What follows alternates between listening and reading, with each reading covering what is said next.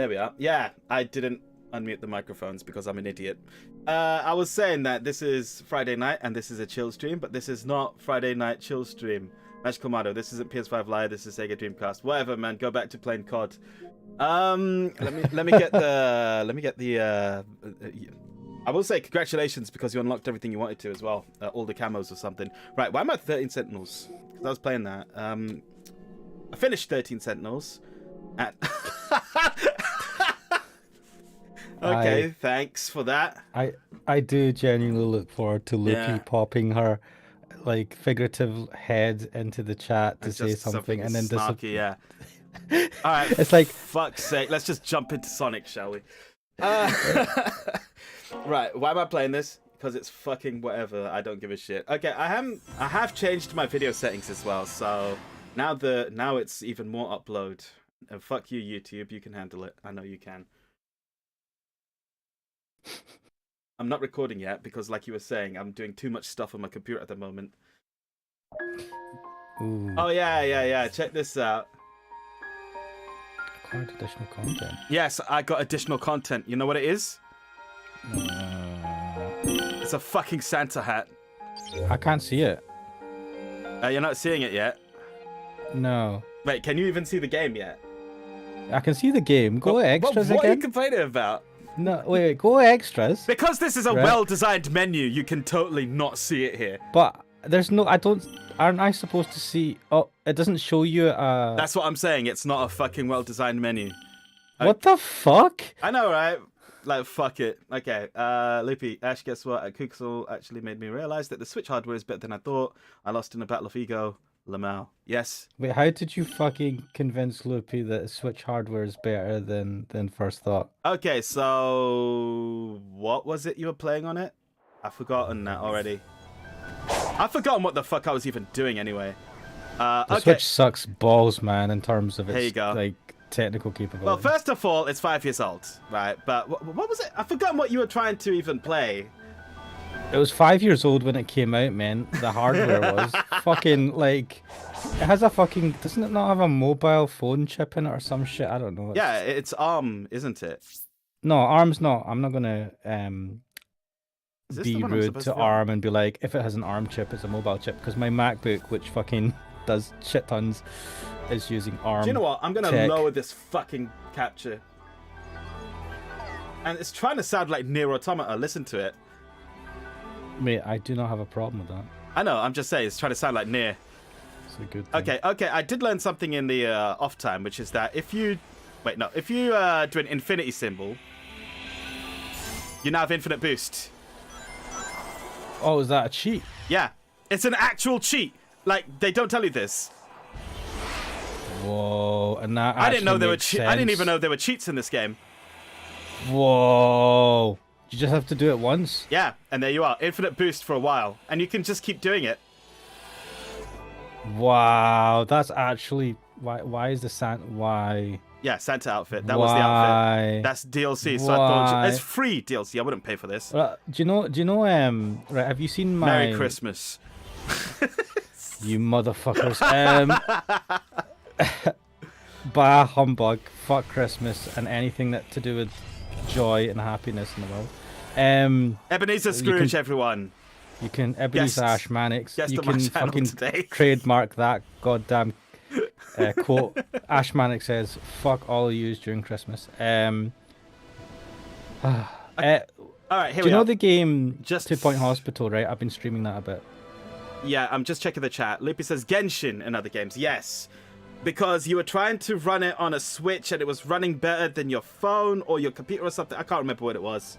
And then I was comparing the hardware and I'm like, it's better than you think. Like, it is better than you think. It's compared to a phone. Compared to... No, it was because you were running on Android or something. Genshin. And I was also saying Genshin Impact is also the game that brought the fucking PS4 to its knees. It's just poorly optimized. Doesn't it have just... Wait, you're playing Genshin Impact. Oh, I'm judging you harshly. Isn't that gacha game? Yeah. That steals all your data and gives it to the... shit. I didn't realize this thing was here. The CCP. Probably. I mean, probably, yeah. I know loads of people who play Genshin Impact. I don't. Yeah, it's a thing, but I totally avoid gacha type games, man. Fuck that. Yeah, I would get too hooked on it. I know that for a fact. I know my brother's manager played Genshin Impact. Oh, it's one of those things that if you have money,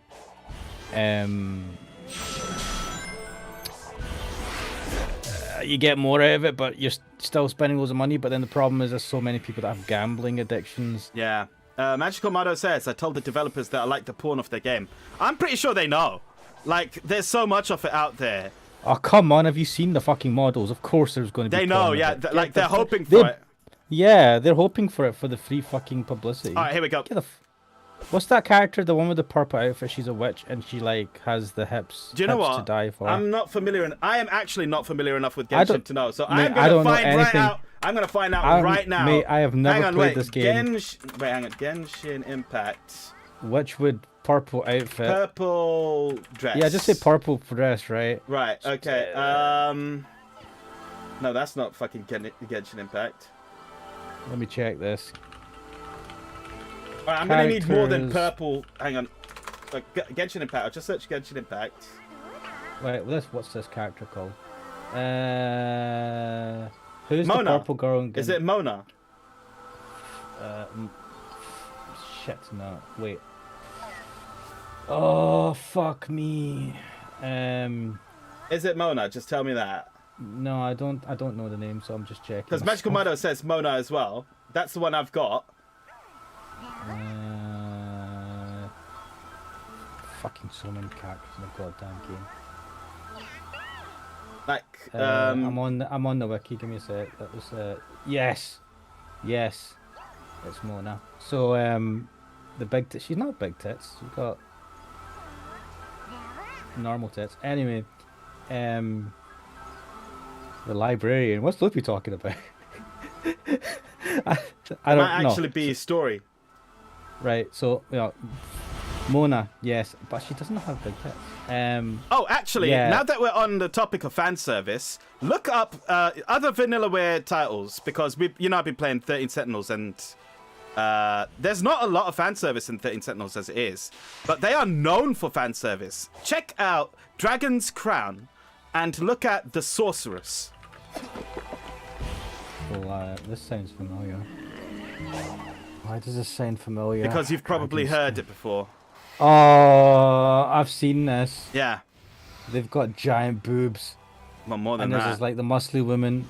Yeah, I've literally seen someone like talk about this because it's. Yeah, I've never played the game, but I've seen someone talk about this on YouTube, and I saw the character now. Okay. I've not played that one. I've played the other game, Odin Sphere. Odin Sphere is pretty good. But there's like a super. See that one, that Dragon's Crown? There's a dude in it who's like super. Oh yeah, absolutely. Thick and hench. Yeah, there's a lot of that. If you want Dragon's Crown characters, I like. Look for the elf. The elf. Dragon's Crown. And there's also a Dragon's Crown mermaid, I believe. What the fuck? Blonde with the green outfit. A good character. Yes. Oh, fuck. I haven't played this for some time, and I just remembered the physics are jank. Anyway, Mona from Genshin Impact, that's all I know. And I've seen like loads of people using her model to make her dance and stuff. And I'm like, I like you because I'm down bad that way. So that's all I know about Genshin Impact. That, and it's a gacha game that probably tries to make you poor. Alright, Loopy says, I thought it was Lisa, not Mona, that we were talking about. Ooh, who's Lisa? Now I have to look. Show me who Lisa is. Lisa, holy shit, okay. Yes. Some, like, the outfits that do share things in common between the two. Yes, very... She's going for more of a, you know a mature lady. I should change my title. Give me a sec. I'll change it to just Santa Sonic is gonna give you some coal. That'll do. That's the new title of the video. So this Lisa character is going for a more mature. I mean, at least from this image in her character profile, Right. is a more mature Magical lady. Mado says Genshin is a terrible game, but the fan art is great. I tried re-rolling and got shitty weapons you'd never use. Terrible. Lisa is a mommy as fuck in the game. Oh man, I nice. This is I have no complaints about that. I don't think you and many others. I have man fucking. I'm easily pleased when it comes to hot anime chicks. Quite like myself a slightly miserable teacher in a maid outfit as well. Should play Persona 5 at some point. We should. I need to get some more. What was it, Kadakawa? No, Kadakawa is the fucking magazine, right? Kawakami. Kawakami, yeah. Just don't play Genshin for the gameplay, it's so slow. Yeah, I agree. I didn't like Genshin when I played it.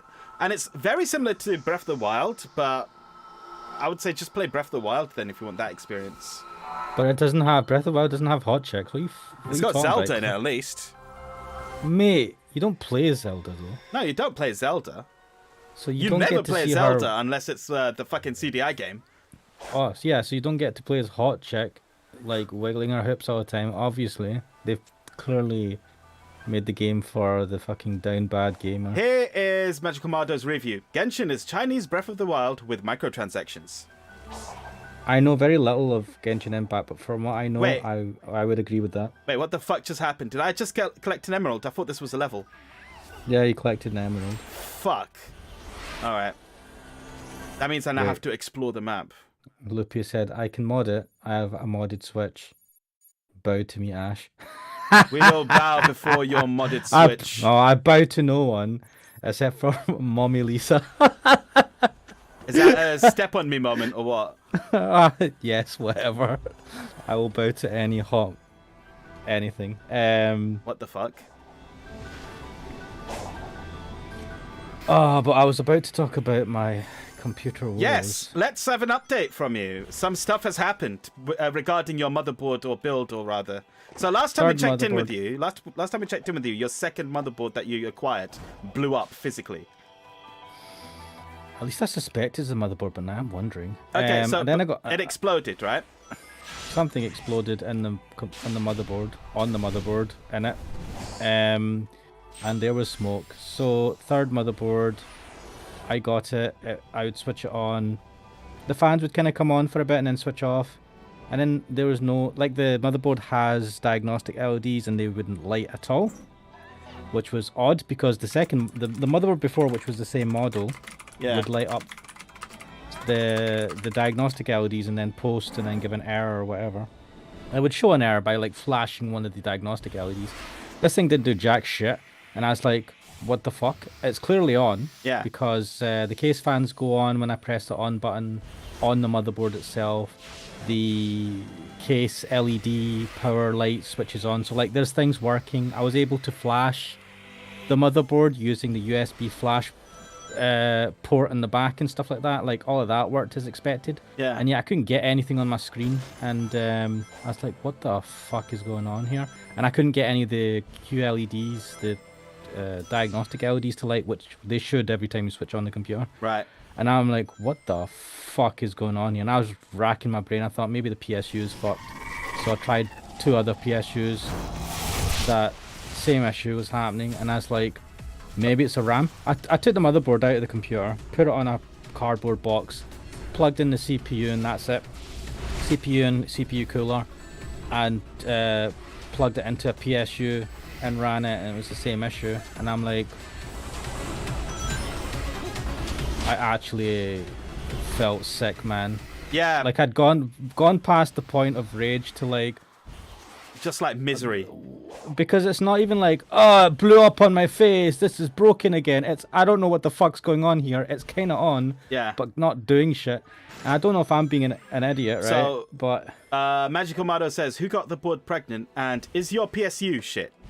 My PSU ain't shit, man. My PSU is shit hot. But I got a second one, which actually blew up the second motherboard. Well, it wasn't the PSU that blew it up.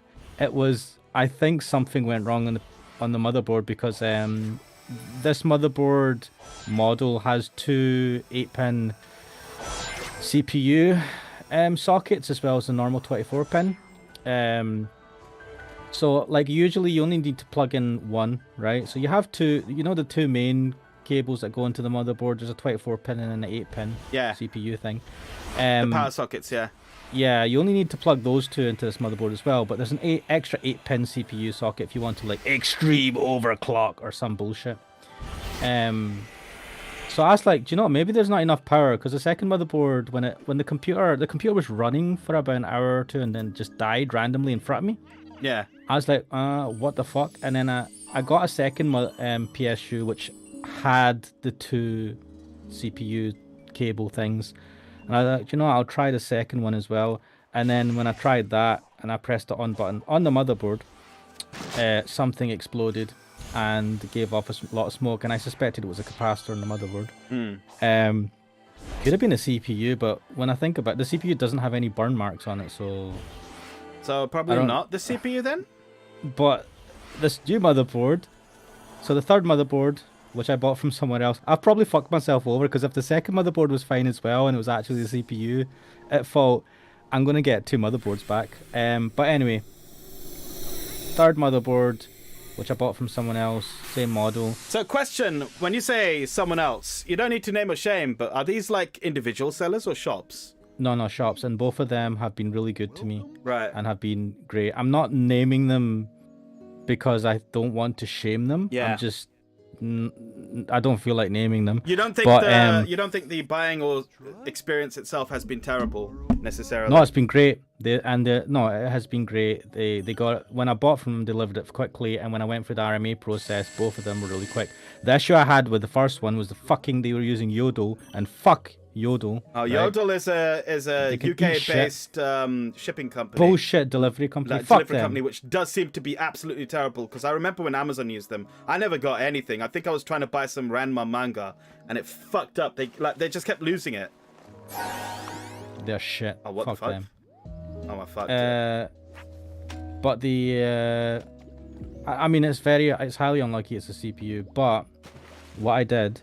Before I decided I was just going to order a second CPU of the same socket type, like something compatible with the motherboard, cheapest CPU I could get, and a sticker 8GB RAM. Right. That was compatible with the motherboard. Just a thing. Magical Motto says, I might know the problem if you tell me the CPU that's being used.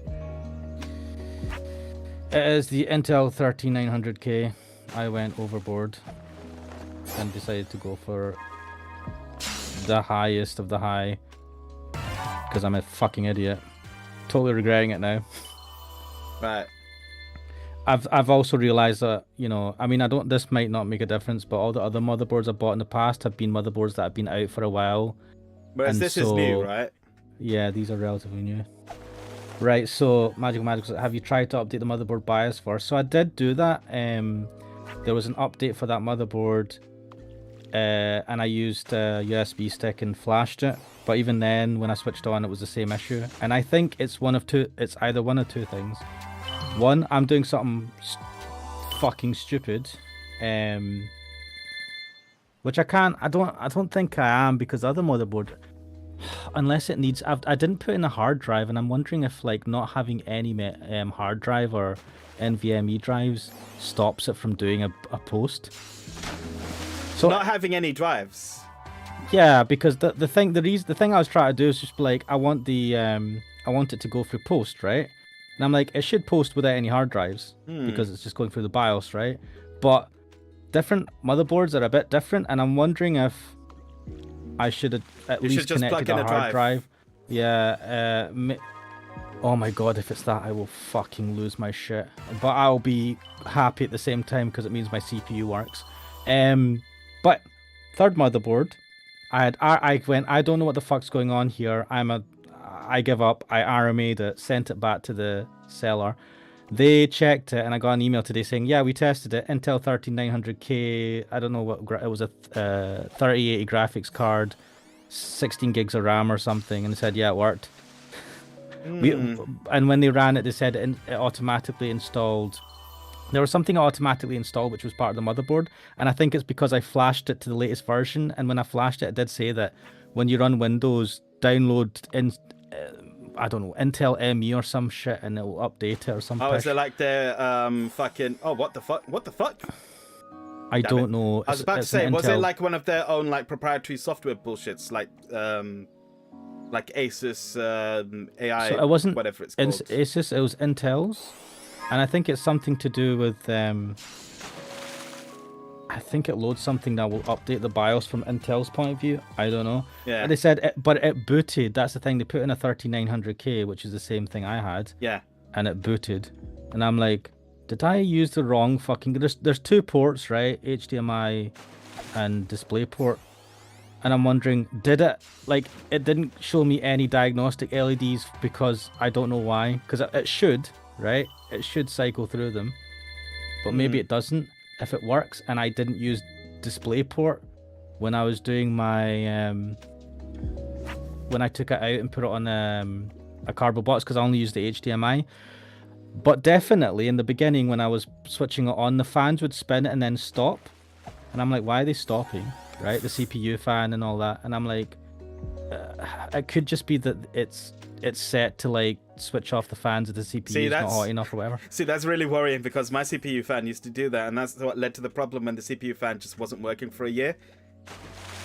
So yeah, that, I mean, it's and the other unfortunate thing is the PSU itself has a fan on it, but it's also designed to like switch off the fan if it doesn't need it on at all. Yeah.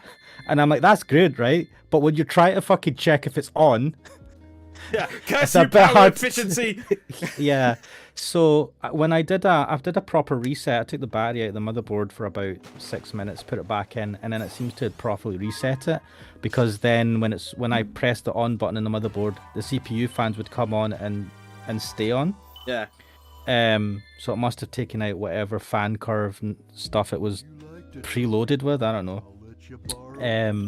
And that made me feel a little bit better. It's like the CPU, the motherboard is switching on in some form because the fans are staying on, and when I hold the start button on the motherboard, it switches off, right? Because the fans stop, and you can hear a click of some sort of relay in the PSU and all that shit.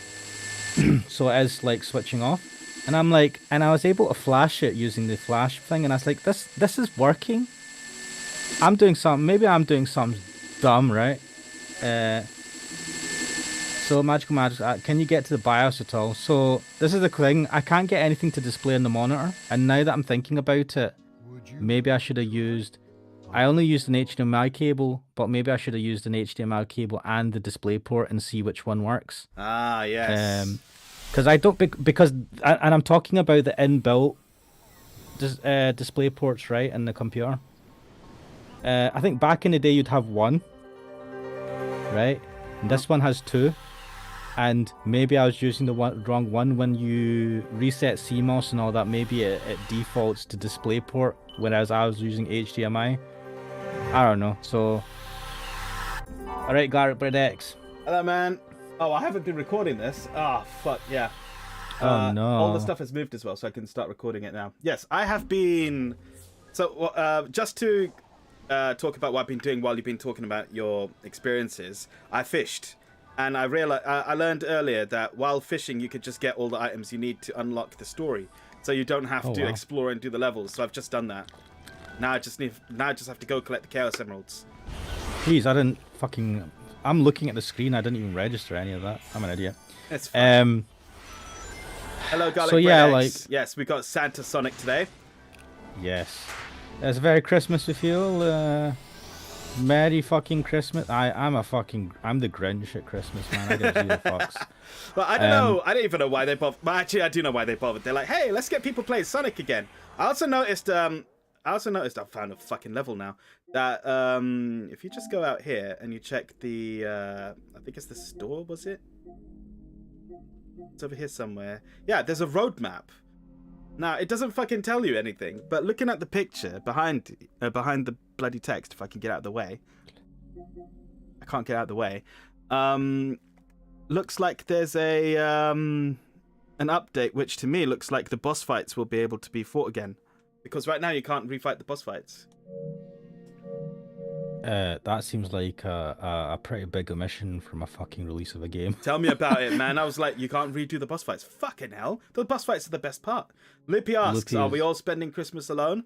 No, So, I've got my family no. coming. I got friends coming as well. We've organised a Guilty Gear tournament and Smash Bros. Tournament. Okay, well, I'm not as fucking well adjusted and social as Kuxel, but I've not got. sorry. No, do you know that's a bullshit lie. Actually, I did go and see a friend today, so not for Christmas. So. And I am visiting. One of the guys is up from down south, so he's coming up local to visit his parents that live close to me. So he's invited me over. Lippy, I was about to say Kuxel. Lippy says traitor. Do you know what? I will do another stream. I will do another stream on either Christmas Day or Boxing Day. Are you? I think I will, because I'm enjoying having fun right now. I'm still on break, but you know.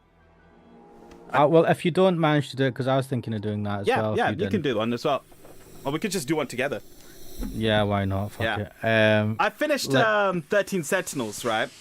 And checking the uploads, because I've been uploading that.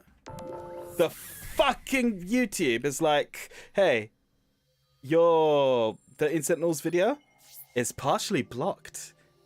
It's the fucking ending. They blocked the ending.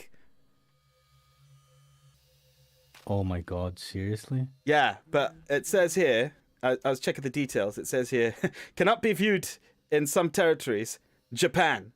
So Japan, any Japanese viewers here, write to Sega with a big fuck you, because this is a fucking great game. Like, why are they fucking blocking the ending? Just block it. This is what they've still not enabled geo-blocking to like plebs like you and me. You know, this is the thing that Totally Not Mark had a problem with. Yeah, but Toei blocking his shit because they said we don't want it viewable in Japan, and he's like, why the fuck can I not just not show this in Japan? And then YouTube had to step in after he made a big fuss and big YouTubers. Yeah. Fucking YouTube, man. You have to goddamn social media your fucking support. And he's relatively big, you know what I mean? Especially compared to us. Yeah. Yeah, compared to us, I mean, man. compared to us, he's definitely big. We're tiny. No, we're nobodies, bruv. Ah, here we go. Mate, that's the best way to be. I know, right? I'm not beholden to anyone. Fuck you guys and your systems. Even if I was big, I'd never want... I would take the money and run, you know what I mean? If shit got real. Oh, no! You have failed. Oh, fuck. What the? What is this fucking level? Okay, fine. Why are there helicopters here? What's Magical Man Ash? Has anyone really been far, even as decided to use even go once? What? That's an ancient meme. What from? Okay, so someone made a post on 4chan, which was that. And everyone was like, what the fuck's he even trying to say? And it became legendary. Because I read it a couple of times and like, is my brain melted? I don't know what that means. I don't know what it's saying. You fucking... Oh, failed at the last hurdle. This level is horseshit, man. So the motherboard thing, I'd sent it for RMA back to the people that sold it to me. They checked it and said it works, and so they're sending it back to me. But that makes me feel. Why is this so? There. Like at least it's definitive that they were able to get it to work. Yeah. I know that motherboard works and that I'm a fucking idiot or my CPU's gone or something. So I'm gonna now. I bought the second CPU and RAM. I'm gonna first of all test it with my old, well I say in quotes old CPU, the one that I got, the Intel 13th gen thing, and try it again. I'm just really enjoying the chat. Yeah. Lippy says, do a co-op multiplayer streaming together. Magical Mado says, Sugoi desu kawaii senpai, and I'm an ubu sugoi desune kana kana. And Garlic Bread X says, I remember that. Referring to the, has anyone really been far even has decided to use go even want to do look more like. That is like It's a word like salad. It's perfectly confusing though. Perfect, like it's like, do you know, You can't can even write ascertain what the original intent was. So do you know how you can write code that can just like break computers? Yep. Right? You could like maybe do like one simple line of code that will just break every computer. That's like that, but for people's brains. You just read it and go, what? And you automatically reset. But yeah. You just crash. You just crash, go, what the fuck? Oh, wow. Okay, we got a Kunoichi here. It's nice and red. I like it. But yeah, look at you with your socializing. Christmas, what am I doing Christmas? Christmas Sunday, isn't it? Yeah. Nothing. I did finish a Godot playlist of tutorials for Godot, simple tutorials. Yeah. So I did that today. I finished it today. I've been working on it for the last week or two. So I'm going to use that knowledge and try and just like play around with Godot, make something simple. Maybe I'll show it on a stream, whatever bullshit I make up. That'd be very interesting to watch. Magical Mado says, milk before cereal or cereal before milk? Personally, I find it best to pour a gallon of milk into a box of cereal and let it soak overnight and then eat it. Holy shit, that's an answer I hadn't even contemplated. I always pour the cereal first and then milk. But also, is that a meme? I don't know. That sounds like a thing that someone said on 4chan or something. But also, what a monster. Also, what monster puts milk first? I fucking hate that. Because the cereal then floats too much in the milk if you put loads of milk in it. I think that's the idea, to make it not soggy.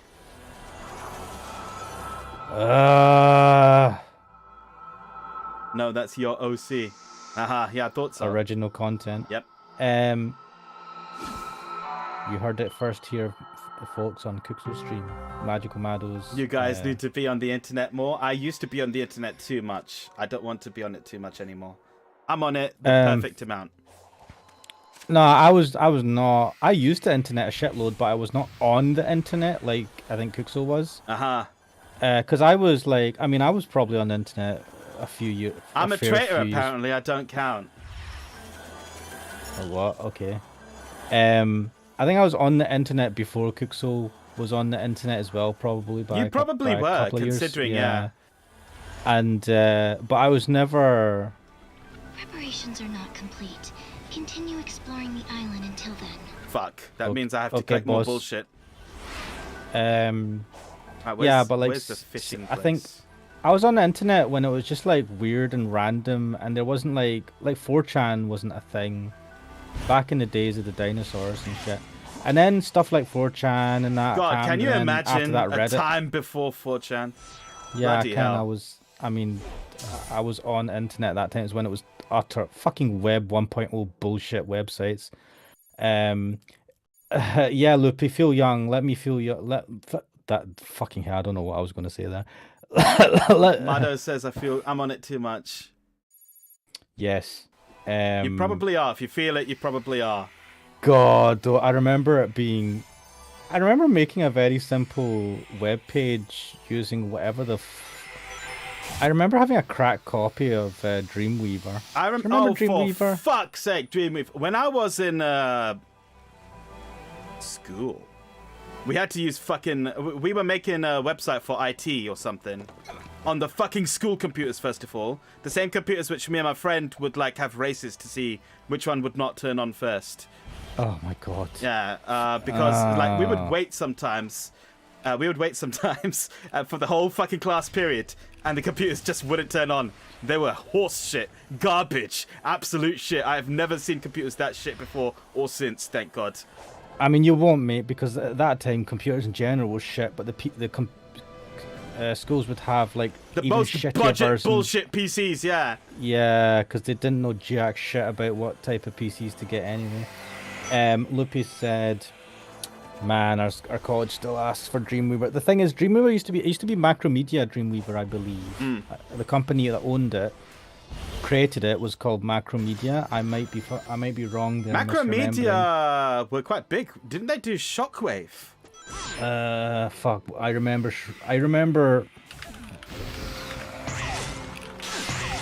So Adobe now own Dreamweaver. So let's see. At that point, it's just Macromedia, completely different, then, isn't it? No.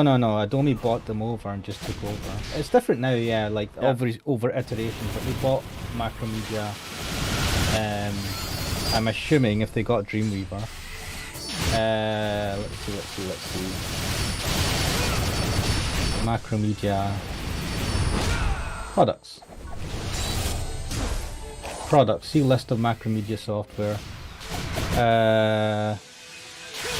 Aftershock. There's an Extreme 3D generator, home suite, media maker, shock machine, Spectra. I've heard of that, I've never used it. Yeah, Macromedia had a bunch of shit, a bunch of stuff, and Adobe in their constant fucking aim to rule the world just soaked them all up. Oh my god. Magical Mad was asking why don't they have a Sonic NFT yet, and Luffy is saying Because Chris Chan is on the run from the police. Nice. but Chris Chan would also sue them. Could you imagine if Chris Chan made an NFT? If Chris Chan knew how to, they would. Luffy's asking, you guys played Binding of Isaac? We haven't. Mado has. Magical Mado has. Yeah. I think Magical Mado has been doing streams on the Twitch. On YouTube, actually. But yeah. So it yeah, go YouTube? check Oh, out YouTube, Mado yeah. streams. There you go. Playing the Binding of Isaac. Fuck, let's get out of here. I'm gonna die! No! Wait, get out of what? You're kind of stuck in this, aren't you? Go. Fuck's sake. You have to jump in between them, don't you, at that point? I don't know if that one is that one. I think Yeah, it is, it's in the middle. Yeah, if you can't hit it...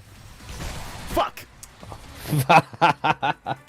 You went back to Twitch? Oh, okay. Yeah, that's what... I thought I Wait, saw you shit, still was it Twitch? streaming COD, though. You're playing Isaac most yesterday and today, haven't been able to move past the first room. Well, that's your problem. Is it hard? I'm assuming it's hard. So it's a roguelike, Binding of Isaac, and because it's a roguelike, that means that your progress gets reset every time. So it sounds like my idea of a nightmare. You've got 100% completion. You plebs. Yes, we are. I am a pleb. Why the fuck is my Infinity not working? There we go. I was just drawing shit infinities. That's what it was. It wasn't infinity, it was... It was 8. I don't know. Alright, where's the fishing spot? So what have you guys got planned for Christmas then? If anything. And if anything. Don't feel bad if your answer is nothing, because I usually have nothing. Mate, I usually sit there looking at a TV thinking, what have I done with my life? And then I realise nothing. Me on YouTube talking shit to some people with amazing patience and tolerance for bullshit is the highlight of my life. And I'm like, yep. You're doing Christmas stuff tomorrow, Mado. Good stuff. Man, I watched Mado streams when I ate pizza every night. Thought it was easy seeing him play. Yeah, no, he makes Isaac look easy. It's not. It's not an easy game, I will say. I need to get pizza and watch people play hard games so that I don't have to. I mean, that's what. To be honest, that's what I have Cooksel here for. I mean, that's what you do, right? Meanwhile, I'm over here thinking, man, I wish I could eat pizza and play at the same time. I'm like, I just want to eat pizza and watch. Fuck off, Caterpillar! Piss off! I don't need you. I've already killed you anyway. You've got the mark. You've got the mark of death. You got the mark of Sonic was here. Ash is a. Wait, what was it? Gary was here. Ash is a loser. Remember that? Hey, I'm fucking awesome. I fucking love that. I need to get the screenshot of that again. I freaking love It's so petty, Yeah. even though he's like arguably better. Like It's old Oh, he is definitely better now. He's I don't- no, world but like champion no, like after no 25 Gary. years. Even though Gary is better than Ash at that point, it's just like so petty and hilarious. It's so unneeded. It's below the belt. Gary was it. Ash is the loser. It's like picking on it. It's like kicking a puppy. You know what I mean? You're just Yeah. like punching down just because you can. Such a dick move. I think that's what people say they miss about Pokemon as well, because you know there was like mean characters. There are no longer mean characters. They're all just really nice to each other. Yeah. Like super friendly. Yeah, because they don't want to get cancelled and shit. I don't know, man. Yeah. Or maybe that's just, as it became a bigger thing, there's like, this is a genuinely big influence in the world. We don't want to like risk that and have edgy characters and stuff like that, which kind of sucks, but I mean, it's worked though, hasn't it? Pokemon is still fucking one of the biggest franchises in the world. It is the most revenue generating media franchise in the world. More than It's Disney. the most franchise. More than of Marvel. Yeah, it is the most franchise. Okay. Pokemon's the most Pokemon of Pokemon. Pokemon is the Pokemon of Pokemon. Okay, Magical Motto says, I main the character that dies in 2 hits. Loopy says, how the fuck do you play with a character that dies in 2 hits? Masochist, Madman. And then Loopy says, I played Anime Girl crying while you guys were laughing. It fits so well. But also, Loopy, don't you enjoy that seeing people suffer? Unless Magical Mado is like really, really good at the game and it doesn't matter. He's 100% in it. Is this the... So this is the antithesis of what Loopy usually enjoys. It's like someone playing a very difficult game. Someone being but successful? Just acing Bah. it, yeah. To be honest, that's how I am when I see someone in a happy relationship. That's like, how dare you be happy? Well, Fuck all you people. That's your problem, mate. It's not my problem, it's my joy. All right, do you know what? Talking about joy, let's go fishing. Let's go fishing. I like being that fucking asshole. Hey, How dare you be happy? welcome back. God, this is Big the Cat. He was introduced in the Dreamcast game, and I believe he symbolizes everything that is wrong with Sonic. Him and this fucking glitchy-ass pond he hangs out at. Would you? Why is his feet... Oh, he's wearing sandals. He's wearing very weird, uncomfortable sandals. I have no idea. Let's go fish. Hey, Sonic, do you want some weed? Here you go. So I was saying earlier, I'd play 2 Point Hospital. Yeah. One of the things in that is you can actually dress the nurses and doctors and that in Sonic cosplay outfits. Oh, yeah, and it plays the music. Yeah, so did you ever see me play an episode where I dressed them up so you can dress them up Yeah. as Sonic, Tails? Yeah, I commented it at the time. I'm like, what the fuck's going on? Because, there was just all these Sega Because characters it's published running by around. Sega. Well, not just Sega, 'cause- but Sonic, yeah. So, no, because it's published by Sega, they fucking... They were like, cross-promotion, y'all. Yeah, they push Sonic hard in it for some reason because it's probably the thing they're mainly known. Well, it was their mascot. Because Sonic character. needs promotion in 2 Point Hospital of all games. I know, it just pisses me off. I'm like, what the fuck? I'm playing this because I remember playing Theme Hospital. not Yeah, Theme Hospital's because great. Sonic. And Sonic is great, but I don't Well, want I don't Sonic know. in my Sonic Theme is Hospital. questionable at best, but Well, sure. no, Sonic like on the Mega Drive or Yeah. whatever it was called, the Master System or whatever. Both. Yeah, like it was like I have fond memories of Sonic from those days, right? But I don't need Sonic in my Theme Hospital nostalgia. Right, Magical Motto says, I didn't do all the challenges, most of them are stupid, but getting 100% marks with the characters is good enough for me. Otherwise, I do daily runs to get top 500 pretty consistently. And you want to play the Ryukishi 07 Yeah, Silent Hill? me too. Yes! Me too. Actually, Me too. after doing, out of nowhere, I started Higanbana no Saku Yoru ni. I put up one video of that, right? And I thought, fuck me, this puts me in such a Ryukishi mood. Mate, I love his style so much. I want to play Silent Hill, yeah. I was so pissed off that I didn't find this game. I'm like, how the fuck did I not know this existed? I remember I did try looking at other games he had done. Yeah. I must not have looked hard enough because I was like, this fucking exists. Why did I not And find it came out, he said it, I'm sorry, he did it at around the time he was doing Umineko, like towards the tail end or maybe just after it. Yeah, so it's not even that new. Yeah. Right? It's not new. Yeah, it's And I'm like 10 years old or something. So it's like, how the this is the exact. You know how I was saying I want another Umineko at least something that gives that vibe. This is literally it, and I was so well. You first of all, you're randomly playing this because I was just pissed off in the middle of the night because I couldn't do my work. I was like, what an asshole move, man. He plays this amazing game that is like Umineko just because it's not like Umineko. I feel it's more like Higurashi. Yeah, and you know what? I love both of them, right? Yeah. I mean, I've only watched the anime for Higurashi. I know I played season the 1 first part of the visual novels. Yeah, I've done the same. Yeah, I haven't done the answers yet. I've done the questions. I've just done but I've only done like the first part. Do you know it's split into 8, isn't it? Yeah, 8 parts. Yeah, I've done part 1. Oh, I've done up until part 4 with Akasaka, and him playing mahjong. Right. No, and then he meets with Rika when she was much younger. It's that arc that I've done. Which is why well, Mato brings up the part where Rika's rubbing against the glass. Yep. Oh. That's a fan service moment. There's a lot more fan service in the visual novels. They cut plenty out. They cut out loads of antics of Keiichi and them lot just being perverted with the girls. I mean, I can understand why, but also you've only got 26 episodes, so. And it's a very dense. It's a series that's very dense with content. A lot of world building. And about Rikishi 07. Rikishi 07's life before he made those games. He was a social worker. So a lot of the stories he tells comes from experiences he's seen in real life. My God, Higanbana is definitely that one of them. Yeah, definitely. I mean, the whole thing with Satoko and her uncle is definitely, his commentary on social services and child abuse. But Higanbana is his.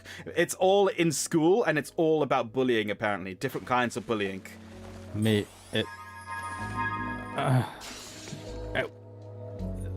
that was hard. I've watched Umineko. I've gone through Umineko, right? And that has it's more fantastical, bad shit happening. There are other parts to it as well, but I was like, no, because Higanbana. Just to give a brief explanation of what happened in the video I did. It's a very, very short introduction. I say very, very short. It's an hour and a half. But basically, it's an introduction to a girl who's getting abused by her teacher in school. And it's a very realistic portrayal of abuse. Very realistic. Part of what makes the series good. It's super. It's part of what makes Rikishi's writing good. It's super hard to sit through, but in a way that's I don't know how to word it. You want to keep on going through it, even though it's like really tough, nasty stuff. Lippy says I've not watched that yet. Mado says something I'm not going to read out on stream because the trolling. No, I mean nobody deserves to be bullied. Especially not like that. It's not bullying like haha pulled your underwear up, or like even the sort of shit that happened in my school where the kids would the fucking sixth formers and year 11s it was mainly the year 11s rather. The sixth formers were too busy doing A levels. But like the sixth formers just went around and terrorized us. They were like, haha, little kids, let's shove their faces in the toilets.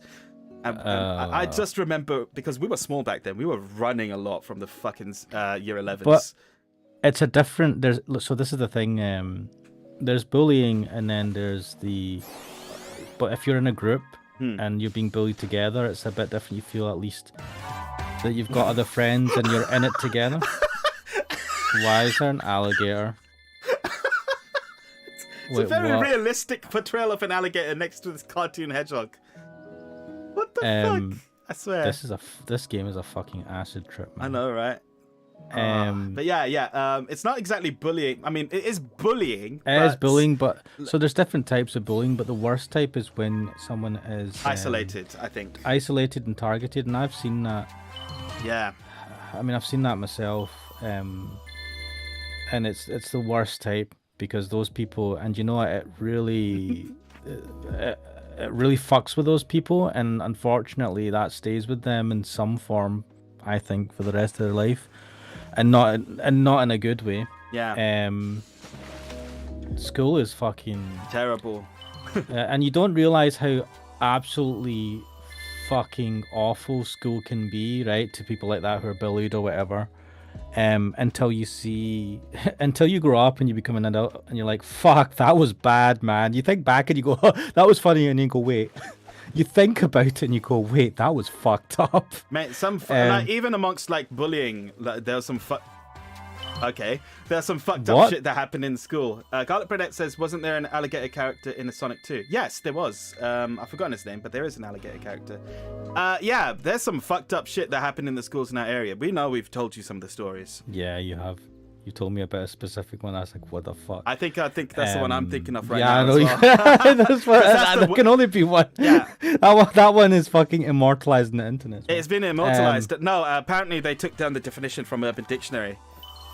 Did they? Let me check it, actually. I just need to check to see if it's still in Urban Dictionary or not, because fuck them if they've taken it down. But let me see.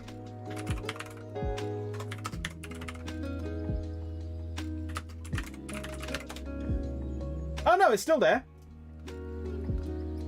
I don't know if I don't want to say that's a good thing, but you know, it's still there at least. It's still there. Yeah. I'm just gonna read out the definition so that everyone knows what I'm talking about without me actually reading out the name. But the forcing of a hand job onto another person by means of physical abuse or the threat of physical abuse. By the way, this is a true story from you perhaps don't know about it because you're entitled to everything. They've actually changed the definition. Oh well. Sonic just found the last poneglyph who's going to get in One Piece. I don't know. I haven't read One Piece. I don't know anything about One Piece apart from the One Piece is real meme. And even that one, I saw the fucking nude edit before I saw the real clip. Oh my god, yes. Because internet. Thank you, Heart Vegan. Fucking Twitter, man, ruins my life. Would you like to try? No, I don't. I'll let you borrow my rod.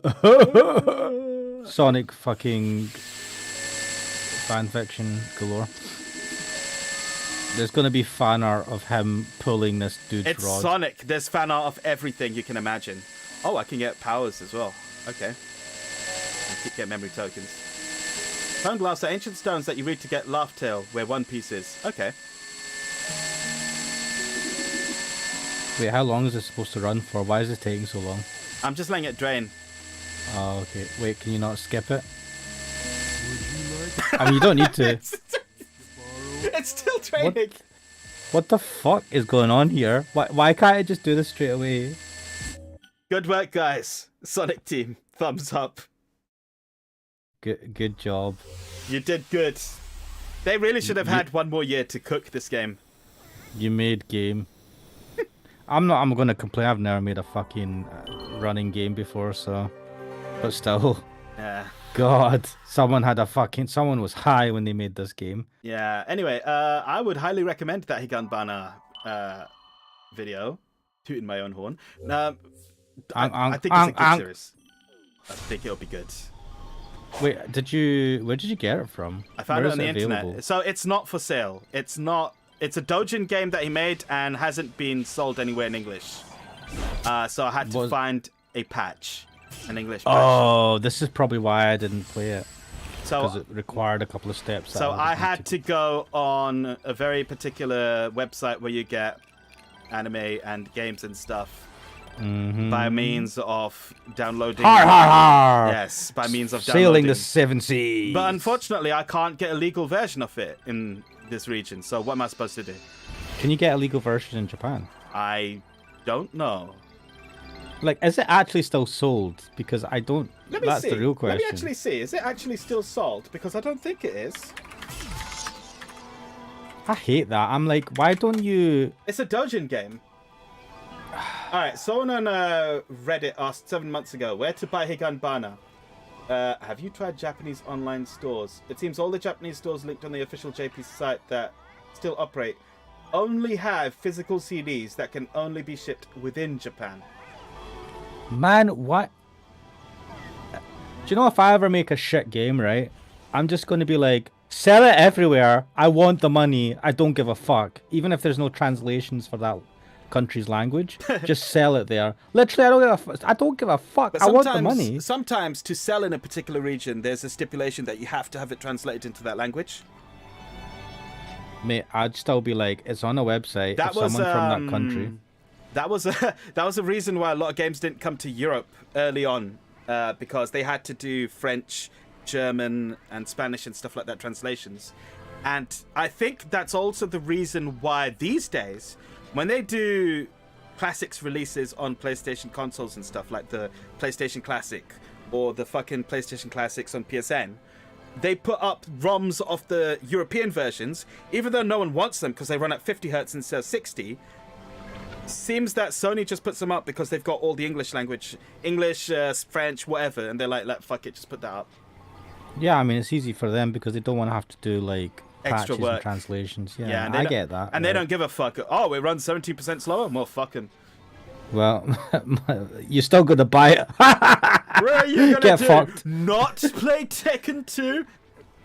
Or, No, there's only or just fucking download like... the illegal ROM and play it on your hack. Wait, let's have a fucking look, right? I remember people saying they're fucking pissed because there's only like 14 games or something, which are PlayStation 1. Magical Mado saying you guys should invest in Fumos. Yeah, Fumos, you know, the dolls. Little plush dolls. I know you don't know. That's not... Toy Story 3. Fumos. Alright, here we are. Tekken 2. Resident Maybe I Evil should Director's set- Cut. Do you know I've seen Toy Story a 2. bunch of YouTubers selling little plushies of their characters of themselves. Even so, sometimes I watch. You introduced me to this guy. You know, the Critical Drinker. Yeah. Wait. Like, he's got a plushie, mate. What?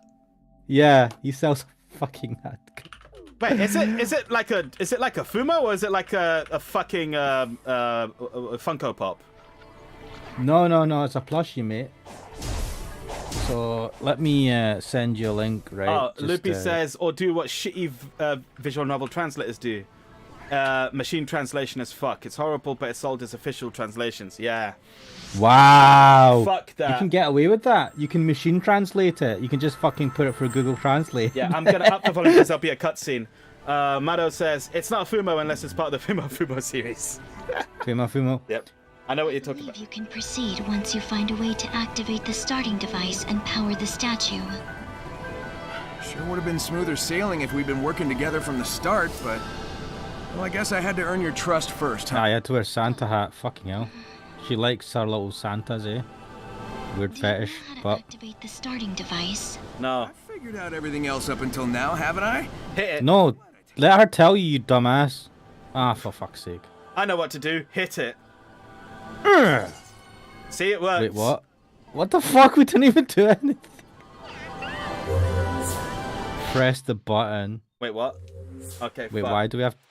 Alright, let me load the volume again. Clear the hacking machine. Hacking? What? Okay,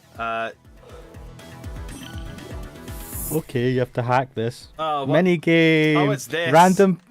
Oh, I I've done remember this before. Yeah. I was gonna say, is this like a... Nier Automata. No, I was thinking Metal Gear Solid style of random fucking game mechanics at the end of the game that you're not familiar with. Yes, it is. It's like, here, you've not really done this before, but learn how to do it now. My brother was really good at the hacking mini games in Nier Nier, Automata? yeah. God, I can't. That's getting an anime coming out next year. Yes! I look forward to the extra 2B fan art that will come out, as if there wasn't enough already. Oh my god, I've seen some cosplays and like, god damn!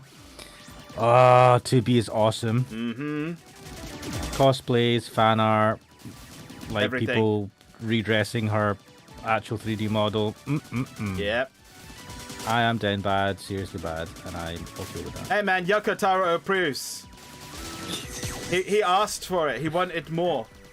It's super. I love that fact, right? He went on Twitter and said, I heard you guys are making 2B loots. Send it my way, please. Like, what a boss, honestly. Do you know how they say unrealistic standards? Yeah. Can you compete with a super hot android with like perfect skin and fair skin, all that shit? I'm not going I'm to... like, man, I'm not- unrealistic standards I have now. I'm not going to get into it, but there are reasons for that in the story as well. Oh, I mean, yeah, but just in general, when you look at anime and game characters, especially from games in Japan, stuff like that, and you're just like, man, I go out, I go out into Scotland, and let's just say, Oh yeah, okay. they don't. I'm just gonna go through the chat a bit. So Mado says, start speedrunning Mario 64 right now. I've never played Mario 64. My brother's finished it though. We must acquire the Chaos Emeralds with expediency. Oh, shut up, Sage. You got it, Sage. We've run into each other so many times, but I only recently learned your name. You could have told me sooner, you know. We were enemies. Sonic, man. Furthermore, my name holds no meaning. Well, sure it does. Eggman named you that for a reason. That means you're important to him. All right. What is this conversation? Think he cares about me? Well, sure. In his own way. Hey, What- time for wasting. Let's what wrap That it was up. a weird bumble. Yeah, it's like well, he Sonic, cares. are you trying to Yeah, he like help cares. Eggman? He's trying to hook him up. Well, not hook him up. He's that Well, wouldn't be right. Anyway, it's, just gonna carry on with the conversation just quickly. Start speedrunning. Loopy says, is Mario 64 on the Switch good? Mado says, no, it's dog shit. And Loopy says, oh yeah, what about Nier on the Switch? Yes. So Nier Automata on the Switch is actually a really good port. There were smart compromise. Yeah, it's one of those ports where people are like, this won't run on a Switch, and they got it running Yeah. on a Switch. Digital Foundry did a report on it, and they said, yeah, it's very good. There were some compromises made, but there were smart decisions which got the game running at a proper frame rate and everything. What's it run at? 30 or 60? I think it's 60. Get the fuck out. Maybe 50 or so, but not 30. Wow, that's Yeah. pretty good. Yeah. Loopy says, don't worry, Cookstill. I never played any N64 games. Do you know what? I never had a Nintendo 64. If Loopy says I was too young for N64 games, I'll be like, I will scream. I'm fairly certain mean- you were too young for N64 games. Ah. Mado says, you haven't lived until you haven't lived then. I have a 120 star file on my N64 card of the game. Man, you got everything. Have you seen the guy who does no A button presses or half button presses or something? I've forgotten his name, like Panic or something like that. He was the guy who said parallel universes and made a meme out of that. No. Yeah, the A But- button. Yeah, Loopy says, yeah, the A button theory. Yeah. You have your Switch So- overclocked, you can hit consistent. Try it. If your Switch is overclocked, you might as well try it. See what happens when you run Nier. And it's a solid game. Got Bread X is saying Paninko? Quick. Yes, that's the one. My fucking chat is slower than yours. I'm waiting. Yeah, Panon Koic. That's the guy, yeah. I was watching, speaking of weird, like, playing games and, I don't know, being kind of obsessive in some way. This is a bad segue. Summoning Salt did a video recently. Lego. Yeah, He mate. was outdated in a day. That was the best part. Mate, I was just watching it and I was like, fucking hell, man. People have been playing that for, like, years. That's Years and years and years. And I'm like, Have you what the seen retro games? People play games like I'll load up fucking Sonic 1 at some point or something. Like, you know, people play games from the old days. No. I get that, okay. But the difference is when you're trying to break speed, when you're doing speedrun records and you're doing, I don't know. So that was what a 3-hour, 4-hour game, sped run, right? And they're just doing it Sped constantly. run. Sped, I know, by my great Scottish English. And they keep doing it, and they play it like time and time again, multiple times again in a day, for many days, to try and improve upon it. And I was like feeling the pain just watching the Summoning Salt video, talking about it. Dude, one guy was doing like 18-hour days of playing the game just to try and Wait, break. I haven't seen this. Have you not watched the The new video? one, no. No, I watched it all because I have no life. But Oh man, also it's I a need good to video. watch it. I've been busy lately. I mean, but- you're the one that Yeah. you're the one that told me about it. which Yeah, is because how- Summoning Salt is the fucking legend, right? I love him on YouTube, but I haven't had the time to watch his stuff yet. I know It's that his good, video mate. It's became good. outdated Watch it. instantly because the next day someone broke the speedrun limit. Which, if I remember correctly, I don't think he ended it by saying, "and it will never be broken again" or anything. So it doesn't really. No. No one says. I don't think people will say that unless it's like Super Mario Brothers, the first one, because in that one, I think it's like on a theoretical level, no one can get faster than a certain time. Mm-hmm. And they're very, very close to that time. So I think that's the only game they would probably say that on. But yeah. Right. The N6... Oh, Well, Loopy's aging yourself over there. What the fuck? Wait, when was that? When did the N64 even come out? Let me just check this. Well, you can look blah, it up blah, if you blah, want. Blah blah release. I don't normally like sharing info like this around, but No, I'm not gonna share. you're the one who volunteered it, so. Fair enough. I mean, I'm fucking ancient. It's okay. Fucking hell. You've activated his misery. No, people look. The problem with being. So there's an issue with being young in that people don't take you seriously who are older than you, right? Which is annoying. Mm-hmm. And then, you know, and there's many other issues, but like, as you get older, it's just like. Pain. People like, you're an old bastard. I was an old bastard when I was 12, to be You fair. came out crotchety with a bad back and moaning about life. Oh, yeah. They had to coax me out of the womb, mate. Literally. I didn't want to come out into this world, and I haven't changed my mind since. Fuck up, that guy. Life is pain. Wait. I was talking about South Park with Magical Mother, and I just remembered the goth kids. I love those guys. They're just sitting there kind of like life is... smoking cigarettes. Their introduction, the first thing they said was, life is pain. Oh. Nonconformists. Something like that. I can't remember exactly. God, those guys are incredible. But yeah. Funnily enough, I never got an N64. Why is that funny enough? Because we're talking about it, how its age made me feel old as fuck, even though I never even got to play it. I don't know, it just feels... It's aging me. It was one of those things where, when I was in school, it was either the PlayStation or the N64 that you had. I was obviously a PlayStation kid because I had the PlayStation, played Metal Gear and Final Fantasy, whereas the other kids were talking about GoldenEye and Pokemon Stadium and stuff like that. So and Mario. And Zelda. I did get Zelda was the big one. I got the PlayStation, but I got it a long time after it came out as an afterthought from my parents. You play games? And I'm like, I actually played PC games mostly because you had a PC. I was playing PC games back when it was like properly nerdy. Yeah, you were playing SimCity. Yeah. SimCity 2000? Well, I said Theme Hospital. I was on I played that on the PC. I had Theme Park, the original, and but they were old when I got them when I was playing them when they were already old. But I remember playing Age of Empires 2. And stuff like the Settlers. I was into like really boring games. I still am.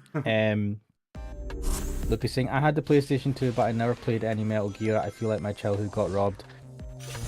Well, it's okay, Loopy. I never played Metal Gear till well after. You got into it with Metal Gear Solid 2. Yes. I got in school with Metal Gear Solid 1, and then Metal Gear Solid 2 was the big hyped release. And I was like, man, I'll get Metal Gear Solid 2. And I got it the day before release. Because I knew a store that would game. I knew a shop that they give a fuck. Yeah, the little local stores. Yeah, the local stores are like, we'll give it to you a day early, but don't tell anyone. You're like, yeah, baby. You are the G. Yes, thank you. And now they're all fucking gone because Amazon and the like have destroyed them. We used to have a store, right, a local store, and and they were awesome, man. I got a copy. So this was like. So Final Fantasy VII is ancient, right? Yeah. And I wanted to play it, and this is like, I think the time of maybe the PS2 or the PS3 when that was current. And I remember I was able to get a copy, like brand new as well, of Final Fantasy VII. Brand new? Yeah, I don't know where the fuck he got these from, right? It was wrapped and everything, right? And it was Final Fantasy VII and it looked legit, so I'm going to take it legit. for it. No, as in, like, you know, you can... Because you can tell when it has at the very least fucking dodgy packaging and they photocopied the shit and all that. Oh, yeah. So, like, it looked legit, right? Anyway, and this guy was able to get me them. I don't know where the fuck he got them from, but it was, they used to import games and shit, right? Back when that was really a thing because games were region locked, man. Do you remember that? I do remember that because I used to have my PlayStation 1 unlocked. It had a chip, unlocked chip, so it would play region unlocked games. But they were in fucking black and white because because of The video coloring? standards. Yeah. Oh mate, I fucking hated those days. That sucked balls. Yeah, because the NTSC and PAL standards were completely PALs, different. Fuck, I just missed the red circle. That doesn't matter. So I had to. First, we played it in black and white until we got a SCART cable, because the SCART cable would let you play it in color. Okay. Yeah. What was the other form we were using? Was it? Oh, you know the cable that it would come with. Oh, for fuck's What's the sake! cable? What, the 3? Yeah, the bullshit RCA sort of component cables where it was like yellow, red, and white, and it was, red and white video was the yellow, red and white audio. with the audio. Yeah. But you also got composite, which has like 5 No, cables like 5 or instead 6 of cables. Yeah. Yeah. I fuck remember knows what knowing that was about. No, I remember knowing loads about that because I looked that shit up. I'm like, why the fuck is my game black and white? And I learned about PAL. I learned about NTSC, and not just NTSC like American, but NTSC JP as well. They were just different standards. Just jumping into the chat, right? Loopy is saying, does the GameCube have good games? And Magical Mados is saying, Yeah. Paper Mario, TTYD, Smash Melee, Mario Kart, Double Dash, Metroid Prime, Luigi's Mansion, Mario Sunshine, and Pikmin 2. And Loopy then commented on what we were talking about. It's like, I hardly understand anything you two are talking about. Sorry, we are old. It's like, I remember guys talking to me at work. It's like, oh, I remember the ZX Spectrum, and I was like, what the fuck is that, right? I was thinking, what the fuck is that? The ZX Spectrum is like something of legend that I've only heard like the video game nerd talk about. I'm like, this didn't exist. This can't be real. This was horseshit. It's like it just like drew lines or something. It had no color or anything like that. Oh man, I remember having a. And to play it at all, you had to tickle your TV scrotum to make sure the colors displayed properly. What the fuck, man? You got some weird ass TVs down there, Einstein. We didn't get scrotums with our TVs.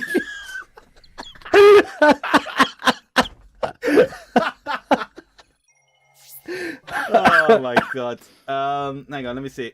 Going back to the chat. Paper Mario, TTYT, Smash Melee, Mario Kart Double Dash. Mario Kart Double Dash is fucking legendary. Metroid Prime, legendary. Luigi's Mansion, I never saw the appeal. Mario Sunshine, never saw the appeal. Pikmin, yeah. I would add to that Resident Evil Remake, and I know it's on everything now, right? But Resident Evil Remake on the original GameCube is an experience which you should play on a CRT because it looks better than the fucking HD release. Yeah. Oh man, CRTs in general. Like, see when things got pixelated, or no, see when displays got digital, right? Yeah, you could see the pixels. Man. Yeah, they suck dick, right? Yeah. They've gotten better now after fucking 30 years or some shit. 20 years or whatever it was. But like, God, there's something about, like, if you look at old analog videos, that were recorded in kind of analog, like, they just look so much better than the majority of like shitty resolution videos after them for like the preceding 15 years or something until we started getting like HD, full HD, and all that pish. It took a while, yeah. I mean, I've said that anime from the years 2000 to like 2010 looked like garbage in general. There are some good-looking ones like maybe Death Note and Gundam 00, but most of the time, a lot of that anime just looks like horse shit, and it's because of the resolution and the art style. It's interesting how analog anime from the 90s, when they upscale that into HD on Blu-rays, especially if it's by Studio Sunrise, they look gorgeous. Like, honestly, they look so good. But you have to really give it some tender love and care when you're up-resing it, you know what I mean? You need to know what you're doing and do it well. No, Otherwise Sunrise are pretty good at that. shit. They've upscaled. They've released their stuff from the 90s, and it's those things which look really good. Like, I'm thinking Outlaw Star. I'm thinking like Turn A Gundam. Oh, their OVA Gundam series, like 0083. Fucking sick in Blu-ray. 1080p. Definitely worth checking out. Loopy saying that I play Paper Mario Sunshine. Nobody sells CRTs here anymore. All broken and dumped. Yeah. You don't buy CRTs here from like shops or anything. Even secondhand shops, which seem to be dying out. Can you believe there's not that many cash converters around? Mate, what are you talking about? Not as many as there used to be. I remember. I got my 10. I bought a fucking Dreamcast from a cash. I think it was a cash converters for like 10 quid. It came with no cables, no controllers, no anything. It was just a Dreamcast. Do you not have? I mean, what if Is there not that as many cash converters anymore? I've not seen them around. I could be wrong, but I've not seen them around. Oh, hello, Master Ninja. That's interesting because, like, do you know? So like 10, 12 years ago, during the global recession, Yep. those places popped up fucking everywhere. Yeah, because man. people wanted to get stuff and they couldn't afford it, so they would like, well, we'll just give it to you for cheap, second hand, and they were also pawn shops, so they would lend people money. Pawn as in PAWN. PAWN, pawn shops. Not the other one. Yeah, no, not that. And they would lend people money. Wait, hang on. The fuck Luffy's is a asking converter? what the fuck. It's the name of a shop, cash converters. What they used to do is they used to specialize in taking used items from people and sell them Just on. giving them cash. Yeah, so you could sell your second-hand stuff to them for cash. Yeah. There's going to be equivalents wherever you guys are, but like one of the most well-known shops for doing that was called Cash Converters. Yeah. Even though they're not really converting cash, they're converting things into cash. Yeah. But you get what they're trying to say. But you've also got CEX as well, or Yeah. Sex, as they like, which I quite like the name of that. They're quite good for getting second-hand movies, DVDs, games, consoles, laptops, all sorts of shit. Yeah, they have been for that, haven't they? They're all over the place as well. Oh, that's not working. Magical Mad is saying pawn shops are useless, just get it free. I do not disagree with you. But yeah, like there was a glut of pawn shops for a while now. So if they're, I'll keep an eye out now that you've mentioned this to see. But if there's less of them, that's interesting. But don't worry, soon we'll have loads of them because fucking everyone's broke in the especially Again, in the yeah. UK, man. You know, apparently worse, though. wages in real terms are less than they were 15 years ago. That's insane to think about. Mate, I keep telling people, we keep getting fucked with pay rises. Yeah. This country, and then someone was, I think there's a video, maybe one of the guys sent it over, right? Like, you've probably seen it. It's like one of those UK morning breakfast show things, and they're talking about how, do you know, back in the day you only had to have 5 times your salary. Oh yeah. It was me to and buy my brother. the average house. Yeah. I think it was my brother who And sent now that in or something. Now it's like 25 times or 15 times or something. Yeah. And it's like, people can't fucking do that, Yeah. right? It's ridiculous. And it's like, that's why this generation, millennials and Gen Z, Feels can't generally fucking fucked. buy a house. Yeah. Like, why are you angry and bitter? Why aren't you buying things? Why are you not buying houses and cars and shit? It's Never like, mind that. They get fucking pissed off and it's like, why aren't you buying diamonds and that? And we're like, why would we buy diamonds? They're useless rocks and they're fucking expensive. And they're just expensive because one company has a monopoly on them and artificially inflates the prices. This is not a conspiracy. This is Actual known facts. Yeah. Yeah, they Inflated actually the prices of diamonds using the hold wedding diamonds. market. Yeah, they hold diamonds in like giant fucking vaults or whatever, and artificially maintain a high price by like constraining supply, and they have like a monopoly on all the kind of diamond mines and stuff like that. It's like a fucking, and it's, oh man, it's impressive. Capitalism. Is there a way to fucking fast free travel? markets my ass. Fucking hate these islands, right? Lupi is saying same for glasses, artificially inflated. I wouldn't be surprised. Just die and respawn somewhere else. Magical please. Mado has a foolproof plan. Just ask 1 million people for $1. Oh my god. Fuck. My brothers and I, well, not just my brothers and I, we were a party of about 17 dudes, and we were going to Alton Towers, which is a theme park in the UK. So we had the genius idea of going there by fucking coach, right? We went to Victoria bus station. It's so stupid. We were going And it was a journey that took us such a long time. Like, I think it was overall like 8 hours or something, because we had to go to Manchester and then from there catch another bus, and then it was bullshit. It was really not worth the amount of time. Let me ask you the question: could you drive at that point? I can't. Let me ask the more pertinent question: why did you take a coach over other forms of transport? First of all, there were 17 of us, and I think I could drive and one other person could drive. That's not enough for everyone. That's 10. Mate, coaches Suck. You should know. I've heard stories from your bro. Mate, you know I do not like taking public transport of any kind. I don't mind trains. I don't mind. That's about it, actually. Trains and what other public and the tube, right? But see, when it comes to buses, no. And I feel like you get, and this is just my own opinion, but you're more likely to come across crazy people on the bus than you are on the train. Yeah, I concur. You are, because it's just a fact. There's crazy people on there, man. It's easier to get on a bus than it is to go down to a train station or tube station and catch the train, stroke tube. Mm-hmm. I don't know. I've taken trains for a long time, and it's all right. You know, you get your. Every so often you come across someone, you go, oh, fuck, I better be careful. I haven't gotten to the point whatever. of the story I wanted to say. We were at Victoria bus station at like midnight. So, you know, a good time. A good time to be at a bus station, right? We're in for our coach. Now, the first thing we saw was the cleaner, who was using like a sort of little cleaning vehicle, like, you know, those things that you drive around. The set on. Yeah. Right, and he was drifting it just around the like parking area. And we were seriously, yeah, we were dying laughing. We're like, this guy enjoys his job, man. He was drifting.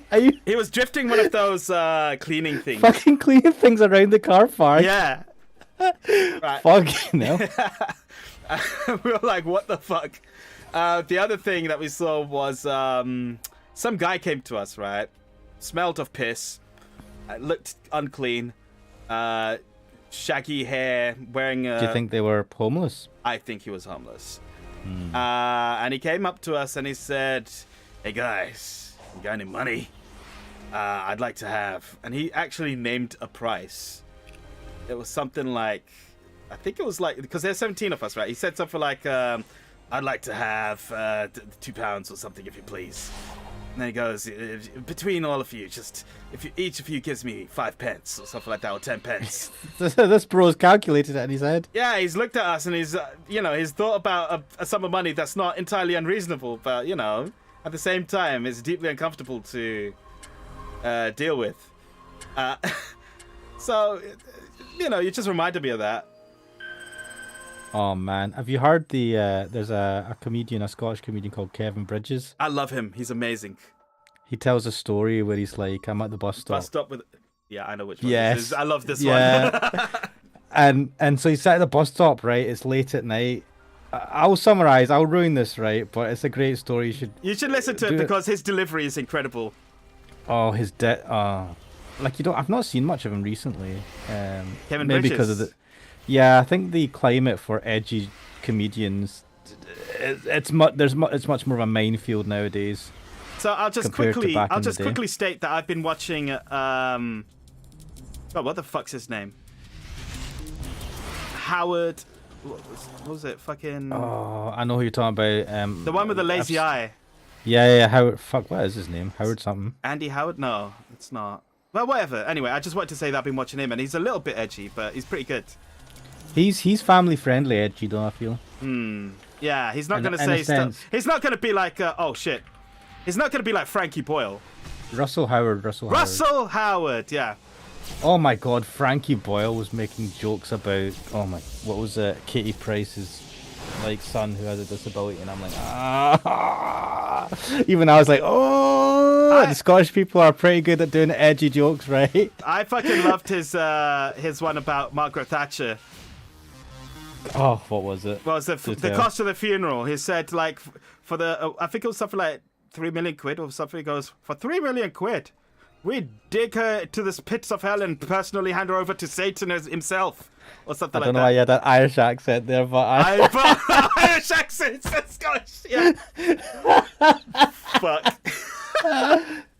Oh my god, I love it. And he's got that Glaswegian accent. Honestly, I think both him and Kevin Bridges, right, Yeah. Glaswegians. It's that there's that fucking accent and the way it's perfect for that type of joke. It's because it's delivery. naturally funny, yeah. It's got I think definitely. Oh man, Scottish people. I mean, maybe I'm biased, but they can be funny as fuck, man. But the Kevin Bridges story was like. Let's go into a story, yeah. He was just like. I will summarize this, but he was at the bus stop, right? It was late at night, and he was on his own. And he's like, okay. Waiting for the bus to come, and as fucking per usual, when you need the bus, it takes fucking ages to come, right? And this guy approaches him, right? It's kind of like your story, is kind of slightly dodgy looking person. But this guy was across the street, whereas the guy who approached us actually came up to us because we were sitting in the chairs. Was he across the street? I thought he came up to him. No, but anyways, he called out to him from across the street. I remember this story, yeah. And it was just like, do you have a... He goes, you. So I'm going to ruin this because I can't remember exactly, but it's like, you. I'm going to stab you. No, right? he says, no. He says, you. Give me a quid. Give me a quid or I'll stab you. And Kevin Bridges is like, this guy, what an angel. Yeah. It's like, I can save myself from being stabbed for £1. Yeah. Just £1. It's his. I can't do his joke justice. But there was another one where he goes, and I didn't know this term, right? But one of the guys he knew at school, whatever, he's like, my parents are going on holiday. Oh, the party. So yeah. I'll be at home, and he's like, wait, are you gonna have an empty? Oh yeah, that's right, it. The empty. Yeah. Yeah, and I'd never fucking. We don't have spring break. We have the Easter holidays. Holidays. Yeah. I don't know why you're saying like. I'm sorry. Arnold Schwarzenegger. I can't fucking do the Scottish accent anymore. I don't know why. It's like we don't have spring break. Yeah, spring break. Yeah. Right, and he does the little kind of like, oh, spring break. It's like, no, we have the Easter holidays. Yeah. So good, man. And I'm like, he's like, one thing that you never do is tell people that your house is that your family's away. It's just your home. It's like he's got an empty. It's like he didn't. Now he didn't plan on having a party. Actually, what happened was this guy was going to have a massive party at the weekend. He just didn't know about it because everyone else had fucking organised on his behalf. Yeah. Oh man, them ones. And basically the fucking creme de la, at the end of the story, someone fucking shits in a kettle. What the fuck? He goes, "Who shat in my kettle?" And I'm sitting there fucking dying. I was like, "What the fuck?" I remember that part. That's fucking funny. Couldn't pass it between. Oh my god. Could pass it on to those who inherited this world. Things just happen, man, at parties. Pass on not only technical knowledge, but their cognizance and Man, intelligence as well. my brother was Basically a big old. my brother was talking to his wife here, right? And we were just all chatting. And we had to tell her the story of the maddest fight that happened that he was at, because it was Oh mate, it's one of the I think you know this story, right? yeah, because he's told me the story. Yeah, the maddest fight that happened was it was these girls who were sisters, their birthday party. Yes. 18 and 20 or something like that. What the fuck's that? I'm not bothering.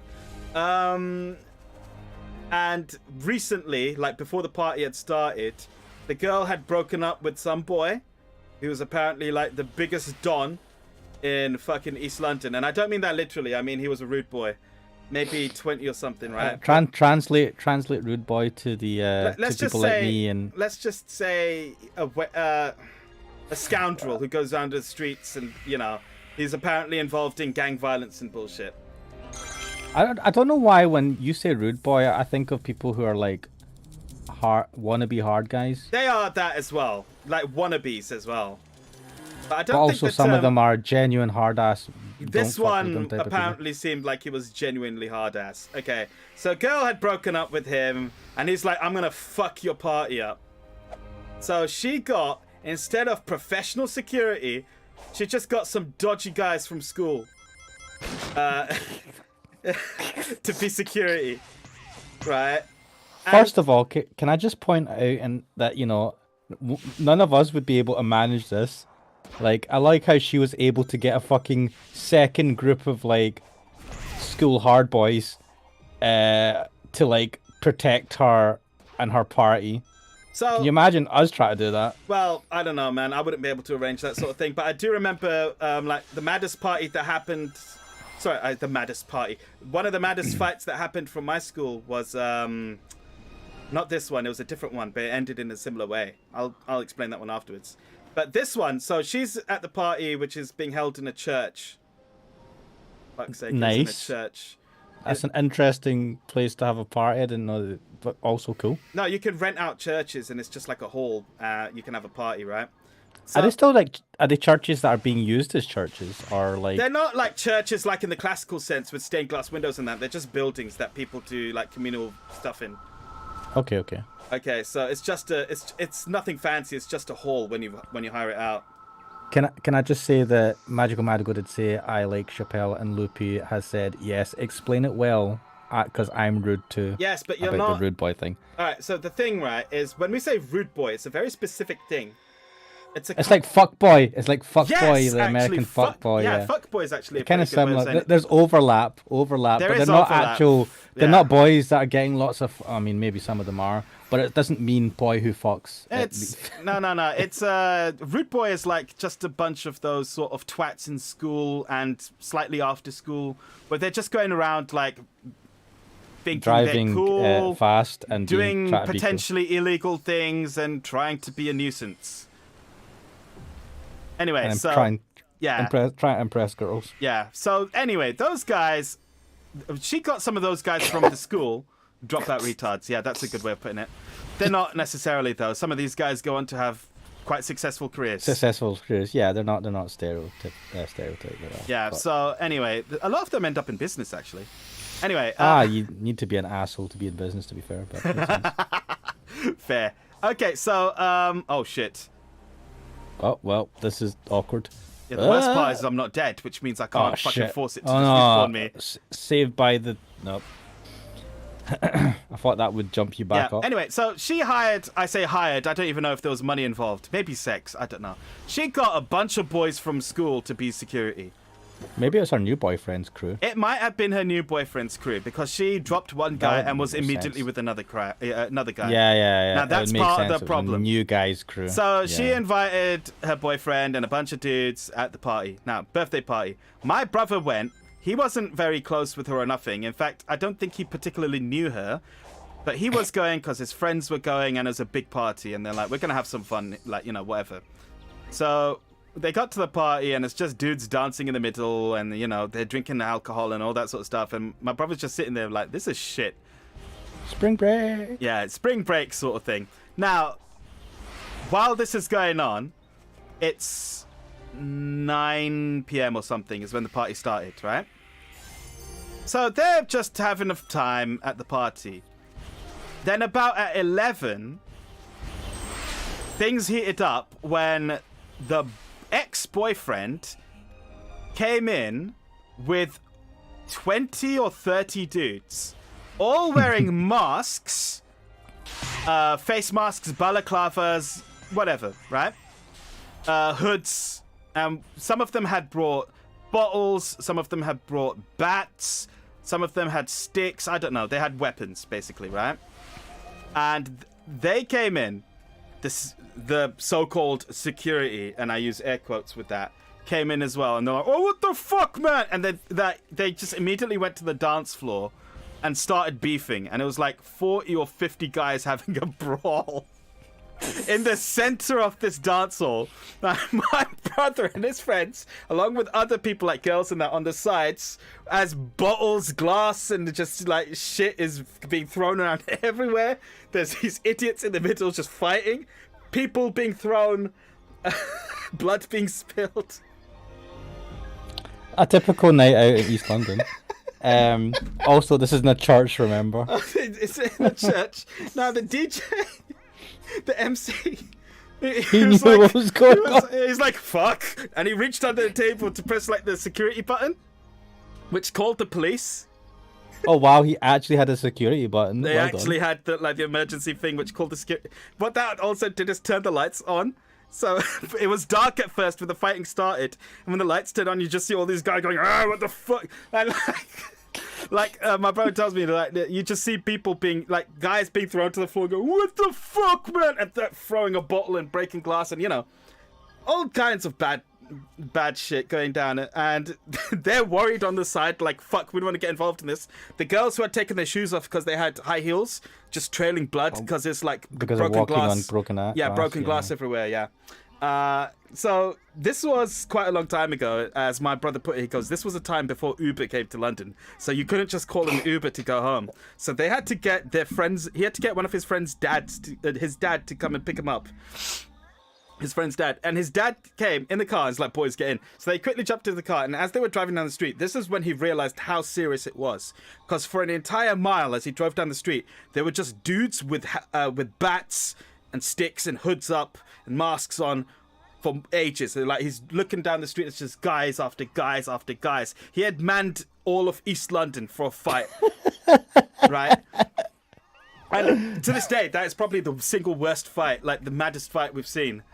As you have named it, the maddest fight. Yeah, there was police, just questioning Up the guys wazoo, and man. taking them Holy back. shit. There was apparently one guy who was fighting with a police officer. I have to get in there, my bro's in there. And the police officer was like, everyone's your goddamn bro, I swear.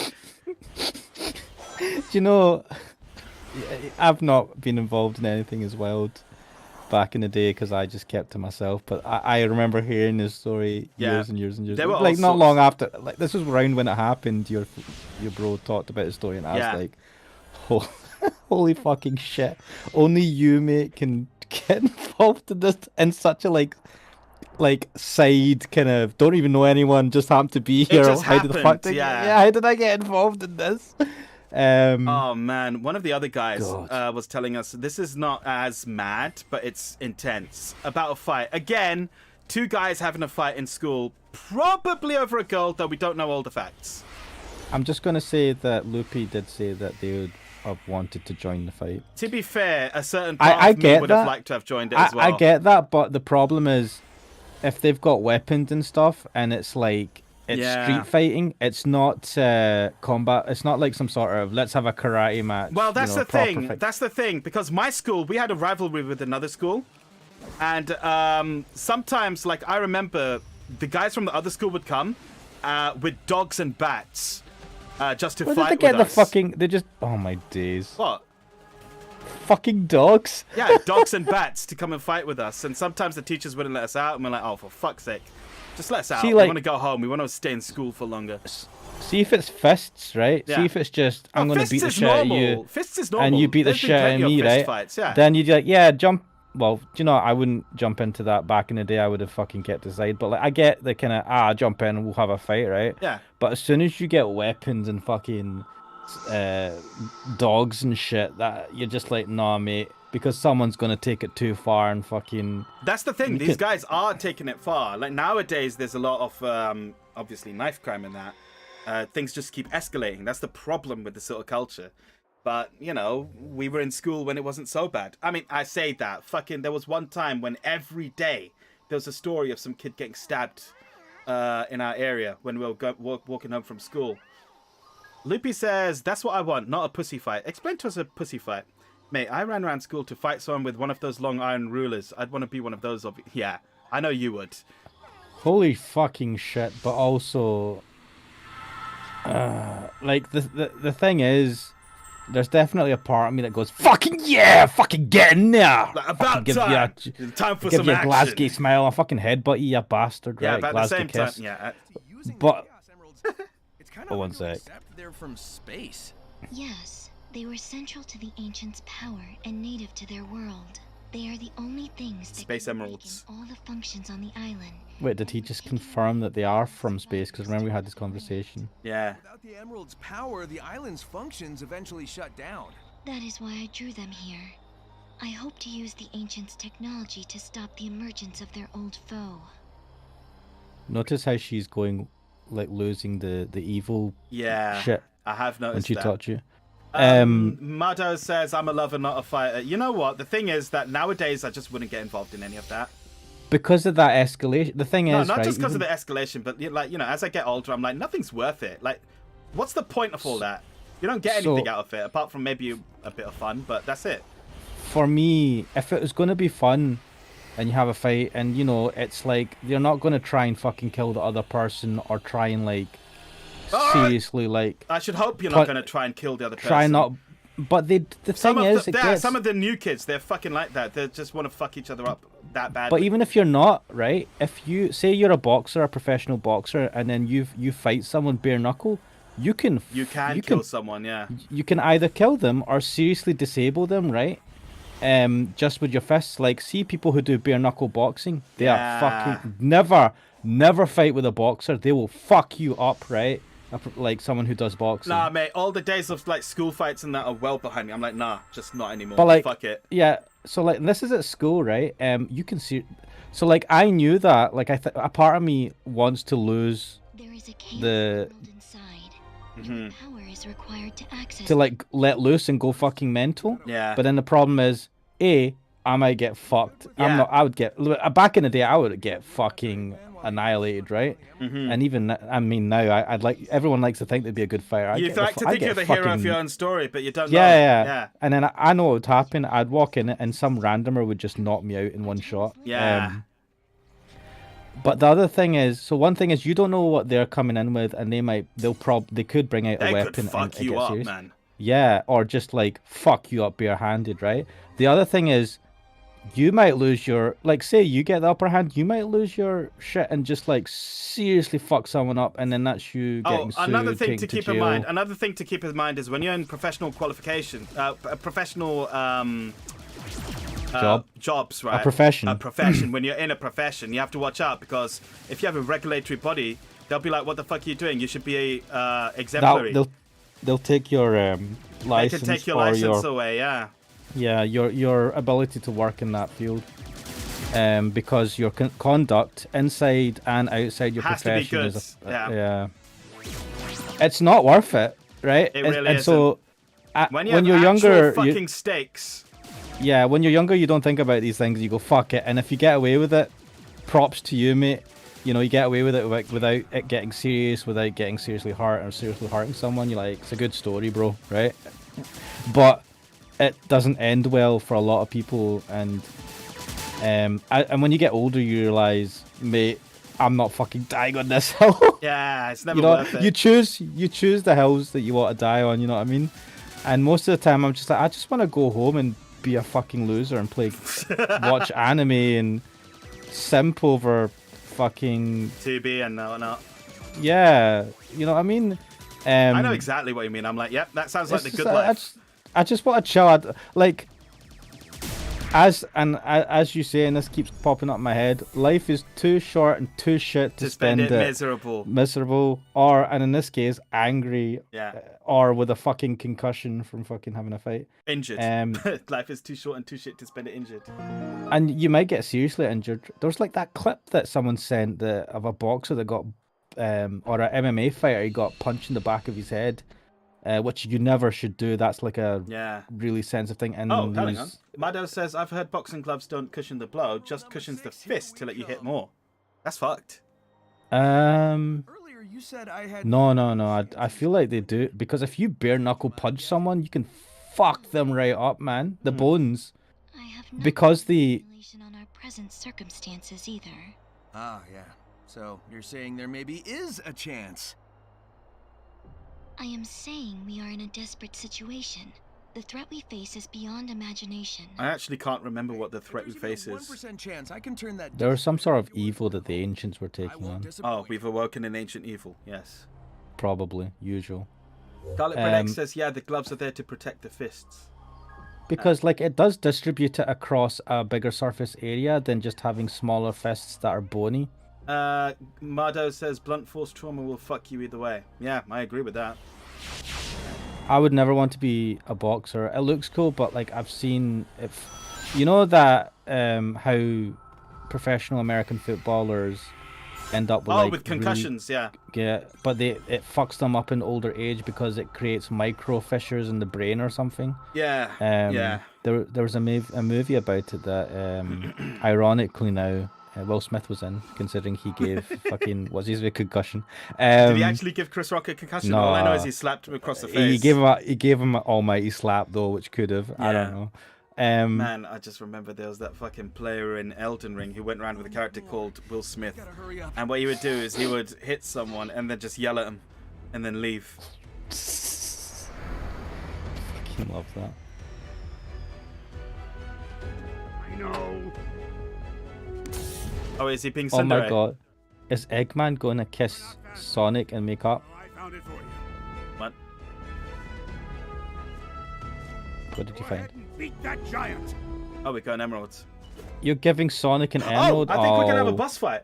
Wait, mate, look, Eggman just gave Sonic an emerald. What in the fuck is happening, man? Oh my god! Yeah! New fanfiction!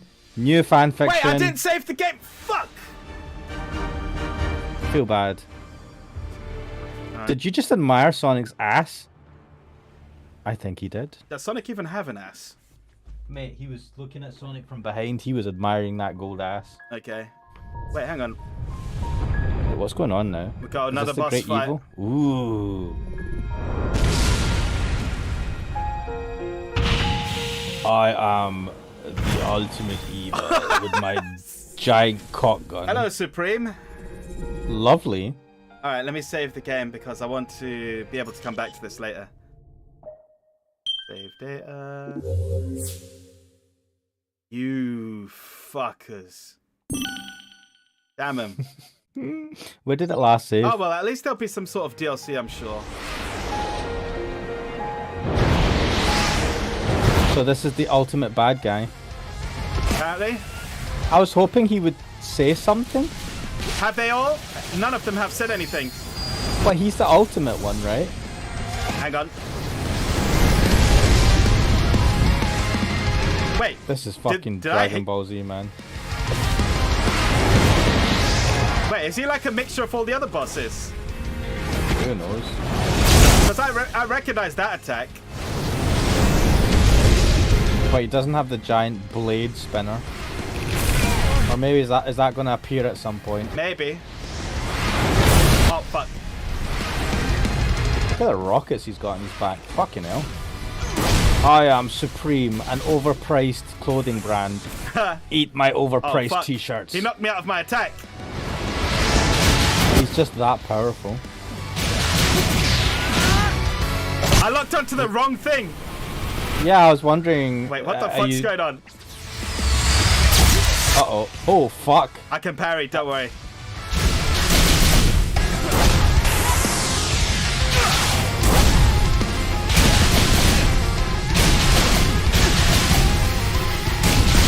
So did this game do well, do you know, in terms of its commercial success? I think it has actually, yeah.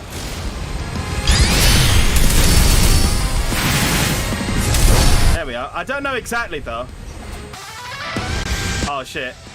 I've got shit tons of eyes. Nice. I'm pissed. Oh, here we go, the lasers. This is such an anime as fuck thing and I love it. Oh my god, it's laser wings. Oh my god, laser Oh, wings. it's just gone fucking one-winged angel on us. Here we go. Mate, yeah, that looks like something from fucking Gundam Wing. Yeah. What the fuck, man? No lyrics I- though? I feel like they looked at all the anime and games that had the most edgy shit back in, like, throughout history and just put it into one game. We're gonna make Sonic go Super Saiyan against the fucking Gundam. am I? I don't know. You're so tiny and he's so huge. I actually don't know where I am. Right, you're in front of him now. Oh, here we go again.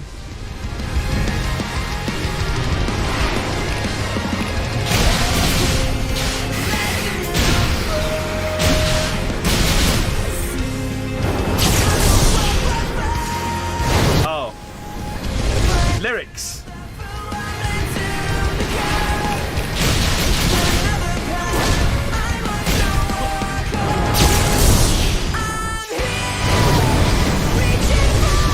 I don't know how to. I think I have to dodge that. You know, I swear the music shit. for this game has no right to be this good. But It has no right to be this good, man. oh come on, you've said that every time. It's let it be good. Sonic music has been good generally speaking. No, I mean, for a modern Sonic game, Yeah. crazy. But you know what? Like, I've not played any of the other Sonic games. I only remember the original Sonic the Hedgehog and Which Sonic the explains Hedgehog why 2, you're whatever. generally gloomy about these things. But I've only played No, I'm some. just surprised. I've gone from that to this. But what This the is just better than what they normally are, though.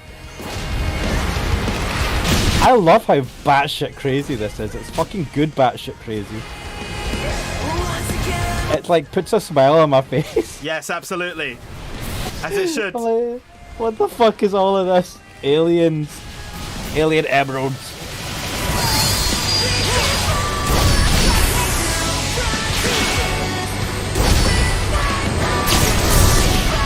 Fucking hell, man. And they're basically fighting with Robotnik, which I think has happened in the past. Oops. I say Robotnik, sorry, Dr. Eggman. Yeah, this does feel like a bullet hell shooter out of nowhere.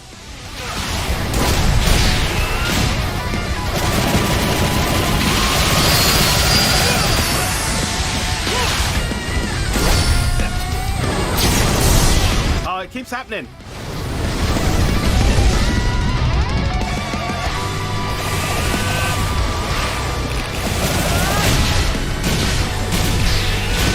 There we go.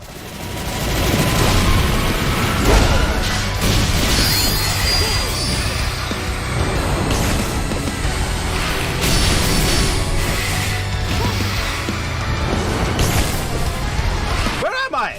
There.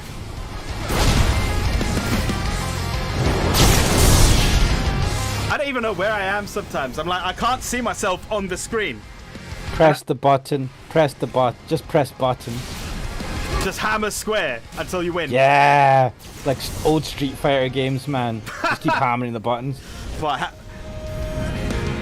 hammering square won't get you anywhere in old Street Fighter, man. I remember I was playing on one of those arcade machines back in the day. We were at some like place, and I was just playing someone. I didn't have a clue how to play the game, and I was just button bashing like hell and fucking annihilating them. And people thought I was good. I was like, no, I don't know what the fuck I'm doing. Alright, hang on. I'm losing brains fast. Am I Come on, doing no Sonic. damage to him? Yeah, I don't think you are. What the fuck? I just realized I'm doing no damage to him. Are we supposed to be aiming for a certain spot at this point? I'm not sure what I'm supposed to do. Right, I think, has he put a shield or something? Because you're definitely taking damage off him before.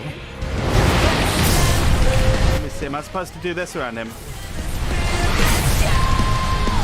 That's not hitting him though. Hang on.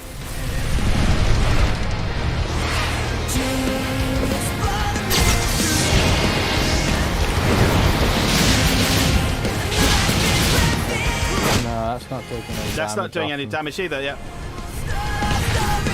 Deflect the beam somehow. I've been trying that. Oh, wait, hang on. Here we go.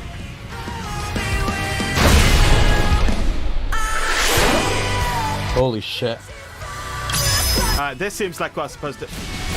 What? Wait, what? I thought you were going to deflect the beam. Wait, hang on. What the fuck's going on?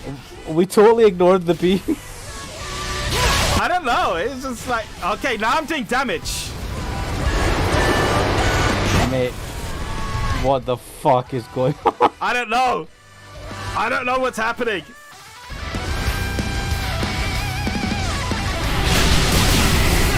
I am Sonic, you'll see me roar.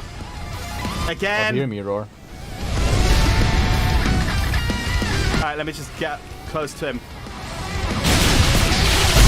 That's There taking we damage go. off him. Maybe it was a glitch. Might have been. Did it just say standing here? Yes. Talk about wearing your influences on your sleeve. Oh, look at that freaking underskirt shot. Is it going to use the giant jetpack thing it's got on? Uh-oh.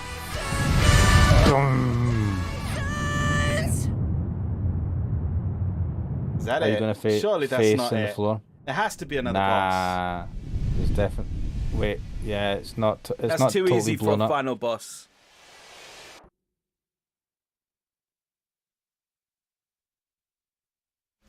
Silence. It isn't black as well. I feel like it has to go evil mode first. An ancient evil has awoken, well, an ancient evil has been dismissed. And it is mid.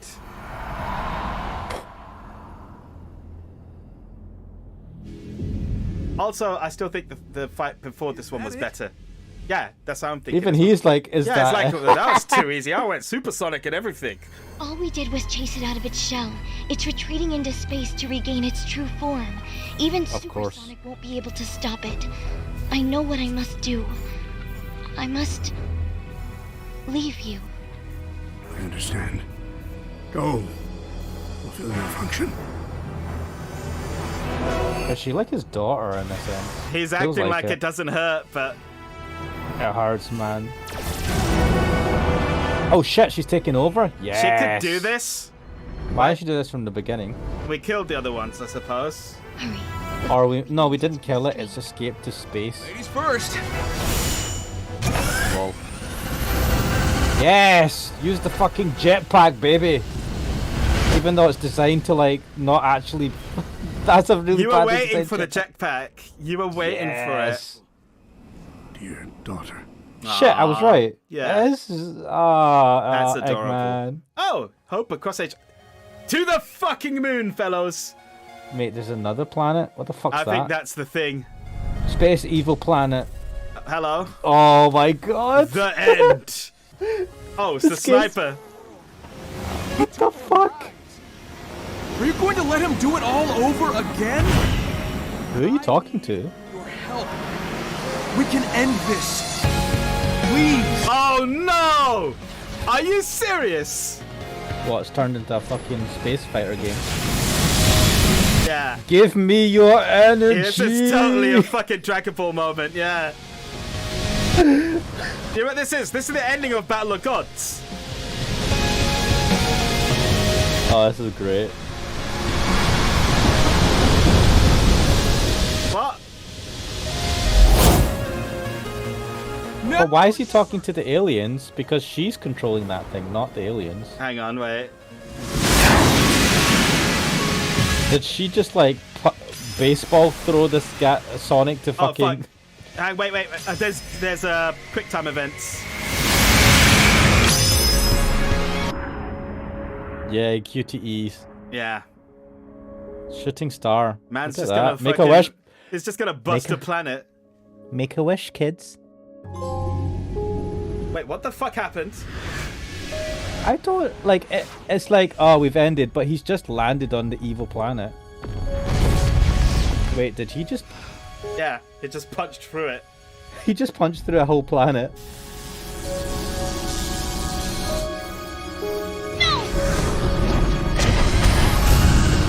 Dwarf planet. Oh shit, it was a trap, it's gonna explode. I have to protect the planet. I love you, daddy. I'll be back. Oh man, we're ruining this fucking... Nice. Please Wait, you made it... You... look after Father. How did she stop it from, like, destroying the planet? She seemed to just make it explode. She did plot. Plot happened. maybe it was going to fire something to She Earth. did the thing, and it worked. Wait. Oh, now that it's gone there. Oh, I prefer them digitized. Welcome back, guys. I don't know why they look bad. Yeah, especially Like, Tails. Yeah, I don't know what it is, but Sonic didn't look as... Libby know. says Sonic couldn't fully destroy planet, and she destroyed it fully. Yeah, that's what happened. Oh god, that sounded like a completely different voice actor than normal. I am a monstrosity.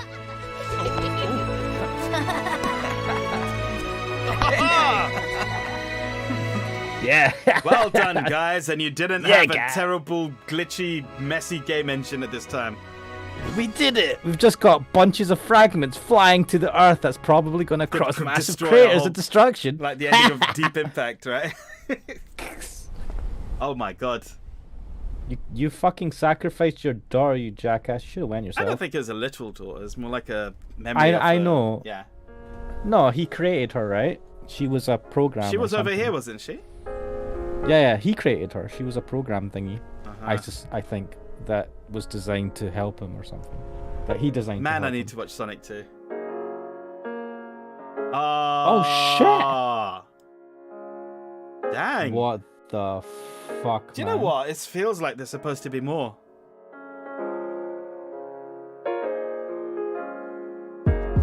Kyle Herbert's in this? I don't know who that is. He's the voice actor who does the next time on Dragon Ball Z. Oh, awesome. How can it end like that? Oh, come on, guys. Garlic Predect says poor Eggman. Yeah. Yeah. That was his... Oh, man. This is totally her voice actress, isn't it? Yes. Took me time to read. This reminds me, I know this is very different, but you know Doki Doki Literature Club? Yeah. Monica doing the singing at the end. I actually heard of someone else dubbed that song over. She did it herself, and she just sounds better. Feelings growing deep inside. Say that again? Someone else? Someone dubbed it? else. No, I heard a cover of that song, and it just sounds better. Like some of the girl did it. And that girl who did that song done the official song, like OST for Valhalla. Like she's a singer in that. She does the voice of Kira Miki. Does she? Wait. What are the Kira Miki? There was Kira Miki songs, wasn't there? Sorry? I can barely hear you over this song. That's okay, we'll just listen to the song. We're already at the logos. Quixel Mega Scans Speed Tree. Oh, never mind. There's more after the logos. There's always more. The logos are usually at the bottom. Ah, you're thinking of movies, mate. I am. But then there might be end logos. And those were mid logos. Because I could tell that this song has some deep meaning to a character, but I'm like, whatever. I feel like we didn't have enough. We just got snippets of her. I feel like we needed a bit more time with her to really Yeah. get her, feel her character. Violin, viola. All right, people on the thing. The Nashville Music Scoring Orchestra. Wow. You did some good music, guys. Yeah, they had a proper fucking orchestra. Love it. Alright, here we are. Undefeatable. Vocals by Kellen Quinn, Sleeping with Sirens. Break for It All. Vocals by Kellen Quinn, Sleeping with Sirens. Find Your Flame. Vocals by Kellen Quinn, Sleeping with Sirens. And Tyler Smith. I didn't see the... Dear Father by Critter. One Way Dream. Vandalize. I don't know about these other songs. I recognize the other ones, but I don't recognize those songs. And of course, there was that one part where she was just going la la la la during the game as well. If they had these fucking songs, why didn't they just use it at that moment? There would have been some sort of creative reasonings for it. Licensing Not saying they're bullshit. good. No, just like the director was like, nah, we'll do it this way for whatever. Fuck them. BS.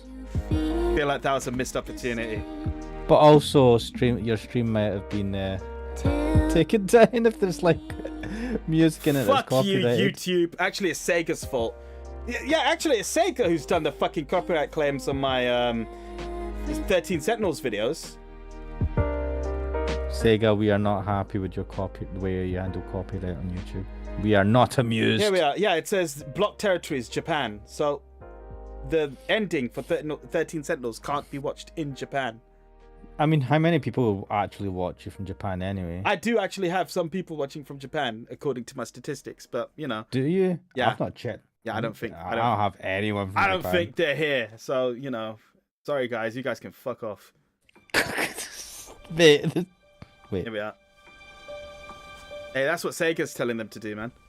It's a plane. So, It's the that was fun. Is he just gonna ignore that the girl sacrificed herself? But I guess Wait, it's what? time we got moving. I know you all have big plans. They What were was all those They literally silent just came here. See each other again. What? I wonder if cream and sticks are free. Cream and Make a road sticks. trip out of it. Sticks? It'll be I know good. cream, I don't know sticks. At least for a while. We're wasting daylight. Let's go. This whole thing He's just happened gonna because they just forget. sort of crashed here while they were on their way to somewhere else. Yep, and I love how he's gone over that girl dying very quickly. Like- Mate, don't. Like they'll what are just you talk doing, about it. Tails? They'll just talk about it later. Like, man, that was weird, wasn't it? Remember That when was Eggman weird. had like a cyber daughter? What a loser! And she actually saved the world when I was supposed to. Can you imagine Sonic just being wasted, being like, man, do you remember that time I punched a planet? That was awesome. Man, do you remember that time I kissed a human girl? Good game. Remember that time I kissed a human? Wait, what are you talking about? It's made up. What? No, it happened. I swear it happened. Kissed a girl. Oh, I liked it. No. Our cherry, the taste of our cherry chapstick. Yeah. Not the best reference I could make, but nah. Okay, man. I'll take it. Now you're tearing me down. Am I laid to waste now that you're not around? This was great. Oh, wait. It occurs to me that the songs that I didn't recognize in the credits are just these songs. This could totally have been a boss song. Look, man, I'm not gonna say the songs they had in the game were fucking pretty good, especially the boss Yeah, one. So yeah. I'm not gonna like. It's not like they didn't have any decent songs and they just fucking fired them in the credits. Man. I finished 13 Whoopi's Sentinels the other asking. day. I finished this now. Man. What a sadness, you know. Are what I you mean? gonna do a boss rush when the update drops? Yes! Abso-fucking-lutely I'll do a boss rush. I love the boss fights in this. They were really good. I like how batshit crazy this game was. This was great to watch. Yeah. Do you know what, right? I played better games this year. But this Yes. game I've had some of the most fun with. Mate, and that I feel that's the most important thing, you know what I Yeah. mean? I keep referring to like this is anime, but not anime. Neo Yokio. It is garbage, man. Hot garbage. But my god, did I enjoy watching that. I was streaming this one time and Mado's, it's one of the boss fights and Mado just said, Benchko Mado, he said, why is Goku in the game? And I remember that because I was fucking cracking up. I'm like, yeah. This is. Oh man. I know Super Sonic has been a thing since the second game in the series, but I feel like this is the one that sort of made it real, if you know what I mean. More so man. than the other ones, like Sonic Adventure or whatever.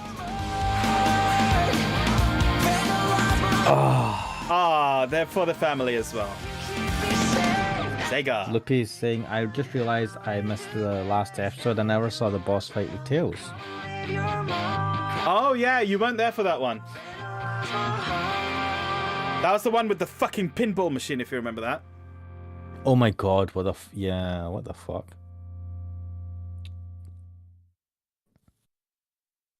Well, thank you, Sonic. Here we people. go. There's more. Of course there's more. Has to be a post-credit scenes these days. He's still digital. Is he? That looks like he's part digitized. I don't think that so. I think that's just the glow on his. Oh, it's just the fucked up graphics that's supposed to be the reflection. Yeah. Father? That's my girl. Oh, he pulled thank it from you. the abyss. Yes, or he reloaded a save file of her. Right. No, I'm gonna say abyss. Arcade I'm gonna mode? stick with the abyss. What is this? I'm glad they put that in there. We can still see her again. Oh, you could just choose the levels. Okay, that's interesting. No boss rush though. Extras. Soon. Yeah. Oh well. Well, that's Sonic. Let's see if there's anything else we can do right now. Let's close the I game. mean, I don't know if you want to do that as part of a stream, but you could do more Higanbana or I don't know. Oh, Higanbana. Loopy says I've got Catherine. I do have Catherine. I've not played this version either. But this is a storyline game, and I would want to dedicate a stream or a session to it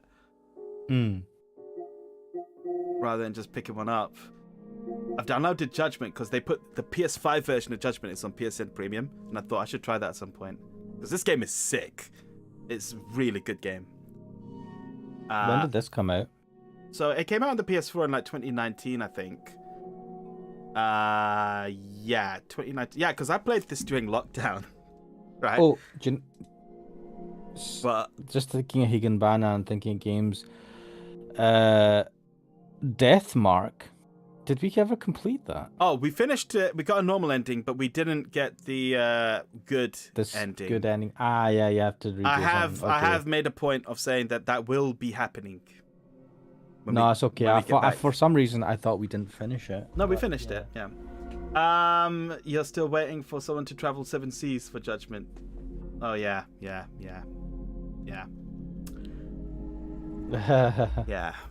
But it is on PC. It does have de novo, so you may be stuck for a while. I travel the 7 seas to get what I deem to be mine. I am trying to get the Platinum Trophy in this. So even after the story mode is over, there will be some additional videos because I'm very close to getting the... I mean, look at it. It says there, 52 out of 56 trophies. I thought, you know what? Why not? I've never given a fuck about platinum. I generally don't Platinum. give a shit about Platinums, but I love this game that much. This game is incredible. I don't think I have a platinum trophy in anything.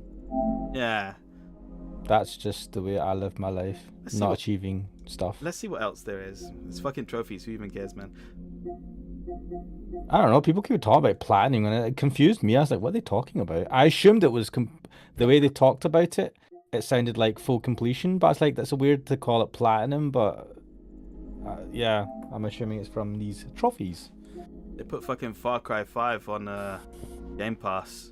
I say Game Pass, I mean the Sony PlayStation. something. Yeah, Sony's one. Which PlayStation is Plus Plus, PlayStation Premium Plus. Download our games, please. Premium Plus. Please go on. Please get. I am PlayStation so 5. angry. I bought the fucking Kingdom Hearts series and then they put it on the fucking pass. Yeah, but Also, mate, I'm not gonna play it anyway. you would never play it all before they take it off the pass, right? I'm not even You gonna know? play it all anyway. It's fucking. Kingdom Do you know what you Hearts. should just do it? Just do it. Just hurt yourself. Hurt myself. Yeah, for the vote views. Ooh, I did like Assassin's Creed back in the day. Ezio. Ezio Auditore di Firenze. Yeah. Like the part, like when you're in the past part was good, but the way that they concluded that kind of Oh, thing in the they gave up. real world sucked ass. Not only did it suck ass, they just gave up. I was just like, what the? I was fuck? actually into that fucking story, and then they've just dropped it like a just like, nah. like we can't wipe be everything. look, we can't be asked with this anymore. So just here's a shit ending, and let's. And keep then the making next some... game in the series was just like some fucking random shit in terms of the current Yeah. whatever that. Oh man. Is I it just said, me? Have fuck the off. demos disappeared? Where have the demos gone? I don't know. I hardly use a PS5. You were telling me earlier that they, had the They were demos back there. on. Like I showed you where the demos were. They're not there anymore. You did. Have they? Have they removed the fucking demos while we were playing? Wow. That's fucked. It's But probably also just why? missing somewhere. Hang on. Maybe it's in the store. This is bad UI if you can't fucking find this. You know what I mean? If it's this difficult. Oh, here we are. Yeah, demos are in the store. Oh. Monopoly Madness. Oh, wow. There's a demo version of Captain Tsubasa. Man, if the World Cup was still on, that would have been prescient. But It anyway. was probably made available during the World Cup. Yeah.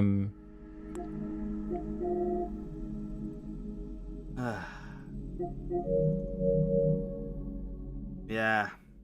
Man. I don't know. I don't feel like sleeping yet. It's only 20 past midnight. Mate, if you want to play Higanbana, I am fucking well up for it. You can cut that out of the stream and separate it out into a video if you want. Higanbana. I don't know if you want to... Oh, that's a good way of doing it.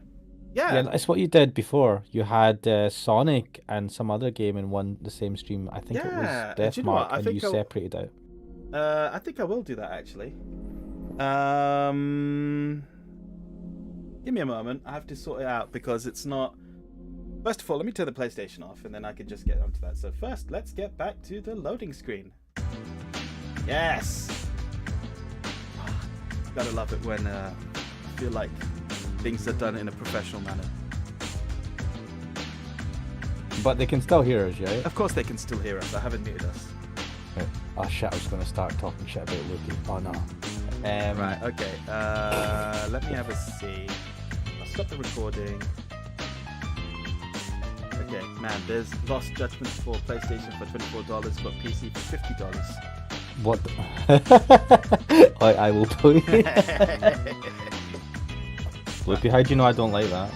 Where is it? I don't know. Something on the PlayStation for $24 that's on the PC for $50. What madness is this? Lost Judgment came out quite a while ago.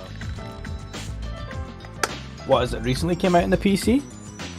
Yeah, Judgment and Lost Judgment was one of those things where we thought it would never come on PC, and then it just came on PC randomly. Oh, fair enough. Because I was like, usually it's cheaper on the PC. No. Well, yeah, but it was on the PlayStation for a long time. For a while, yeah. I got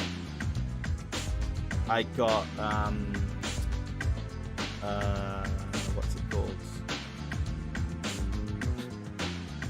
Judgment and Lost Judgment on release each because first of all I saw footage of it and I'm like, this game looks interesting, and I really liked it. Now Judgment took me a while to play because I did it and then I got busy with work and stuff, and then lockdown happened, and when lockdown happened I thought, you know what, let's finish Judgment. So I finished Judgment at that time, and then I got Lost Judgment. And yeah, it's so good. Loopy is saying the PC releases of PS games are expensive way after the PS games got cheaper with age or something. PC games get released way after. Oh, okay. Yeah. Finally, It sucks. And it's weird because these games are so close now to PC games because of the architectures of the PS5 and the Xbox One X, whatever the fuck it's called now. Yeah.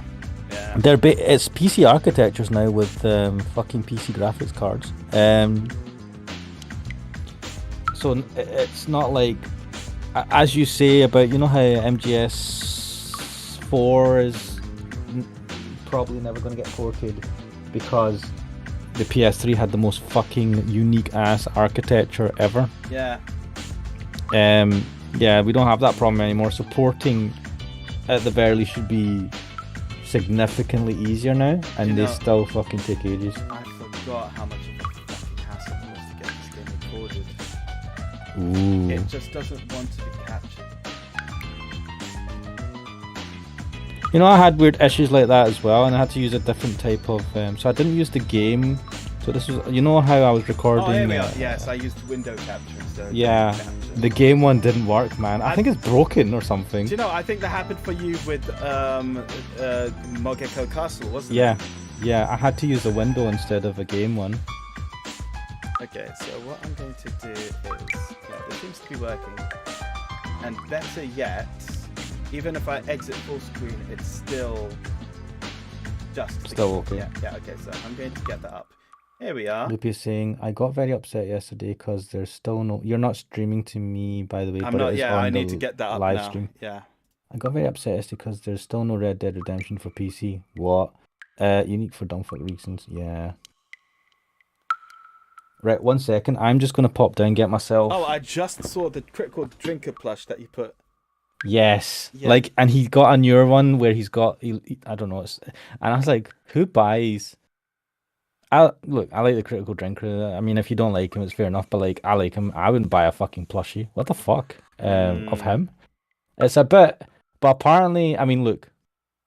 Right, wait. I'm gonna get a drink. Right, I'll be back in a second, and then I can. Right, I'm actually going to this. start the recording. And yes, this is recording now. So this is going to be episode 2 of Higanbana no Saku Yoruni, rather.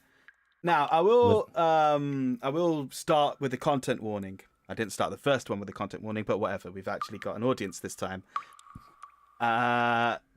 This game goes in some places. There is talk of bullying, assault, perhaps of a sexual variety. There are definitely themes of unhealthy relationships, suicide, and in all negativity, basically. If any of these things upset you, get lost, please, because I don't want to be any sort of I don't want to make things worse. Just if you're not into any of that stuff, just leave right now and make things easier for all of us. I know it's your type. It's kind of my type as well. I enjoy these sort of stories. Well, I enjoy Ryukishi's stories.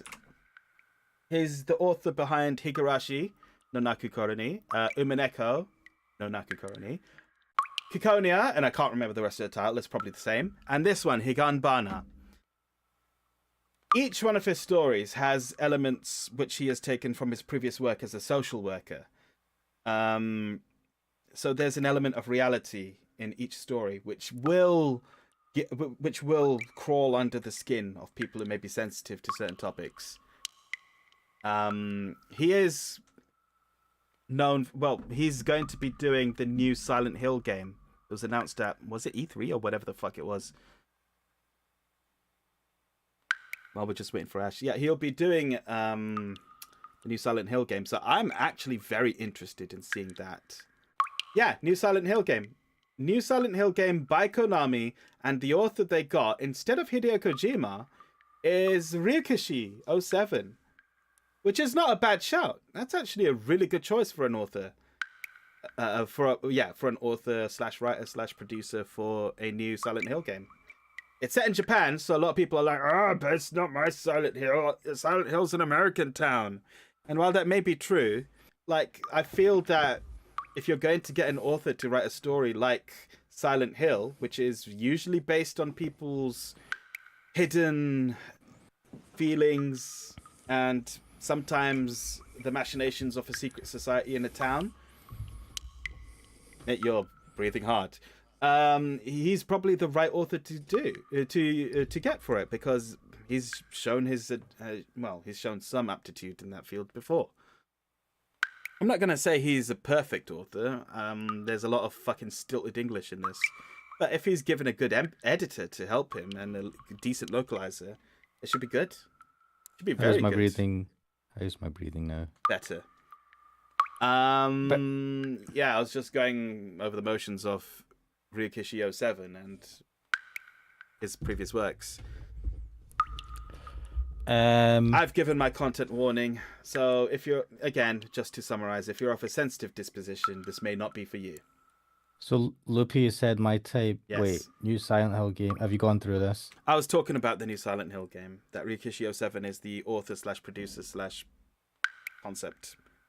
Because they're like, why are they Konami? Why are they doing game dev again?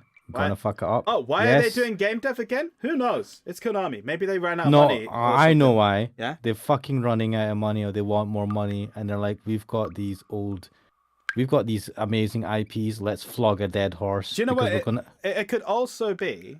It could also be that they're, if they don't use an IP enough, they lose it. They lose it. I've heard this. Yeah. That's why you get. But that's there's generally some, like, if you've licensed something. If they're the owner, I don't see why they would lose it. Unless they don't want it to become public domain or something. But Silent Hill hasn't been absent long enough for that.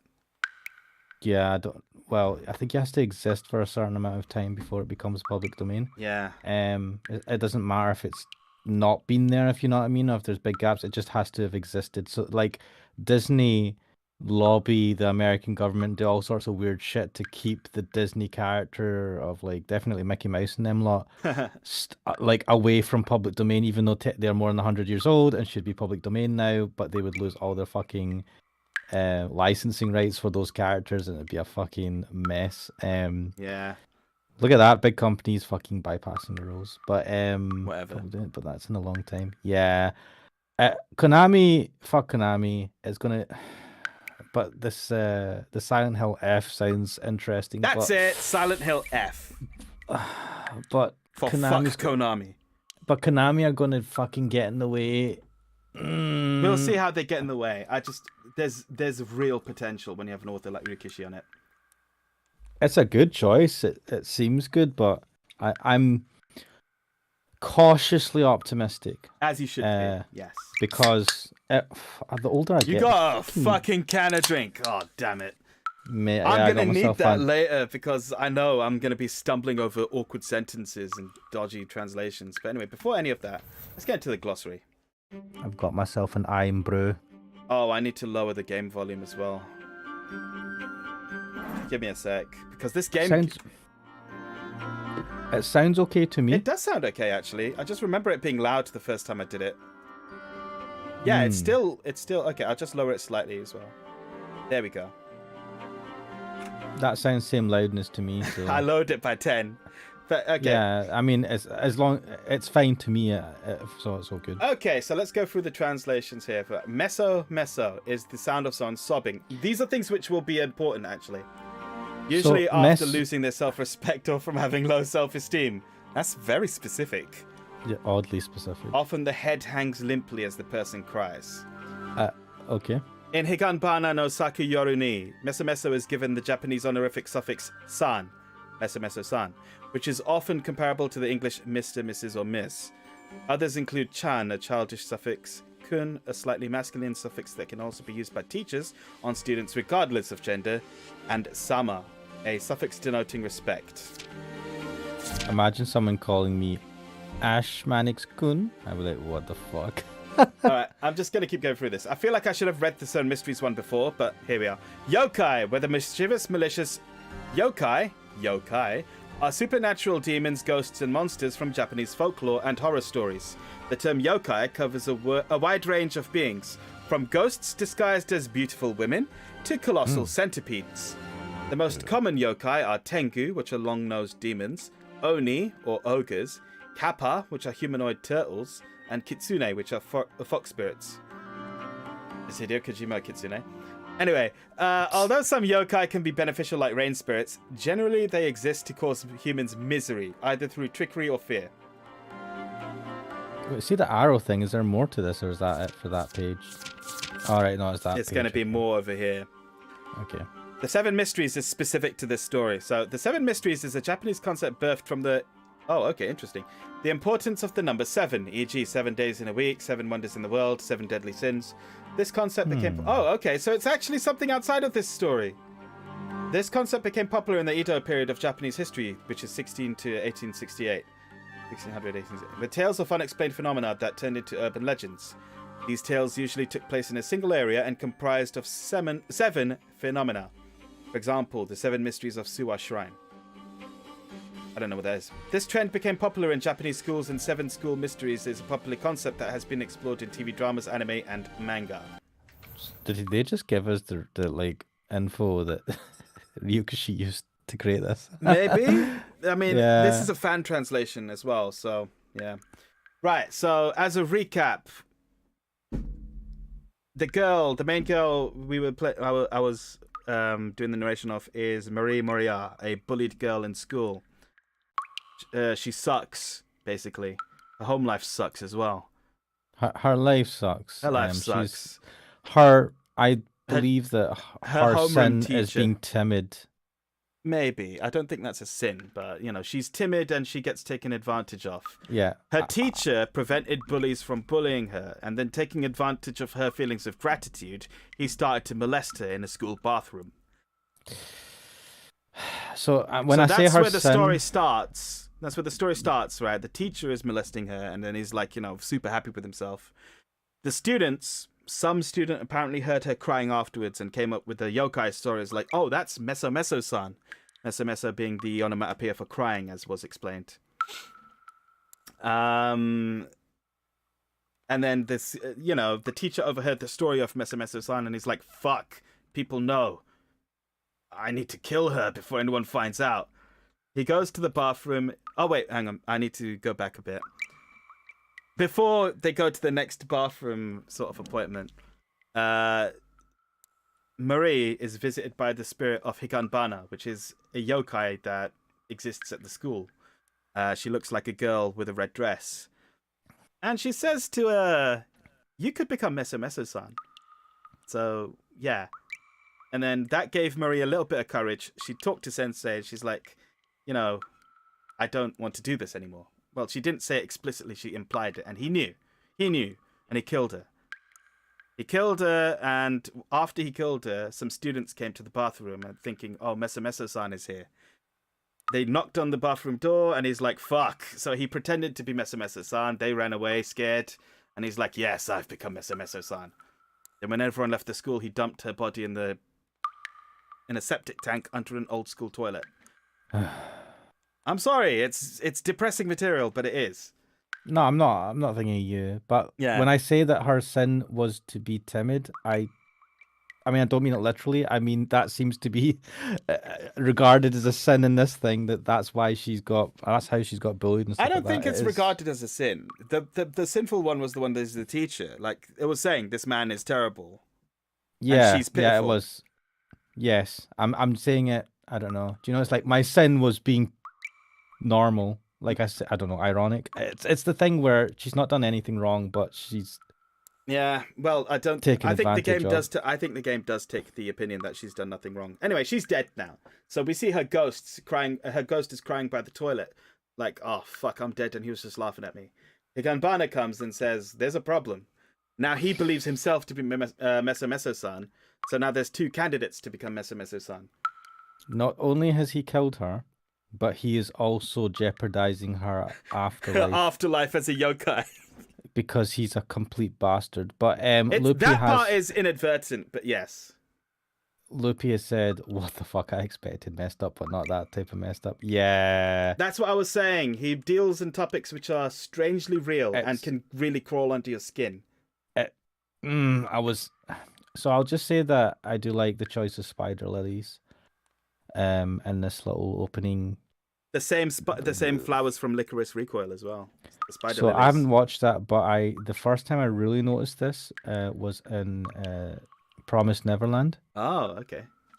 Like these have featured in a lot of anime, and I've never thought about them. I have never seen these flowers before. So Promised Neverland really featured them prominent. They were they're a lot more red than these ones here. These are more pinkish, but they tend to be red. And it symbolizes death and some sort of rebirth and stuff like that, which is why it's used where it's used in anime and stuff. Garlic Bread X said, spooky flowers. Loopy said, I mean, I'm not into this in an excited way anymore, but I'm curious about this stuff. See, when it gets you, and I've just put this back into full screen, when it gets you, then I know it's fucked up in the right ways. I will say that, see, when you change the screen size, it flickers it does your a little desktop. flicker thing, yeah.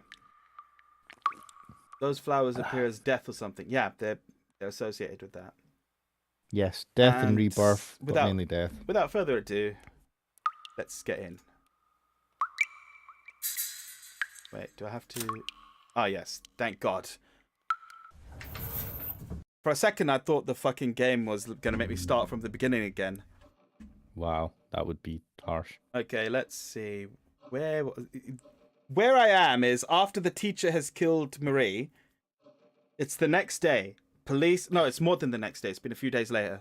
The police are investigating, but they have no leads. He feels he's gotten away with it. He hurt himself as well and went to the nurse's office. Something happened. He injured himself at some point. He tripped over something, And the hurt his nurse, elbow. yeah, so they're like, oh, you should see the school nurse. So he's like, all right, let's go to the school nurse. But I think the nurse said that to him. I don't remember exactly.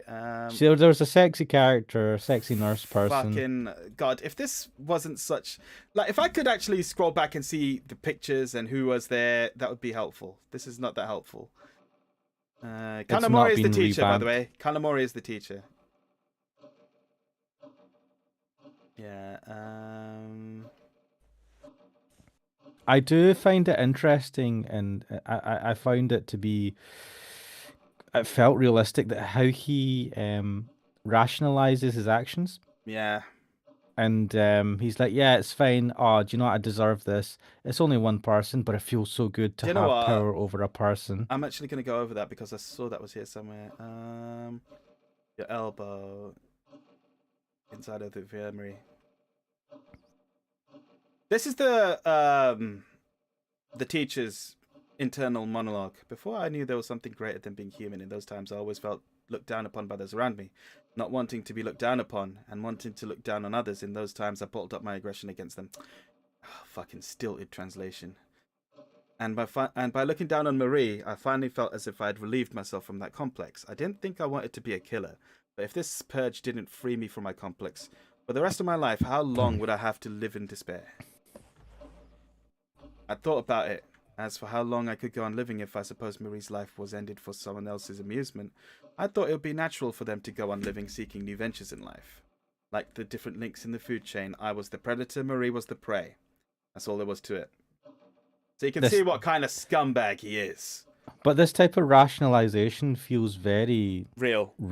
Yeah. It's like when you... I watched, the serial killers and killer documentaries, and when they interview the ones that they have alive, and if they catch them alive and they ask them these questions, they come up with this sort of thing. Yeah, it's like how they rationalize doing such horrible things, and it's really unnerving. If I didn't eat her, then in the future she'd be eaten by someone else, and so I ate her early on, and in a deeply compassionate way reset her existence. Although even in her next life, she'll probably be eaten again. That girl is just that hard to teach after all. See, that last bit really pissed me off. And that's the last line I left it on, I think. So let's carry on. I'm going to see where this goes now. I'm very interested to see where this story goes. Lupia said it reminds them of Albert Fish. In some way. I don't know who Albert Fish is, but I'm going to carry on. While I was immersed in my fantasies, I had a somewhat large band-aid put on and ended my treatment. When I mentioned my thanks and stood up to leave. Ting, ting, ting, tink. What? I think it's the bell. A small series of sounds reached my ears. So that's the school nurse. Something the matter. And this is the teacher. He looks like a fucking prick, doesn't he? No, I heard something just now. As if something fell over. Kanamori saw a small white thing had fallen on the floor and picked it up. Was it a button? It was made of plastic or something and looked like a small button. Oh, yes. So one thing is he remembered... Sorry, at the time, he realized that there was a button on each of Marie's sleeves and one of them was missing. So I think this might be that button. Even saying it was a button, it wasn't even a millimeter in diameter, but he understood it must have been an accessory for something. But when he turned his thoughts as to what it might have fallen from, he looked up above the medicine cabinets.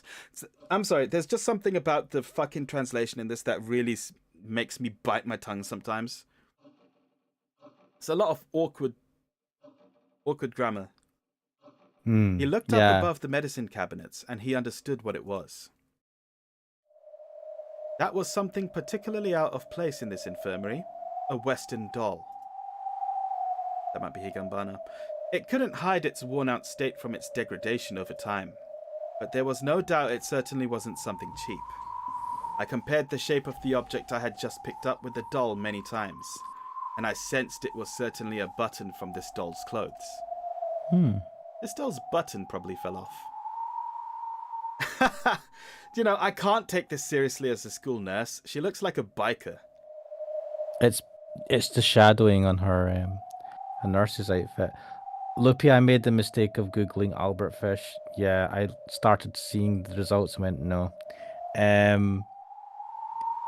This like the sound effects and all that are all straight out of Umineko. Higurashi, Umineko, yeah, they all use these same sound effects and styling. His smug face Oh, absolutely pisses me is off. that so? Yeah.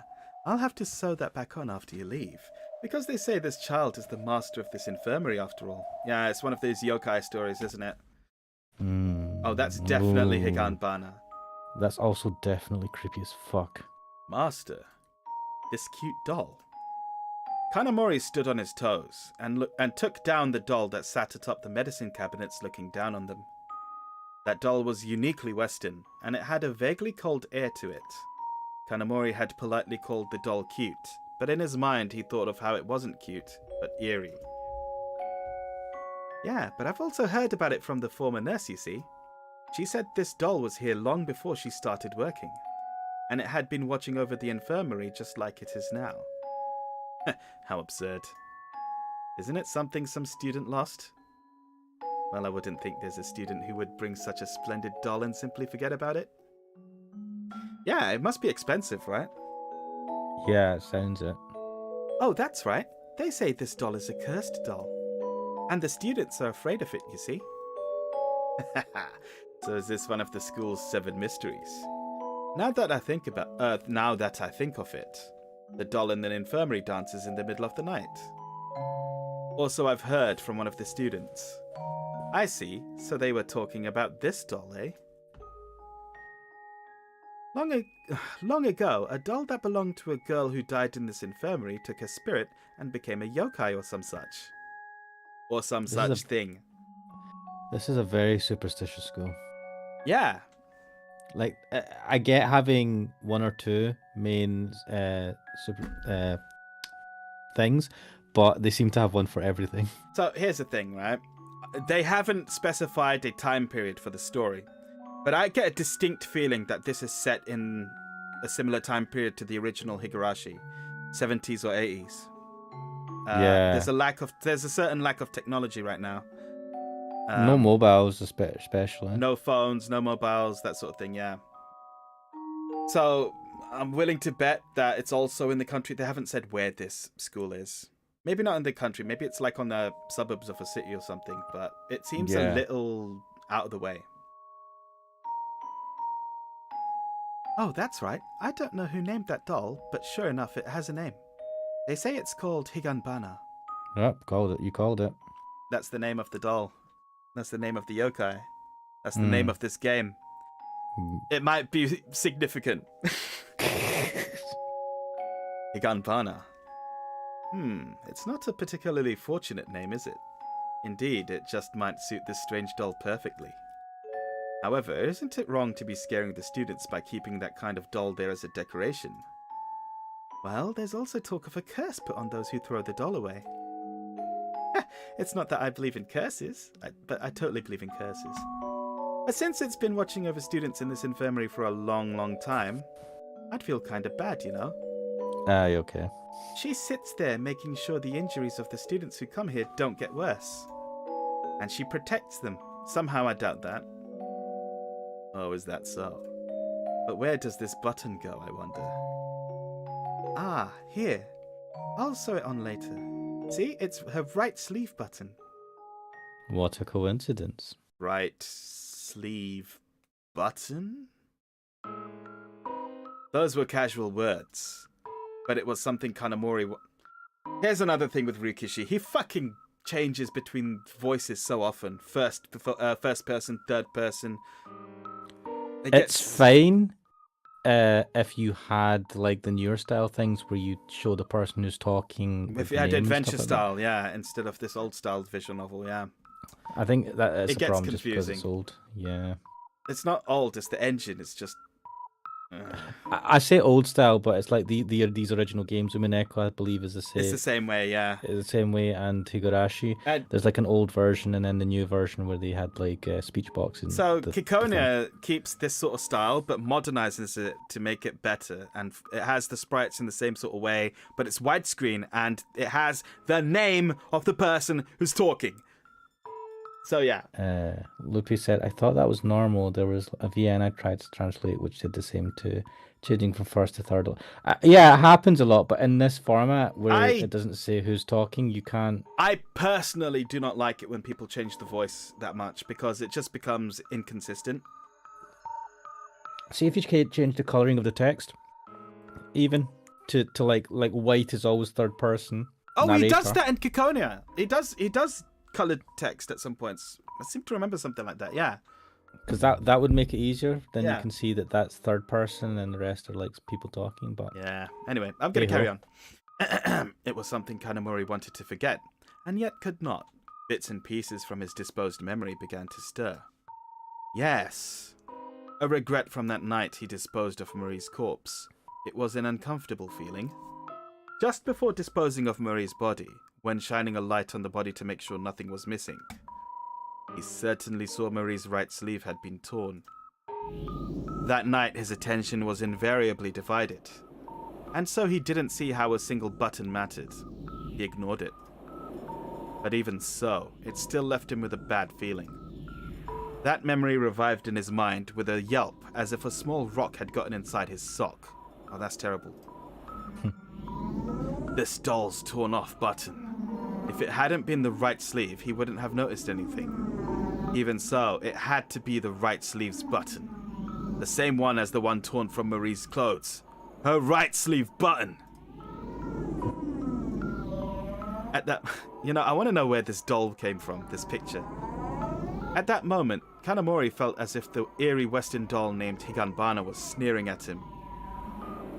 Because she totally is. What a foolish man. There are only two things that can evaporate or disappear from this world. Know what they are? Huh? Well, what are you talking about? The preconception that there was no way a doll could talk to me blurred with that question. The things that disappear. Water and grateful souls. Just those two. That's weird.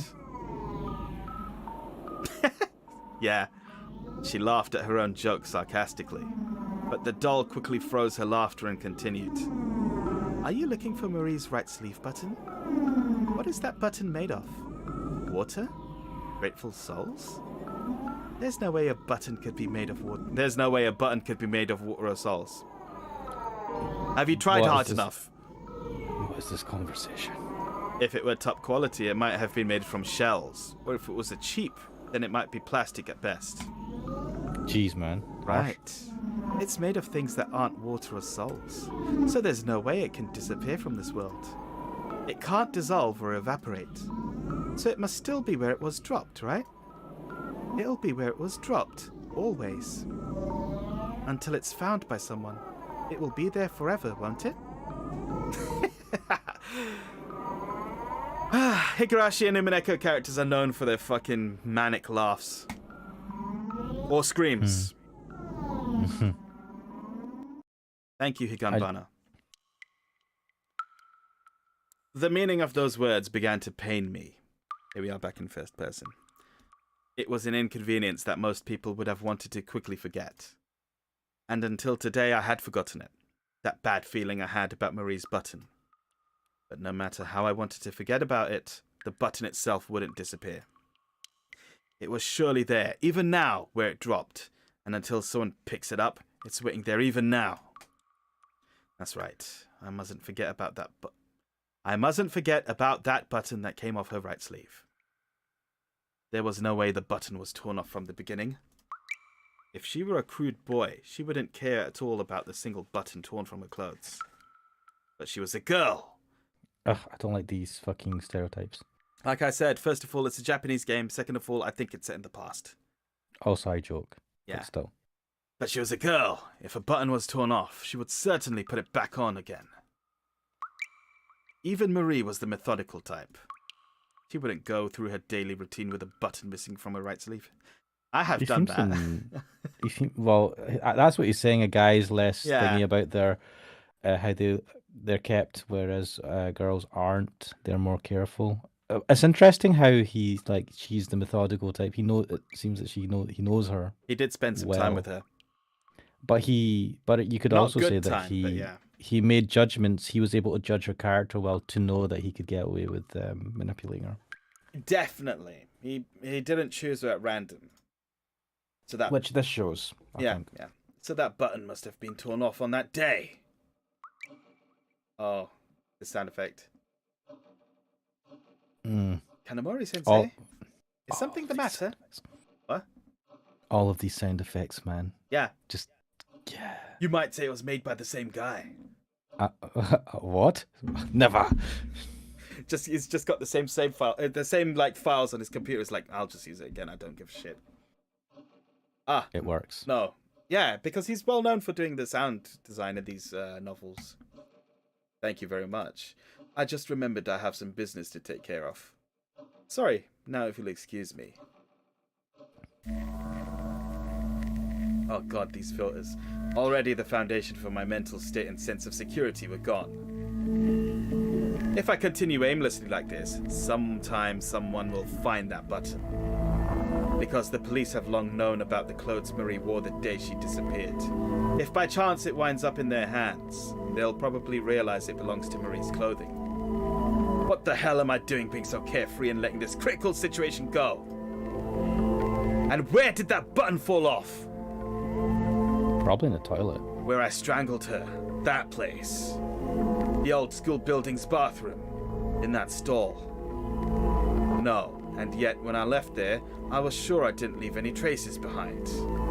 But that was when I was in a hurry and only looked with a glance. I don't think I cared that much if a grain-like fallen button escaped my sight. Did it potentially fall down the toilet?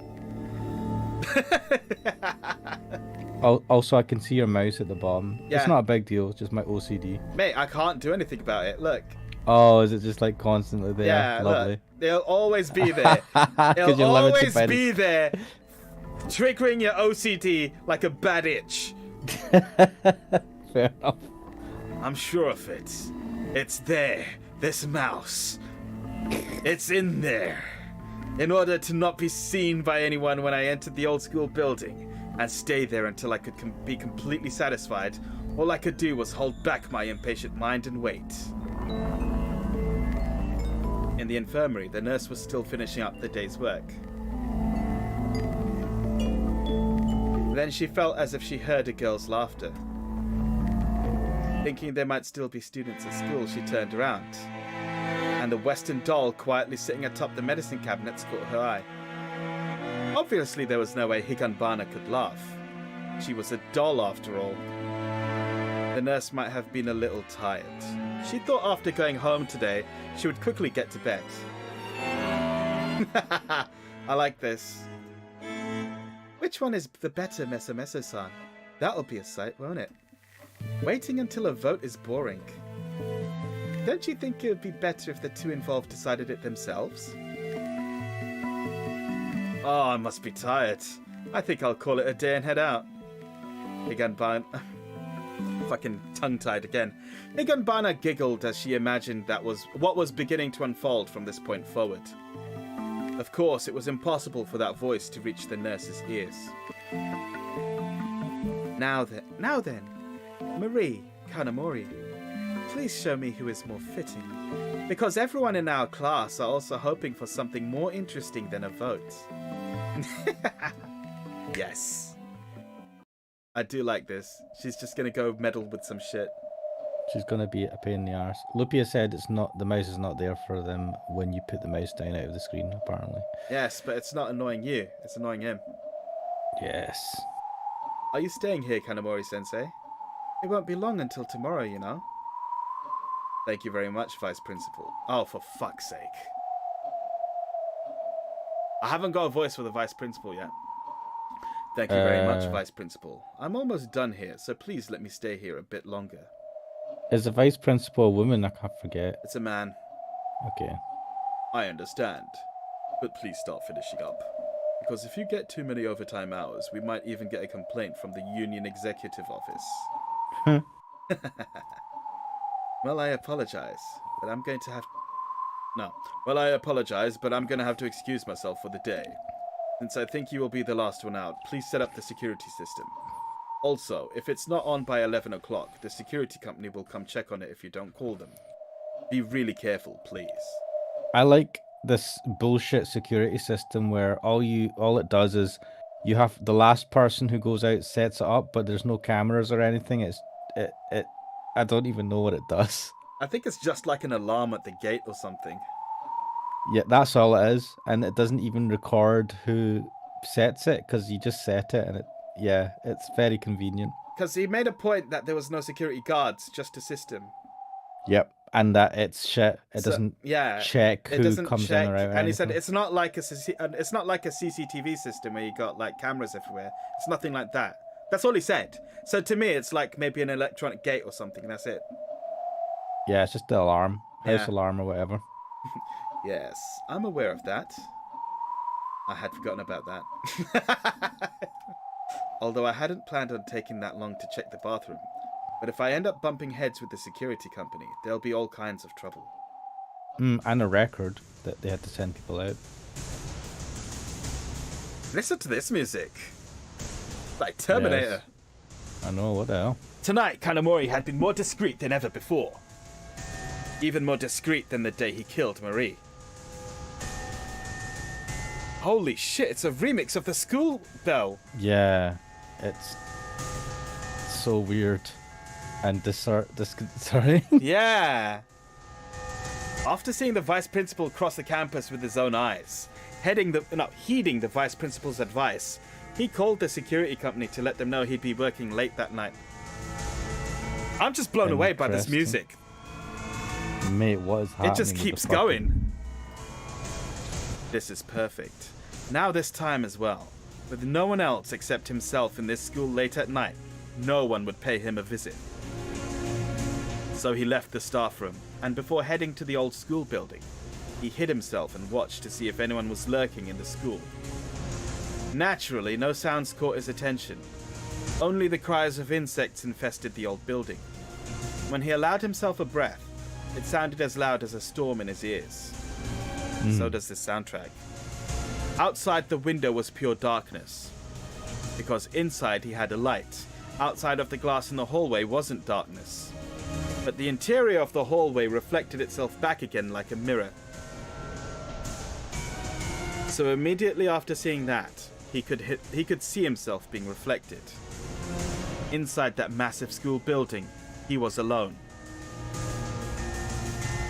In the day the school bustles with many students and teachers, doubtlessly it was forming its own society. But that world was a different world separated from this world. It might even be said that the school occupied a different dimension. In that dimension, now he was alone. Oh boy. Time for him to go off on one. Society, society is order made by the many. And without numbers, when there's only one, it is a society no more. In other words, at this moment, in this separate school dimension, freed from the morals of so-called society, the world was his alone. If he ran in the halls during the day, he'd be scolded by his pupils. And if the vice principal saw him, he'd probably be made example of in front of the students. Because no running in the halls is one of those rules of society. However, this school in the depth of night has now been set free from that society. We live in a society. I know. I've been thinking about that the whole fucking time. I've just imagined him with like the clown makeup for the Joker. In other words, the rules created by society can no longer reach him. After all, this is a world where he alone exists. And even if he ran ahead at full speed, there wasn't anyone to worry about. Even in this moment, he was the lord of this world. You know, this is so over the top for just saying, no one's here, I can run about. Yeah. You know what I mean? Like... Yeah, here we go. He had transcended his insignificant existence as a single man in the larger society. Oh, here we go.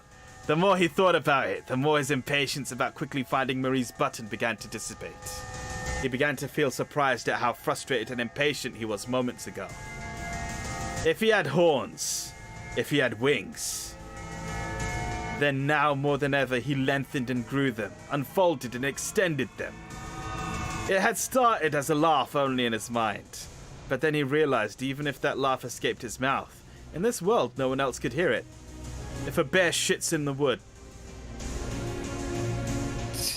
And so Kanamori, in an insanely wicked voice from the depths of his soul, howled with laughter as he headed to the former school building. This dude is just like, I'm the god of this world. Can you imagine if someone saw him just laughing his head off as he walked to the building? This dude is fucking...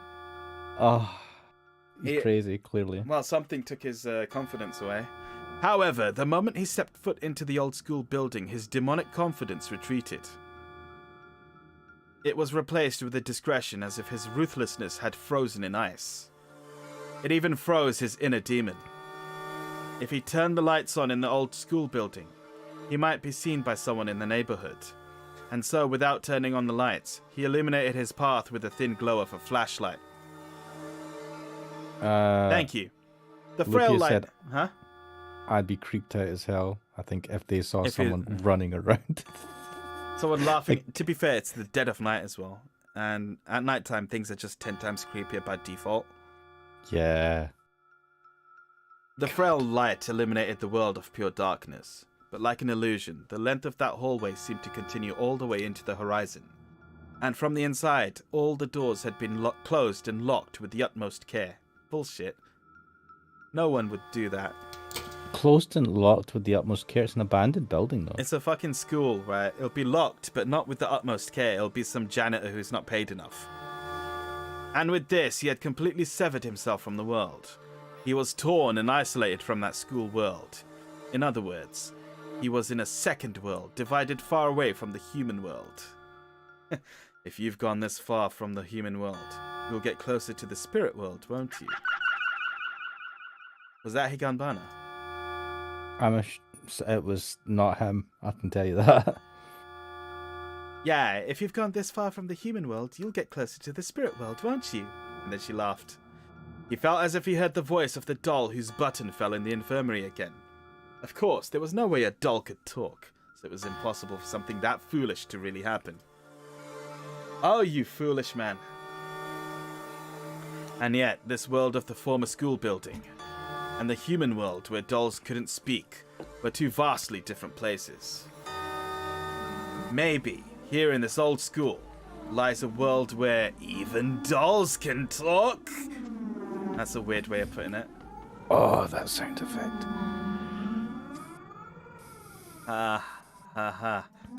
That's absurd. He wanted to laugh, and after he dared let it pass his mouth, he felt as if the power he had earlier had been cast aside like a lie.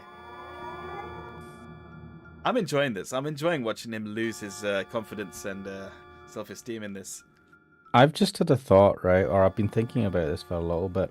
Do you know how in Umineko, things could be taken from two perspectives? Either it's like imagination, stuff is real, there's no witches, there's no magic, right? And there's like an explanation for everything. Or it's all magic and it's witches controlling stuff and all that stuff, right? And there's these two arguments of what is this real? Is this not magic and just like trickery, or is it magic? I feel like here it's not like an argument of one or the other, but you can interpret this as, yes, there's magical yokai, or this could be our main man here descending into insanity, and this is what he is thinking and perceiving now. But the thing is, magic is real in the world of Umineko. It's just that it... Okay, I'm not going to talk anymore. Yeah. I mean, it has to be real to agree, because like all these other people are there, and it's like there is a thing. But like, you know how here, because this is not in... I mean, I don't think this is like Umineko in the same universe necessarily. I don't know how this works, but you could interpret this as him just like going insane and imagining all of this. So Kikonia gives hints. Kikonia and the new Higurashi TV series give hints as to how the universes work. I believe they're nested in certain ways. That's my theory. Carrying on. carrying on. I'm going to carry on because there's way too much that I could talk about that, and there's way too many spoilers I can go into. The biggest one is from Kikonia itself, because that one gives a big sort of hint as to what could be happening. Oh shit! I need to play that, and I need to watch the second season of the newer Higurashi. I didn't watch that. Well, the second season is the one that's not very good. The first season of it was pretty good. Loopy here says, boo, New Higurashi sucks. I wouldn't go that far, but I didn't like the second season. It was just boring, and after how exciting the first season was, it's just a letdown. Do you learn anything important in it? Most of it's a retread. Ooh. Oh well. It was something ingrained in his mind since childhood. He remembered and founded rumors regarding the strange world of the school at night, and now they began to slowly work their effect on his mind. Yeah, this is what you're saying. Yeah. He wanted to say how absurd it was again. This time, as he tried to say the words, they were caught like a lump in his throat. He thought saying them might cause him to remember that emotion, horror. So he swallowed them back down. Because the former school building was getting quieter and quieter, his desire to deny that emotion amplified more and more. I have to say, this is actually quite... I'm enjoying the atmosphere of this. So another thing is, do you know how we're playing this? We've got the pictures that with the filter effects on them. Yeah. It is. When I played through Mineko, I used the newer drawings. The background artworks, yeah. Background artwork. You could play with the original. With the original in this type of game, it's so much more eerie. Yeah. It gives a much better eerie atmosphere, I think. It really works. There might have been a leak in a water pipe somewhere. So that's what that is. That strange sound he hadn't noticed during the day filled the bathroom. He had wanted to run and turn on the lights inside, but he held back his desperation, and he illuminated the area with the thin beam of his flashlight. Perhaps that stall door where I killed Marie is still shut. That place where Marie's sobbing meso came from. In the world in the daytime, this might have been a laughably cheap ghost story. But in this world, with about as much likelihood as a coin landing on tails, 50%, it held the chance of that horror becoming reality. Even though all he had to do was shine his light on the bathroom stall, he hesitated. Damn it, the hell am I afraid of? Marie's ghost isn't something to be afraid of. It's that fallen button the police might find that's important. And you know what? Nice to see this guy is trying to use logic and reasoning to reprioritize his interests. But he's also... this is really getting that feeling of it's dark and really scary. Nothing should be there, and all I need to do is switch on the lights. But I'm super afraid to because it's dark and scary. It's really doing a good job. He's actually got a good reason for there being a ghost there. Fuck, there might be a ghost there. I killed her. I mean, yeah. She might be pissed. Yeah. Fuck. How stupid.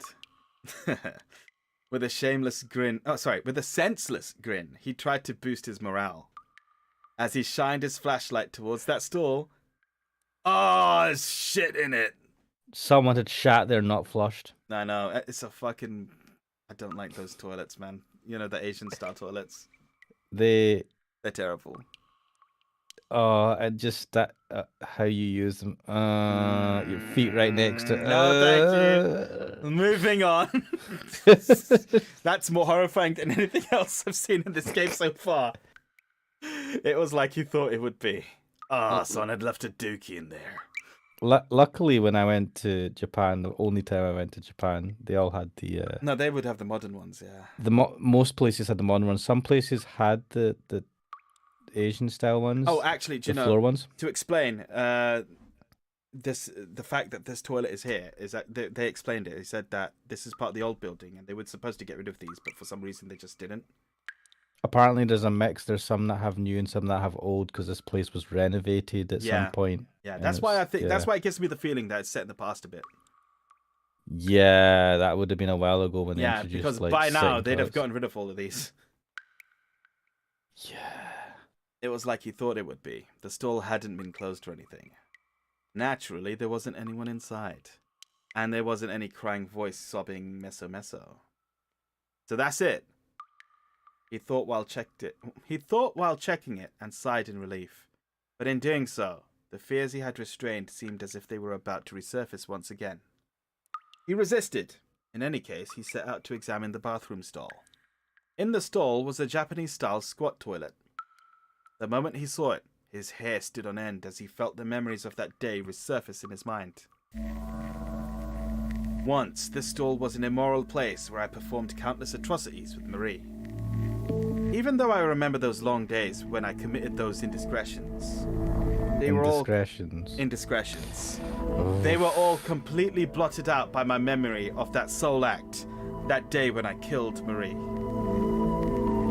Because the Marie that revived in my mind wasn't the one that stimulated me.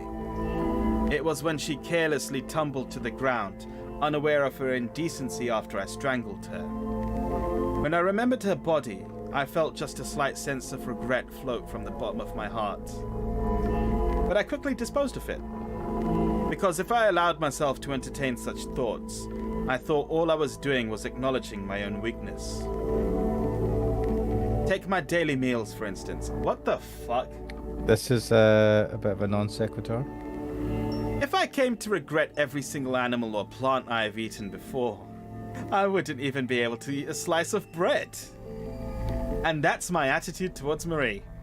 So I get a bit of that logic, but then the massive jump to human life equal animal that I eat. Very nice. Yeah. We're firmly placed in different levels of the hierarchy. And I'm placed in a higher position than Marie in the pyramid. And that's all there was to it. So things ended up as they should. And I don't need to regret anything. Just like there are no humans who shed tears of sadness from eating bread. Who are you, Dio? Also, tell that to the judge, mate. Such stupid thoughts. Anyway, I have to see if that button is here. I felt that if I didn't scald myself, I would be sucked more and more into my delusions. Already, it seemed like the air of this different dimension in the old school started to eat away at me. I had to quickly pull myself out of this strange world, or else I wouldn't be able to return from it. That's an interesting thing, Loopy. You know, getting what he's saying, but being selfish and valuing other human lives to be useful for the world over the lives. Yeah. Do you know, I agree with that. What? Garlic Bread X has said, I just came back. What was sad about eating bread? Yeah, do you know, like, he's just like, do you know, he's trying to make that as He's trying comparison to make like yeah. eating meat, and then he's like, I eat bread. What the fuck is bread harming you? He's likening eating bread to killing Marie. The rationalization of a murder. Yeah. I had to quickly pull myself out of this strange world, or else I wouldn't be able to return from it. A sixth sense that had molded since childhood warned me, so I must hurry. But I had to relentlessly and carefully search. You're searching in the darkness, mate. Good luck. I didn't care if it was a toilet stall. I didn't care if I stood in shit. I crawled down on all fours and searched as if I were licking the floor. Oh, fucking wording, mate. Also, Garlic Bread said breads have feeling too. On top of that urine Alright, I'm actually starting to feel the grossness now, and it's even getting to me. On top of that urine color stained floor that eternally released its foul odor, I couldn't find the button that fell off Marie. Mate, he took her. He took her to this place to have his way with her. Yes, that's disgusting. And he's now being disgusted by the area. Yeah. Also, he's gonna have to put his hand down the hole. He's like he said, he didn't mind as if he were even licking the floor. Disgusting. What? Under normal circumstances, I might have thought that meant it wasn't here. But somehow I was convinced. I had no proof, but I had no doubt. The button was here. It has to be here! It's not on the floor? Did I miss a spot? The moment I strangled Marie to death, the stall door was closed. Now the door was open, so I could crawl around the stall. Maybe there's something on the inside of the door? Or possibly the outside? Even though I thought there was no way the button could be in such a place, I thought that if I didn't recreate the same stall from that day, I wouldn't be able to free myself from my delusions. So I carried out the first task in recreating it. I shut the door from the inside. What the fuck is that emoji, Loopy? I know. Because I would naturally swing... God, this music, I swear to you. Because it would naturally swing open if it wasn't locked, I locked the stall door. I caught a quick glimpse of the opposite side of the shut door, but the button hadn't stuck to it or anything like that. Then where is the button? Marie died here. She was killed here. And it was here that she fell. It was then that the button was torn off. Mate, you're making a lot of assumptions. Marie died here. Someone killed her. Wasn't me. I hadn't seen it, but somehow I knew. It must have been then. What? I'm thinking he dragged her body across the school to get it to the other toilet, right, where the septic tank is. So it could have come off at that point. Did he drag her or did he carry her? Whether he dragged her or carried her, he did move her. It could have come What, off like- while he was moving her. If he carried her, it wouldn't have ripped off. I wonder if it was ripped off before she met him, and he's never gonna find it, Like she's not as careful as he thought. or she did it on purpose for some reason. What, like Or while, it was- while he was strangling her, she's like, my dying message. Button torn off, thrown away. No, I mean you're talking about 80s movies there, which is glorious. But no, I think like before she went to see him, something happened. Probably, maybe not even consciously, and it ripped off something. I just think it's not going to be here, and he's never gonna find it. But he's gonna keep trying to search.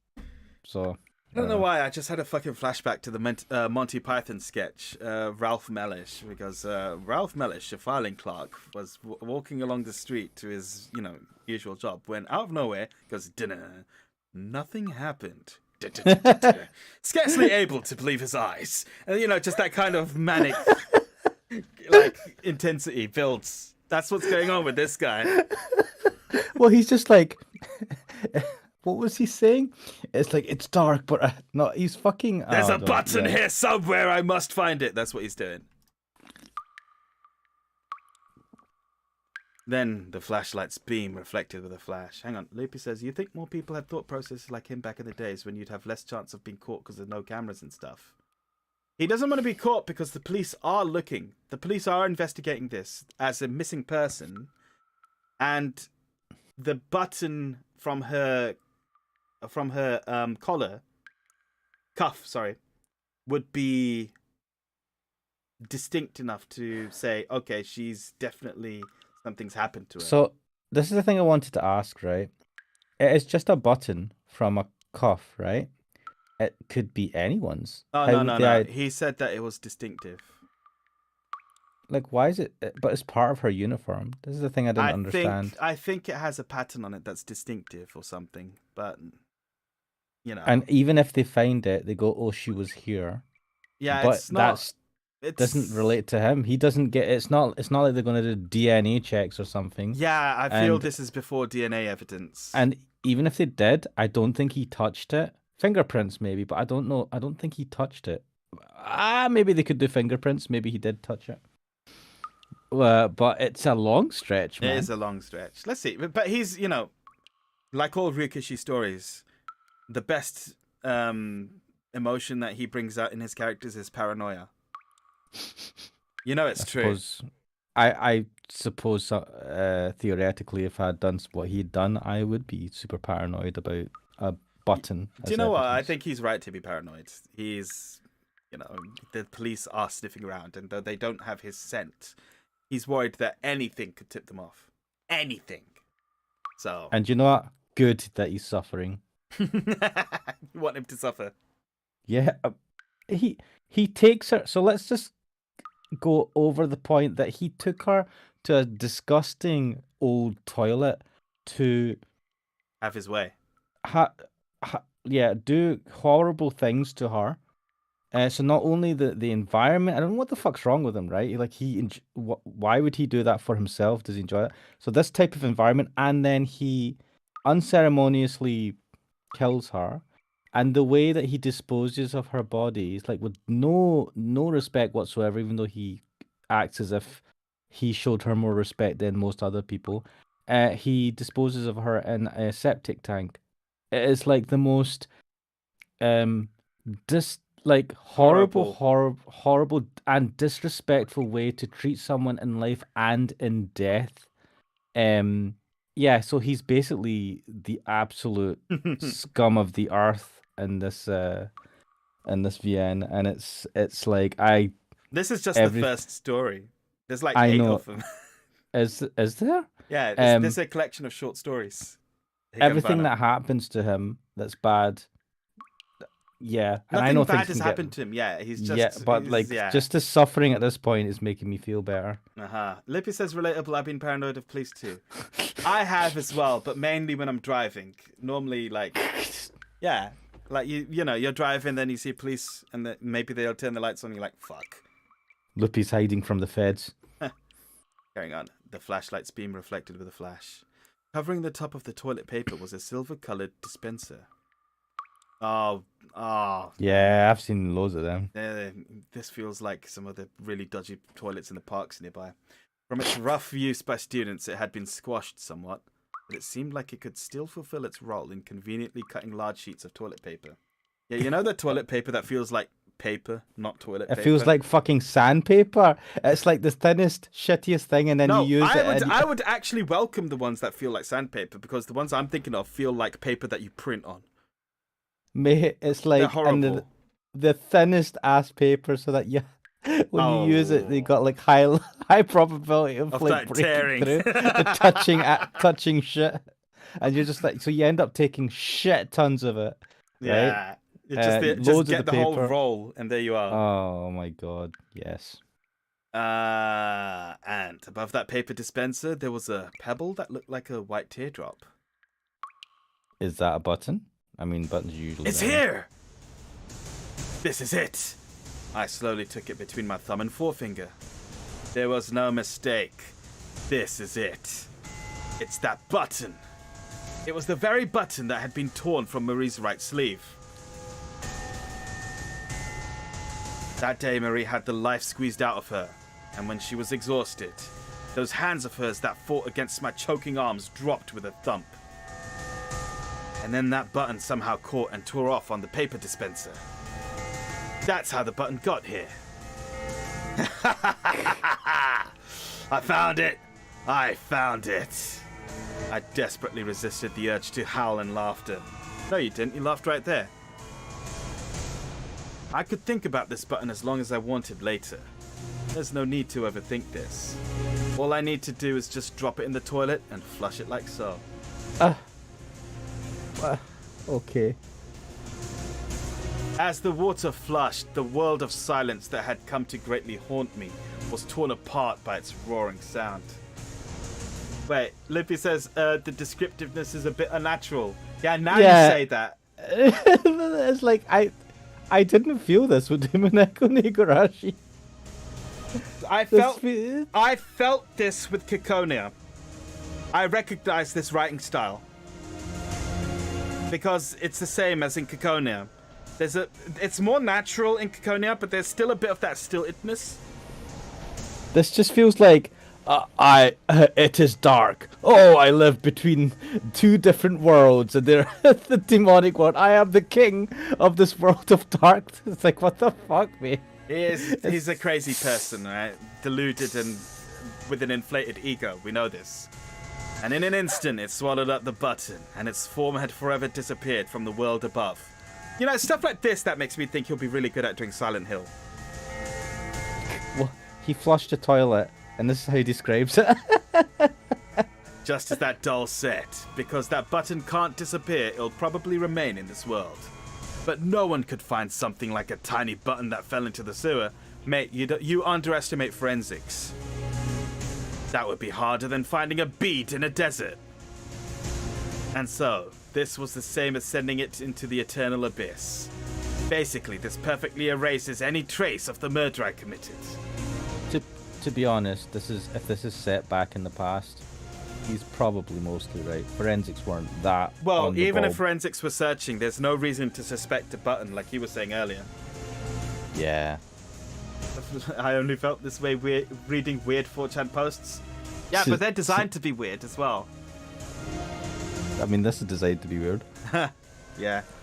I felt the unease from that day that remained in my mind slowly clear away. And as the roaring, flushing sound that had torn the silence began to slowly quiet down, I began to rise to where I was once before. I once again began to take my place as a being that surpassed humans. I want you to picture this. The man flushed a button down the toilet and then started cheering. Like, yeah! He just flushed it with, I am the god of this world. You know what? I'm reminded of Death Note because, you know, Light Yagami did a lot of bullshit like that. Yes. Yes. Now even holding back laughter was painful. I felt like I was going to burst out laughing right there. No, shouldn't I laugh? This is a world separate from the human world. And so I am alone. Isn't this world mine alone? And so I didn't hold back. My laughter cut through the Oh, that's not the laugh sound effect, it's the wind. My laughter cut through the silence, and once again I exposed my existence that was more than human. It was the greatest feeling. Until now I had never laughed with such joy once in all my life. And after laughing to my heart's content, after I had laughed so much I was in pain from the lack of oxygen I needed to breathe, I set out to leave the bathroom stall. I went to unlatch the door. I went to unlatch the lock. At that moment, my finger that touched the lock repelled as if it had been struck by static electricity.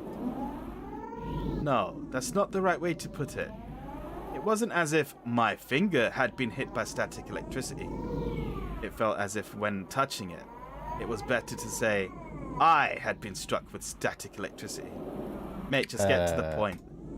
Because from the other side of the door, I heard the voice of the girl sobbing, meso meso. Ooh, oh boy, here we go. All the hairs on my body stood on end, and I felt a huge presence pass through me from head to toe. And so I stopped breathing, as if I were checking if that meso meso were an auditory illusion. But if it was real, there was no need for that kind of confirmation, because there was only one entrance to the old school building, and after I entered, I quickly locked it. There's no way someone could come in here. There's no way there were any students hiding at this hour. And there's no way that someone is out there. Because basically hiding my breathing and checking was in itself confirmation that something was happening. But because I had to do that, does that mean that I clearly heard that meso meso just now? I have to calm down. Check my ears. Yeah, clean your ears out, mate. But that presence of that sobbing cry from the other side of the door, it won't go away. It won't leave. I'm just hearing things. It's a hallucination. I got too excited and went and heard something that isn't there. That's it. There has to be remnants of my humanity. This has to be those damn pangs of guilt. Surely, since I came back to the place where I murdered her, I must be feeling guilt from killing Marie. And I must be hallucinating Marie's ghost inside my mind. To be fair, that's a reasonable explanation. I love how he's just like, oh shit, maybe it's the small elements of guilt I have in my fucking heart. Oh, what an asshole. Ah, I'm still human after all. In other words, what's out there is my desire to blame myself, my good conscience. After all. Oh, here we go. You there. Please listen to my pitiful story. Ah! Now it wasn't a voice in my head or a hallucination. There were words that reached my ears. So he's going through the story of Miss Meso-san. Like what she does is knocks on the door and says, listen to my story. Yes. And if you answer, she'll kill you. That's how the story goes, right? Ooh, yeah, and she doesn't just kill you, she eats you. She eats you after killing you. No, she breaks all your bones and then kills you and eats you. Yeah. Yeah, so she kills you that way. She doesn't kill you first. It is Right. a painful death. And that voice, it was none other than Marie's. Marie? Is that Marie? Ooh. Is that Yeah, Marie? Marie? You know, he hasn't confirmed who it is, actually. Like, he should have just opened the door. Are you kidding me? In the middle of the night? I know. I would never. I'd fucking shit myself, man. Well, he should shit himself. At least he's in the toilet. Yeah. Messa. I don't understand how messa is a sobbing sound, but, you know, onomatopoeia. I'm trying to think, like, miso. Messa. I can't see it. I can understand a hiccup, though. Whoever it was only cried. But that voice, heaving with sobs, answered my question. But on that day, I surely killed Marie and tossed her corpse in a septic tank. There's no way Marie could be here. No way she could still be alive. Now Kanamori was in the strange world of the former school building in the depth of night. He unconsciously came to realize the logic of the spirit world. Because without being limited... Fuck me, the music scared me. Or like a music scared me. I know. Because without being limited to the reasoning of the human world where something killed no longer exists, he understood that on the other side of the door, the dead Marie was there. He understood?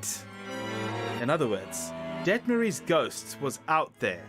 He understood the truth that cannot exist. That cannot exist.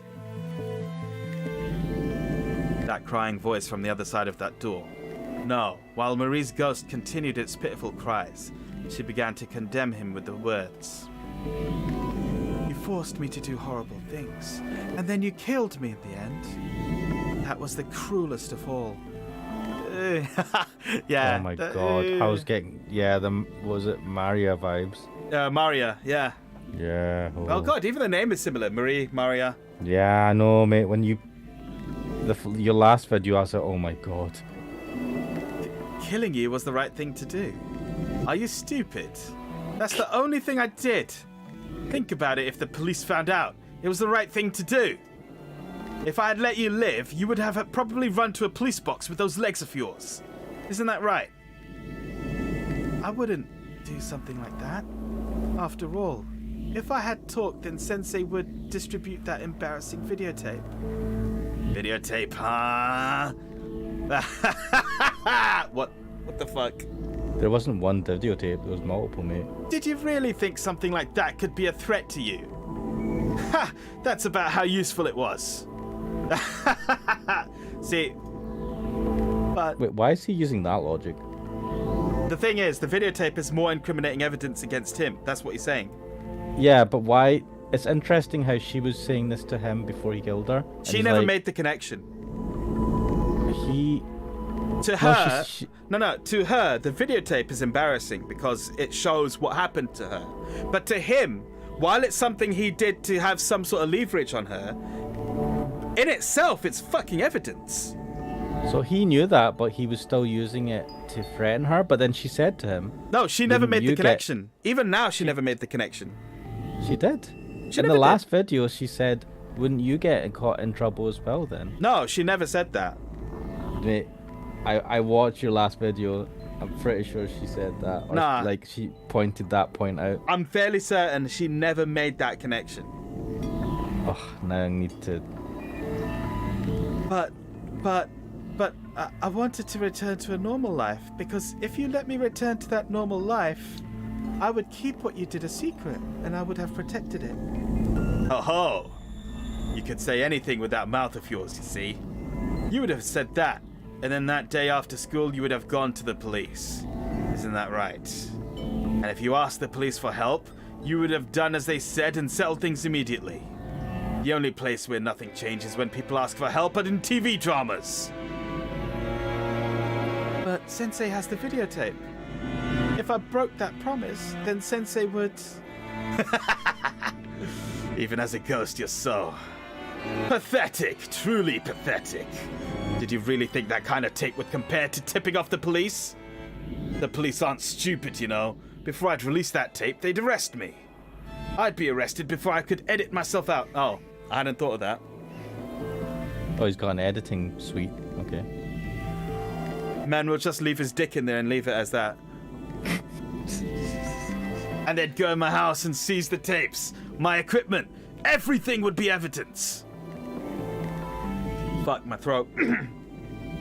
If you truly believe that tape was blackmail material even after your death, then I congratulate you. Yeah, I told you. Loopy is saying he's so annoying. He is. Even in is. death, you make me laugh. That's how stupid you were, even in your last days. It can't be. It can't be. Marie's sobbing was tinted with even more sorrow. I just feel really bad for her, man. Like, I don't think it was expressly stated, but it seems to me that she's a younger student. I don't know how old she is, but she. It's bad, man. Like, she has totally been screwed over in life, not just in this instance with this teacher, but in everywhere else. And it's so hard. It was so hard to watch through the first thing when she's talking about her home life as well as her school life and stuff. It's just, and this dude is a fucking dickhead, grade A bastard. You know, I mean, he is a 1980s bad guy. Like, even worse though, because he's like genuinely horrible instead of cartoonishly horrible. Oof. I don't know about you, but I do think he's a bit cartoonishly horrible. But there's a cartoonish element to him and how he's like, but it's for genuinely horrific crimes instead of being a bad guy and wanting, I don't know. It's. I think what I would say is that there are genuine motivations and rationale behind and underneath this sort of cartoonish exterior he's giving out. Yeah. That you believed it could be used against you. I delightfully congratulate you from the bottom of my heart. Maybe you read too much manga. Asshole.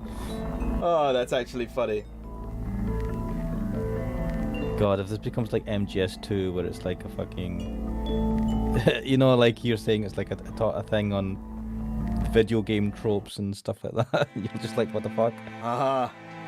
Meta commentary. And you went and absorbed such useless knowledge, and in your foolishness, you probably felt satisfied in the world you created. This is just projection now. If you even had one friend to ask for help, you would have probably realized such a stupid mistake right away. But your worthlessness complex prevented you from making any friends. Now we're getting into what I think you were trying to say. That her timidity was the cause of this. And he was able to pick that out and like realize her character quite well to know that he could take advantage but of her. he's the one who's using it as an excuse. He used it to justify his treatment of her. Well, he's gone with this animal jungle bullshit where it's like, I am more powerful, you were weaker, and that's just the way the life is, and I have a right to do what I did. If I didn't do it, someone else would have, is what he said. Yep. Here we are. This world, you see, is society. My God, I can't wait. He says it. Society is made up of relationships from person to person. And you, being denied those relationships and being left out, truly became the leftovers of society. And because of that, you truly believed that worthless tape could have been used as blackmail material. How sad. As your homeroom teacher, I feel for you from the bottom of my heart. When I met with you and your parents and even advised you to make friends, you had nothing but excuses. To think I thought you realized it on the brink of death. Even after death, you still don't get it, do you? I don't get why he's like being such a dick with her at this point.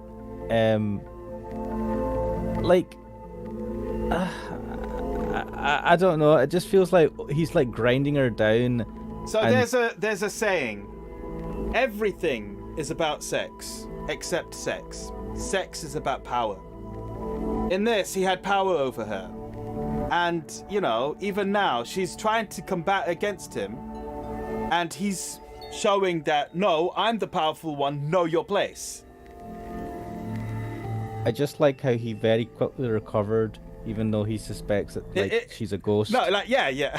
That's actually the really funny part. Like, a ghost's haunting him. And he's like, And he's no, just like, fuck you, Yeah. society, bitch.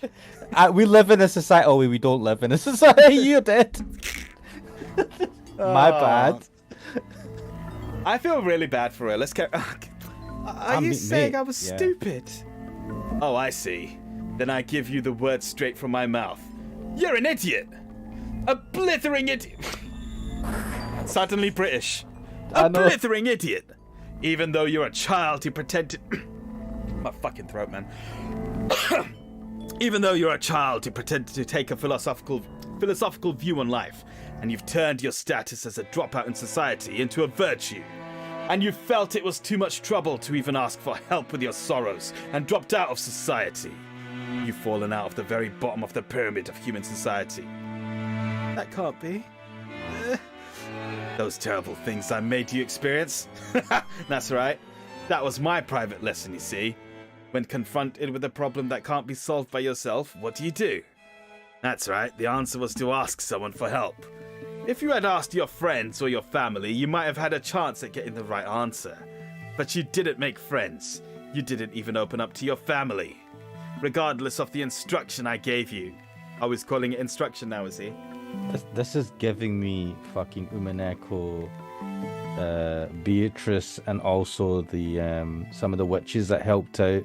Yeah. Or were fighting against Balor, like the exact same dynamic here. Yeah, that's what they do. They just rant and laugh about it. They're just like, oh, battler! And, you know, just... Battler! Beatrice!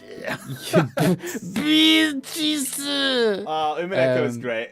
I will play that once again at some point. It's fucking long, though. I know. And last time just ran out, you see. It's not like time has run out. I didn't ask for help, but even though I didn't make friends, and I might have been wrong in not asking for help, but I fought against you. As I commanded, you became like a cat or like a dog. You threw away your human dignity, and I will admit you did struggle somewhat. But that sort of thing has no value whatsoever. This resulted in that. For fuck's sake. This resulted in that. What a shit sentence. You drove your opponent into a frenzy.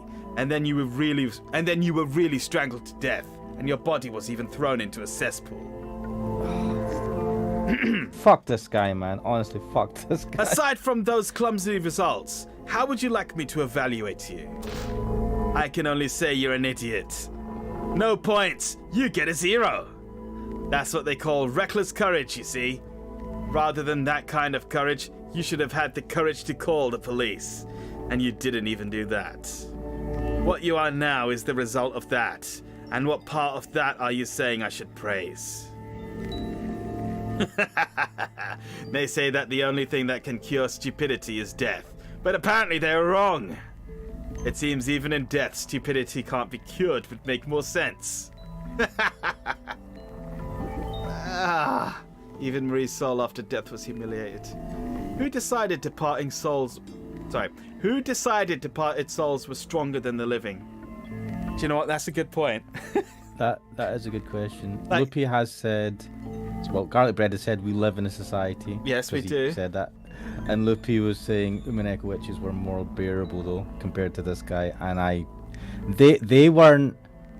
They were batshit insane, but they were funny. They were not horrible fucking They were horrible. But there's a difference when we've got witches who are killing people and this guy who's enjoying absolute violation. Yeah. I do like the idea that as a ghost, Marie's still as strong as she was as a person, which is to say, not very strong at all. Who decided departed souls were stronger than the living? There is no such rule.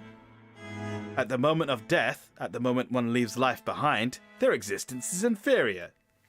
The slight hope Marie held. that illusion that if she stopped being human, she could gain the strength to have her revenge after death, began to crumble.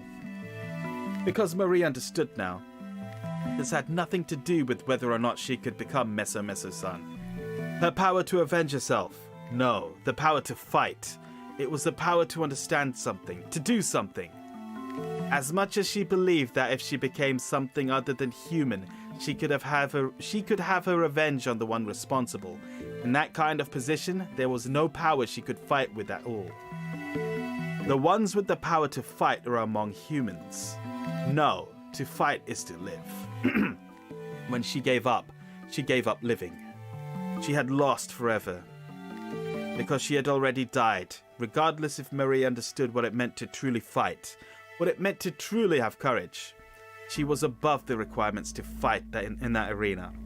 The requirement to fight, that was to be alive. The homeroom teacher might have snatched her life from her, but listening to Higanbana offer to turn her into a yokai, that if she became a yokai she could rejoice in revenge. In the end, it was truly pointless and foolhardy. And at the very least, if she had the courage to ask someone for help, she would surely still be alive. Still alive, fighting, perhaps even winning, that might have been her way out of this fate. She gave it up, and so her fate resides eternally within this man, without anywhere to run. This way, even after death, she would eternally continue being shamed.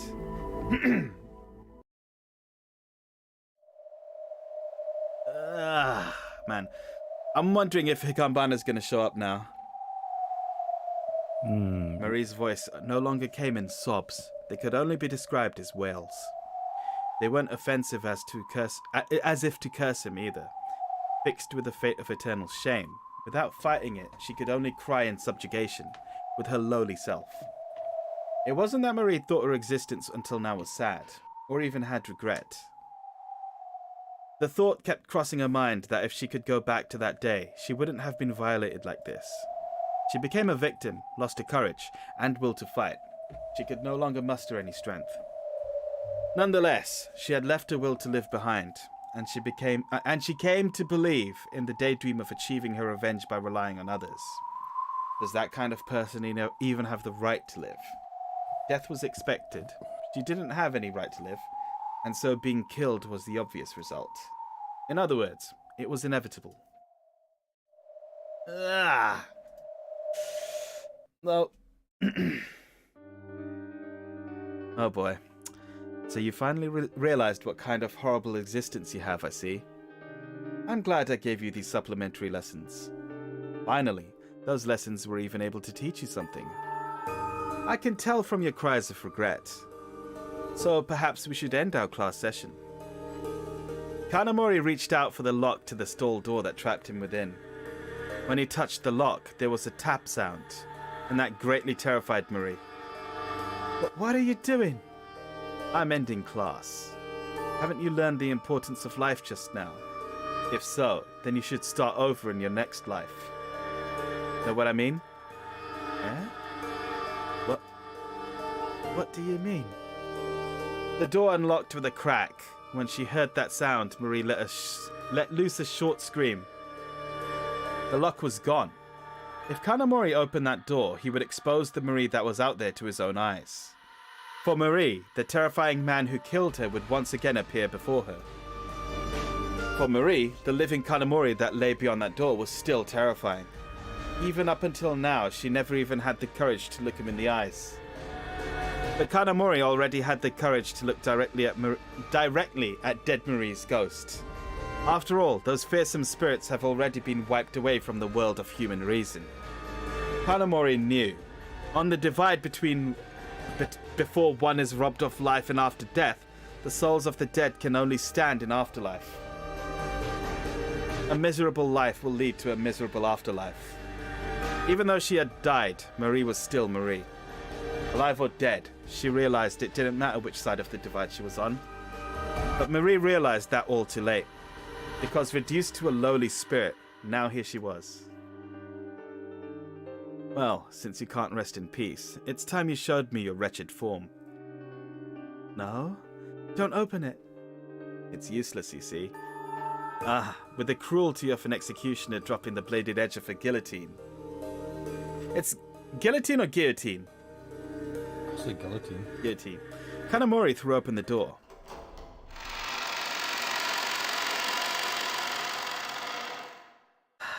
This feels really bad. It was a bizarre scene. Even though he had opened the door from inside the stall, he was still there, in that stall. It opened to another toilet. Mate, this is the worst afterlife. Stuck in a shitty toilet. And it's a squat toilet as well. It's like eternal toilets. No! There's shit everywhere. It's like that airport. I won't name which airport it was, but I remember I went to an airport once when I was younger. Went into the toilet and there was literally shit everywhere. Ceiling, walls, floor. I'm like, fuck this! And I ran. Like, it was horrible. you have to think, how does someone manage that? Mate, I can only think it was a crazy person who had like... It had to be done on purpose. Yeah. Yeah. That ain't no shit, but fucking bomb. Yeah. But Marie's figure was there, with the same appearance as the day he killed her. Ah, so you don't really turn into a wretch, you're just yourself. With the same right sleeve missing a button. No, it's not. What? Still got the button. Yeah, maybe it's one of the other sides. With a wound left on her throat from where he strangled her to death. Ooh. Oh, they're just not drawn jack shit. Yeah. Ah! Maria uttered a frightened squeal and backed off, but it was already a small stall as it was. With no place to run to, her back was quickly up against the wall. She began to tremble, and as she quivered in fear of Kanamori, her eyes pleaded that he not come any closer. What's he gonna do? He can't kill you again, can he? I just want to say that it's almost gaslighting in a sense that he almost has. I mean, and I love how he's just like, you know, you took this on yourself. This is your fault, even though he was the one that literally killed her. And then he frames the way he's just framing everything, and it's like, it's your fault. I wouldn't have done this if you. And I'm just like, fuck you, mate. Not only were you shit in life, you're shit in death. You're a crap ghost. Fuck off. That's basically his argument. Smug motherfucking smile as well. Yeah. Also, Loopy said about the Mineko witches, they weren't depraved shit witches, which is true. I don't think the only one I would say is depraved was Erica. Erica wasn't a witch. She was like a honorary witch for a while. She wasn't really a witch. She was a player. The detective one. Yes. Yeah, but she got witch powers at one point. I don't know. Anyway, she was she was a bit depraved. She went a bit mental, but yes. Oh, are you thinking about the marriage stuff? Oh yeah, right. Man. Okay. I see what you're thinking about. Truly, you are a helpless dunce. There is no test worthy of a student as bad as you. In your next life, be sure to think about what I taught you. I'll be praying that you get a more worthwhile existence. Oh, fuck this guy. What do you tend to do, Sensei? Since you appeared before me like this, it seems to me that you haven't fully realized that you've been killed. I'm saying that in order for you to fix things in your new life, Sensei is going to once again strangle you to death. How do you strangle a ghost? I've just said that. I'm like, he can't kill you again. Surely not. No. No! That state of panic spilled over from when Marie was alive. The pain she felt when pinned to that wall of death was something only the dead could understand. That fear in knowing she would feel it once again could only be imagined from the beyond bizarre expression left on her face. No, I don't want to. I don't want to be killed. If you don't want to, then what will you do? You should ask for help, but there is no one here to help you. You're all alone here, you see. So, what will you do? You'll change the background music, that's what you'll do. Ah! Warm music. As Marie cried and screamed, she grabbed Kanamori. As Kanamori's throat was gripped by both her thin arms, Kanamori's hands also grabbed hold of Marie's throat. Yes, fighting now is correct. Even if it's just for this moment, it's... Oh no, this is fucking Higanbana talking. Yes, fighting now is correct. Even if it's just for this moment, it's right, you see. Fuck, man! I'm gonna get like Jacrona's scoreboard of when fucking Rikishi does his bullshit. Yeah.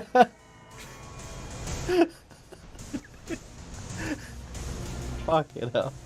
But in your incompetence, you have no chance to defeat me alone. Perhaps I should end your demonstration. Even in death, you see, you're a fool. Even as they both gripped each other's throats, the difference in power was clear. Against Kanamori's grip that squeezed her like a vice, Marie's strength started to fade. Before she knew it, her arms no longer sought to choke Kanamori's throat, but instead changed to feebly resist the force of Kanamori's arms. How many challenges are there in this world that you can't win alone? In order to surmount them, people borrow power from society. In your final days, you ignored that, and you've come once again to repeat that mistake. If you can't rest in peace, then feel free to visit me as many times as you like. Over and over again, I'll make you remember the pain of death. This guy Dear. is so fucking up his own ass, man. I'll strangle you to death forever and ever. In Marie's mind, the fear and pain from when she was driven to the border between life and death returned. And with her dead body, she moaned with the pain of her neck being crushed. Now you will die again, Marie Moria. Yeah, I love that. That's a fucking Ryukishi moment, right there. You know, in Umineko. Yes. Damn, Marie. It was something he hadn't felt with his hands when he had strangled Marie to death before. Hang on a second. Loopy's asking, is it a Japanese thing that ghosts can be touched and have physical bodies of some sort? No, I don't believe it is. At that moment, Marie's body jerked and shuddered, and she stopped moving, her neck slanted diagonally. Well done. You've murdered the same person twice. I don't think anyone else in history has accomplished that. So, yeah, stand proud in the society you seem to really enjoy. Stand proud, you are an ultimate bastard. Without loosening his grip, he continued to strangle her as he laughed like the devil. At that moment, a voice that couldn't have been there came in an echo. Game set, I see. As for which of you is more suitable to be Meso-Meso-san, clearly it's been decided. Lippy says, I have seen so many anime where ghosts have bodies that can be touched, but spirits have transparent bodies that you can't touch. What do you mean by spirit and ghost? I think there is like some sort of weird I'm not going to think about it. I'm just moving on.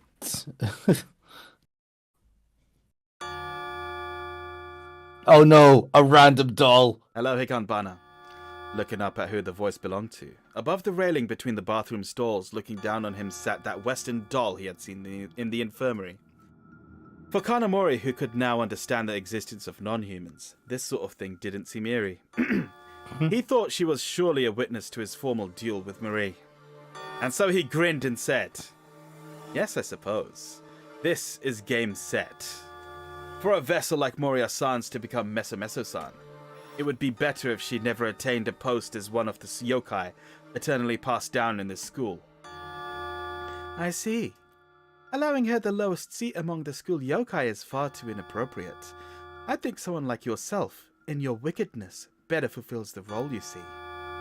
If it's someone like you, even among the school yokai, you'll splendidly fill and protect that seat. If a human like yourself joins us in the lowest rank, even I'll have to be careful. I see. So this is a test that you school demons have made to decide who is more suitable to become Meso-Meso-san. How cliché! That's right. We've voted, but there are 3 votes for Marie and 3 votes have been cast for you. Ooh. Who voted for Marie, apart from you? I think she's not voted yet. She'll be the tiebreaker, won't she? Yeah, because there's 7 of them. She said that she would support Marie. If she changes her mind now, she's a bastard. I think she might though. I abstained and made a different proposal. That the two parties themselves should fight out their differences, you see. Why did you think that was a good idea? Indeed. 'Cause it's Basically, fun. yeah. Basically, when you tossed your button in the infirmary, it was your invitation to this test. I see. But now it's been decided, right? That test about who will become Meso-Meso-san? Yeah, the decision has been made. I'm so very sorry. That we cannot welcome a wicked human like you. Wait, what? Yeah. Fuck. At that moment, Kanamori felt a huge surge of power twist up his arms. In surprise, when he looked in front of him, Marie, whose eyes had already opened and rolled back in her head, sputtered drool and began to twist Kanamori's wrists with horrific power. Oh, okay. That thick sound could have been the sound of Kanamori's wrists snapping, or perhaps the sound of the back of his hands being crushed. Let go! With a giggle, Higanbana responded. Sorry, because I don't often get to meet such a wicked man like yourself. I'm truly sorry I couldn't welcome you to our class. What I wanted to test wasn't, you see, who was more vile or who was more suitable yokai. It was who was more suitable to be Meso-Meso-san, you see. I see. Yeah, I thought it might be this, and it makes more sense that the girl that keeps fucking getting her ass beaten would be the ghost who keeps Meso crying in the Meso. toilet. Yeah. Wait, isn't that wasn't Harry Potter? That wasn't Harry Potter, yeah. Yeah. Moaning Myrtle, the girl who was crying in the Yeah. toilet because she was killed there. Fucking hell! Yeah. There's a lot of similarities there. There's a few stories, and I'm wondering if there's a general story that was taken from. I wonder now as well. Kanamori, even though you said you wanted to become Meso-Meso-san, did you forget the Meso-Meso-san rules? Meso-Meso rules? Now both Marie's arms crushed the bones in Kanamori's hands, but they sought to wholly embrace them. But that embrace wasn't one of love. It was a malicious embrace of death that sought to crush every bone in his body. Yeah, that's the rules, isn't it? Yeah, told you. He answered the call. He answered the door, didn't he? Let go! Let go! Kanamori gave a scream as he cried while his ribs cracked. As if delighted from hearing the sound, Higanbana continued. That's right. The rules of Meso-Meso-san. That if you meet Meso-Meso-san, you must not speak with it. You must not see its true form, and you broke those rules. Therefore, Marie wins. Fuck! More and more, the sound of 1, 2 small bones breaking in Kanamori's body began to leak out.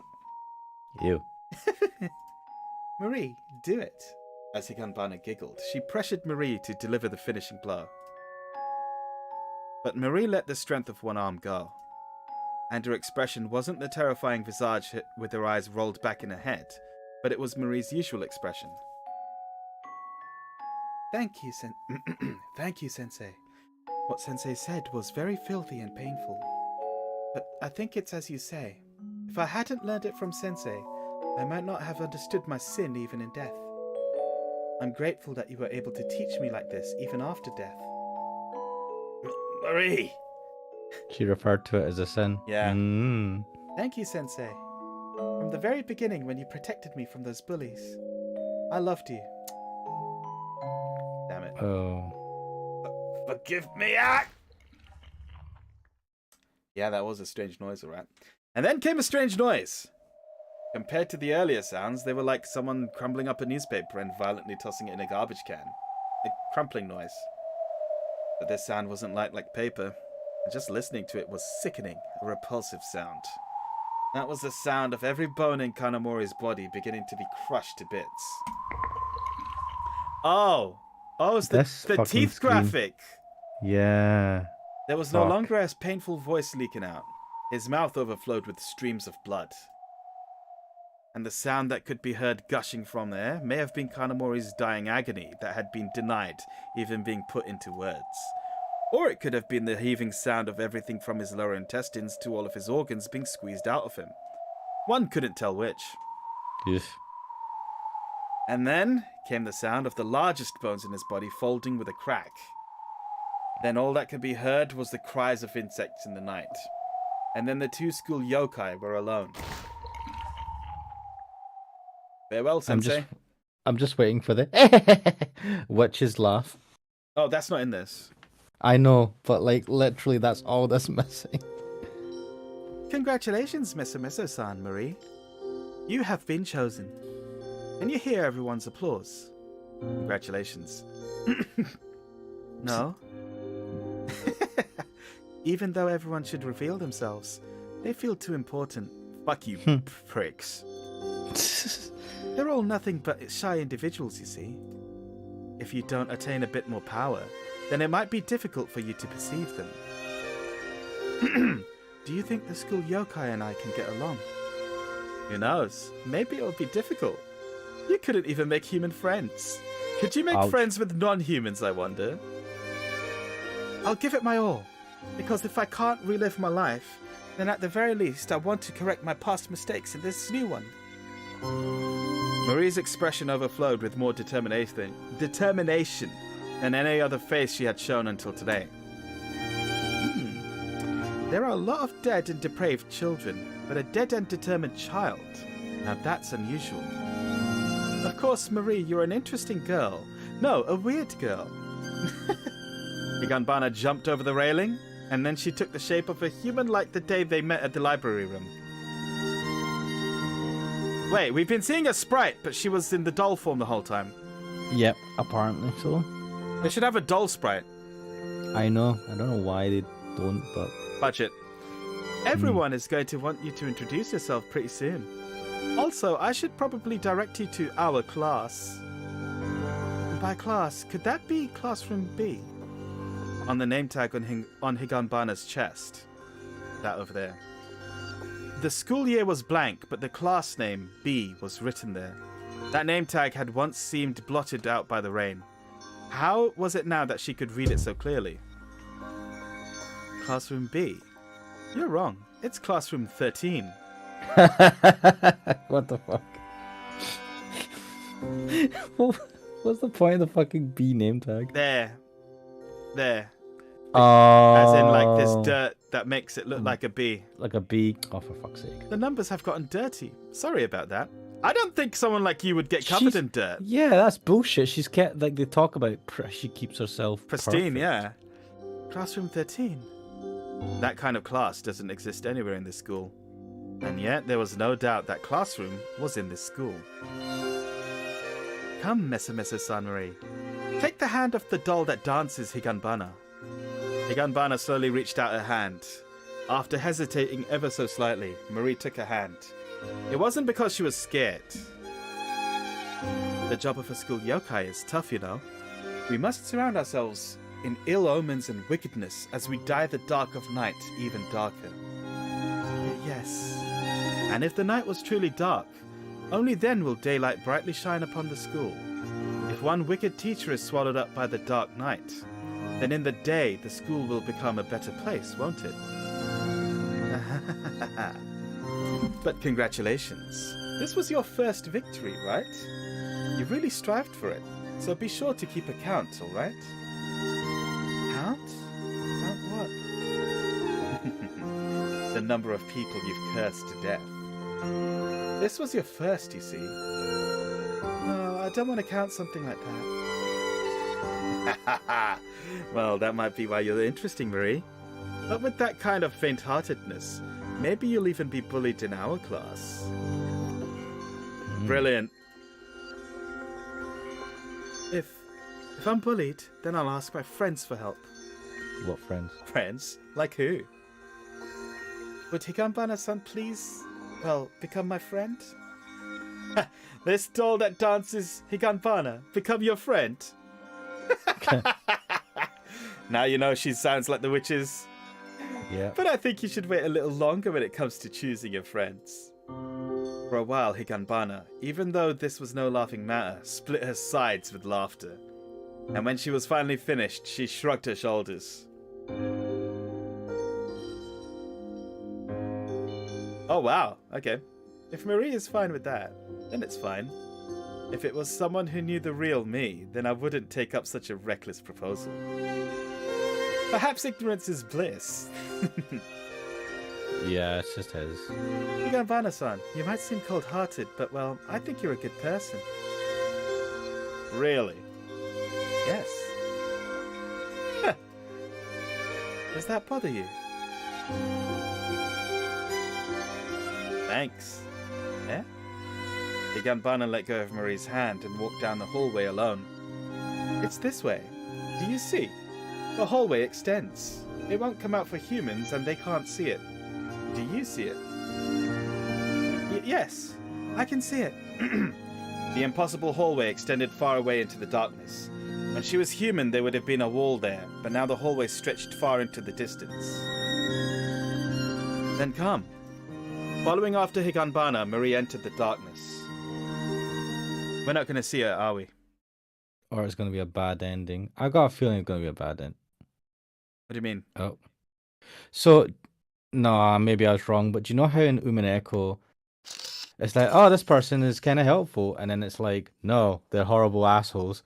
I felt like that kept on happening a lot. It does feel like that on this as well. At the end of the day, no one had seen Kanamori. Of course, neither had they seen Marie Moria.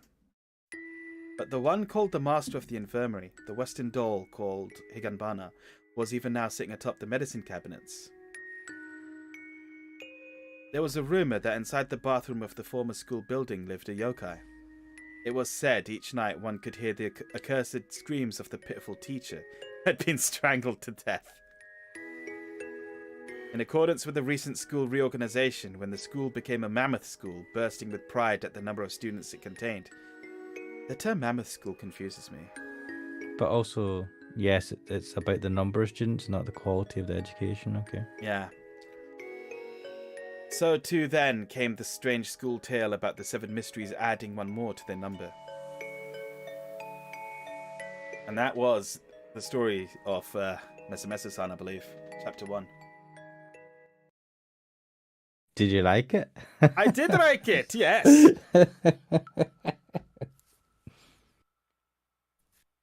What's is the website just a link to the actual website? Probably. Hang on. Wait, hang on. Oh, there! Yes, I have a chapter 2. Oh, look at that. You have another candle flame thing. Look at that. Okay, so chapter 1 was Mesamesa-san. We finished that story. Chapter 2 So is is the there- spirit camera. Is there 3 in total? There's 8. Oh. Or 7, just I thought- think. Ooh, that was... How long was this one? This was quite long. It wasn't that long. Like this, I've heard that Higanbana in its totality is as long as maybe one chapter of Umineko. Mate, was one chapter of Umineko that long? Don't you remember? It was like 15 or 20 hours. Fuck, it's been so long since I played it. Watched it. The whole thing was... I didn't even know 100 how long and... it was. It was 80 hours for the first 4 parts and 80 hours for the last, and it was so 160. 160 hours. Like, Yeah, I don't know. It doesn't feel like that. Like I said, how did I spend that much time? you know, for context, do you remember how much time we spent playing Elden Ring? Yes. The total gameplay was something about 70 hours. I genuinely don't know. Umineko has is long, man.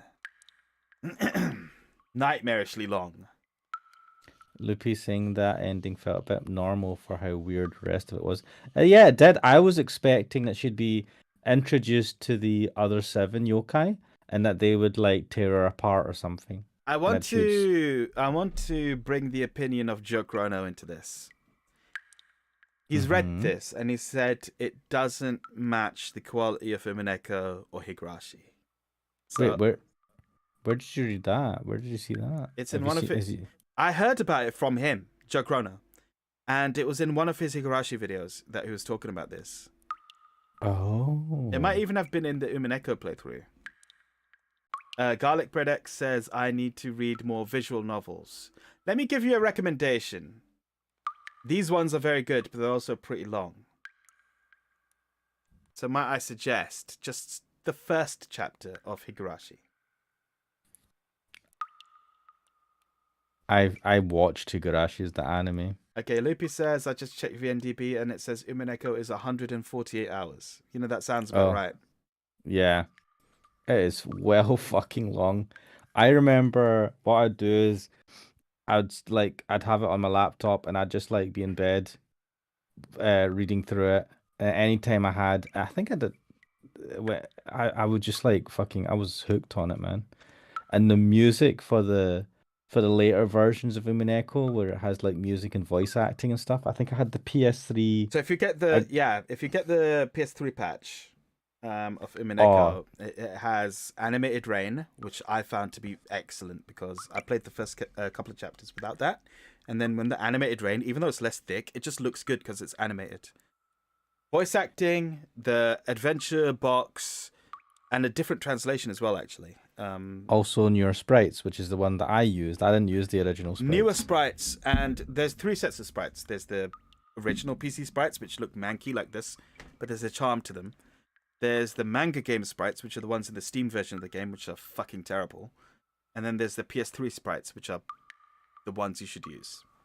So that's the beat. Whenever I think of Beatrice and all the characters, it's the PS3 sprites because that's the ones that I used with the Japanese voice acting. Battle. Oh, I can't do that. And voice acting. Battle. Voice acting. The default version of the game doesn't have any voice acting. Yeah, so that's actually patched in from the PS3 version. Yeah, and the music is fucking banging, man. Oh my god. You know, I'm really taken with the music of this game. That fucking theme with the bells was crazy. Ooh, it was eerie as fuck, man. And the theme, which I consider to be Marie's theme, the one which I shared in WhatsApp before. That one was stuck in my head after I played the first time I played this, especially since I played it in the fucking dead of night. I don't know what it is, but like definitely, I don't know much about the Higurashi visual novel because I've played part 1, but I can't remember much of it. It's a while ago. But definitely Umineko in this, like the music is fucking on point, man. The music in Higurashi isn't as on point, but there are certain pieces which are really good, and I think the writing is very good. Umineko goes fucking next level. I think the music really it cements a lot of key things that happen. It really it's chef's kiss, man. I was listening to the music to that. I still listen to it to this day, and it was years and years ago. I mean, it wasn't. I mean, what, 4 years ago, or something that I read Umineko. Not that long ago. I started it when the. Pardon me. I started Umineko when that Higurashi series started, the new one, first season of it. So you can accurately. Is it? Yeah. Oh, damn. Which was right about the time when lockdown started as well. Actually, now that I think about it. How long did it take for you to complete? I think it was a month or 2. A month? Mate, you must have fucking blitzed it. Rattled through that. Yeah, what I was doing was, shit. the way I played it was, I used my tablet in bed to mirror my screen from the computer. Yep. That's the only problem with Umineko is that you need... Luckily, I had a laptop, right? But you can't just put it on your phone or anything. It's not available on Android easily. There's a VN emulator for Android which plays it or something. With the PS3 sprites? I've not tried it. Damn. Either way, it's the shit.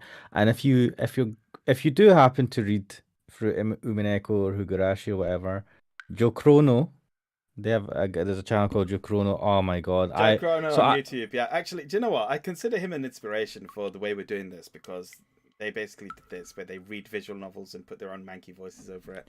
So they don't. So it's him and his friend. Mates, they don't do it anymore. I think they did feel bad because they were going through a whole visual novel and effectively just kind of like showing what it is, so you don't. Let me see. I haven't. So you're checked less this. likely. They're still putting Nowadays. stuff up. They're still putting stuff up as books. It's reviews. So what they do, they have like there's like a radio channel or something. So I think they're based in Australia, and he runs a radio station or something, and does shows for that. But him and his friend are big, what do you call it? Mystery novel fans, right? Which is why they played through Umineko, because it's like a mystery detective thing, right? At the heart of it, and they read a lot of mystery and detective like novels, and so that's what they do. They kind of review and talk about that stuff, that literary stuff, and how Joe Chrono started playing Umineko was his mate had played the game, and he had Wanted him to recommended it play to it, Joe yeah, Chrono, and wanted him to so play it. they played through it like that, where the friend, I can't remember his name, and I apologize for forgetting his name, because like his voice acting was hilarious and awesome, for the playthrough. But like, he knew it would happen, and he'd try and keep as much to himself as possible. And Joe Chrono would just be going through this like blind, and mate, that guy solved the central premise of the game, Central right? There's a mystery. central mystery, right? After like part 2 or part 3 of the It was 8-part part series. 3. It was part 3, but he did have a bit of outside help. So Yes, I mean there's that, but mate, I didn't even think it was a fucking solvable thing that you. Oh my god, I was blown away because when I watched that series, that YouTube series, I had already played the game, read the game, right? And so going through it again with Joe Chrono and his friend was it was amazing because they were talking about it. yeah, Like I'd just gone through it on my own, and then just watching a couple of people who are like mystery novel fans and very like really good at trying to figure things out talk about this and discuss it, and doing funny voice acting and playing with the original sprites as well, which was a bit different, which was different from what I did. It was something else, and it was something special. In a way that I've told you before, I don't like rewatching stuff and redoing stuff. Once I've I watched still a don't movie or played a understand game, that. Yeah, it is what it is. I mean, yeah, but like I don't like doing that. But this was different. This was amazing, and I recommend reading Umineko and or Higurashi, right? But if you're doing that, once you've done one part of either Higurashi or Umineko, watch the video series with Joe Chrono. I think it's awesome. It's fucking they were hilarious, man. Really, that massively inspired me. He live streamed randomly where he was just playing a game. He doesn't usually do that. And I was just like, I happened to see that he was online, and I actually chatting. I said, "Look, I was like being a massive fanboy, man. I was just like, mate, I started my channel because of you." And he's like, "Oh, that's cool." And I was like, "Yeah." Joe Chrono read my message.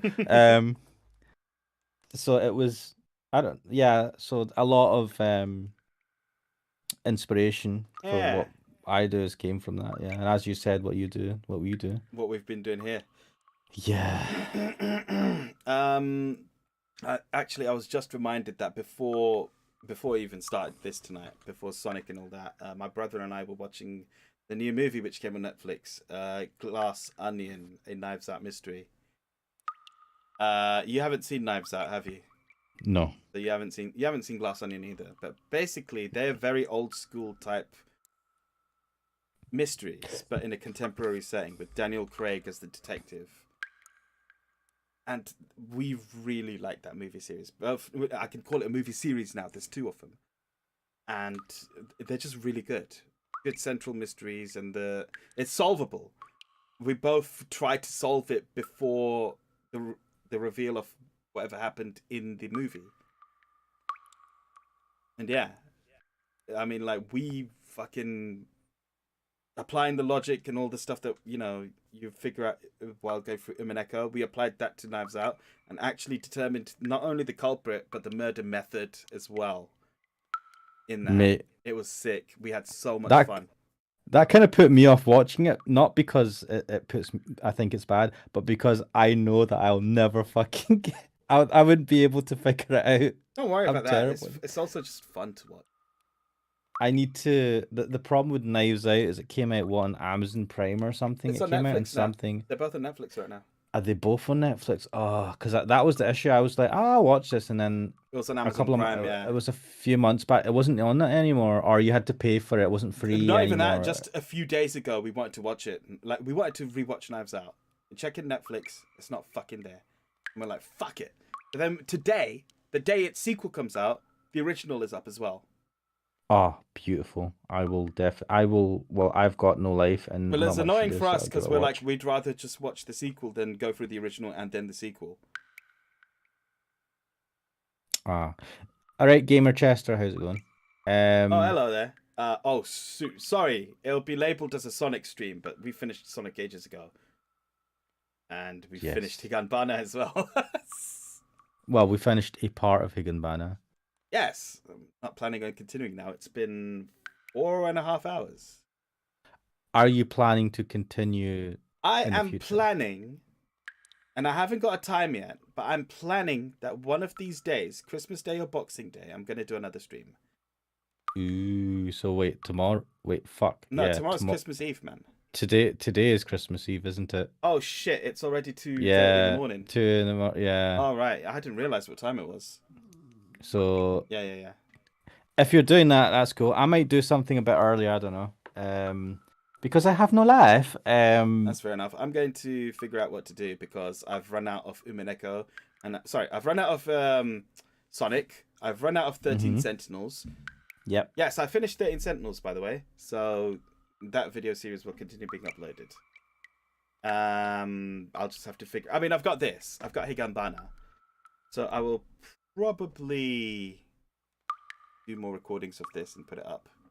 See you later, Loopy. Loopy saying bye. What does HF stand for? Have fun. Later. All right. See you later. Yeah, we'll see you later. Yeah, it's well late for you. So yeah, Game and Chester. Hope you check out some of the stuff because we will be finishing very quickly. But yeah. Maybe we'll see you at Christmas or something. I don't know what we'll do yet. I haven't got any plans. Need another obscure visual novel Nah. or adventure game like Mogeko Castle, which I really enjoyed. Mogeko Castle was fun. I need to finish watching that. I saw some of it, not all of it. I enjoyed it. It That was was good. good. That was a good suggestion. I appreciate it. Crack Dealer, who's not on just now, but that was a recommendation. Yeah. Oh but yes, Garlic Bread has said I recommend Witch House. Do you know Loopy recommended me Witch House as well? Ooh. And I've downloaded it from Game Pass because there's like a trailer of it. Not a trailer, like a game preview or something on there. Oh, when did it come out? I don't know. I can hear myself. I'm going to move the microphone away. Witch House came out 2018. Ooh, That's recent. is it The Witch's House? I think that's the one. No, this might be MV. Apparently, it's an MV. I don't know what MV stands for. That could be it. It's got a cute girl character as the protagonist. Yeah, that sounds about right.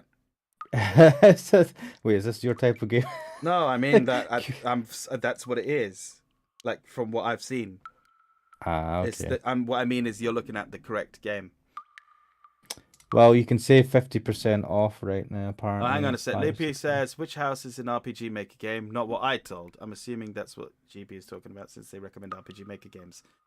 No, Garlic Bread wasn't the one who recommended Mogeki Castle. That was Crack Dealer. Yeah. I don't know. I need to find other games. I don't have any. Oh, I have one on my Steam. I can't remember what it's. Oh, fuck. It's like.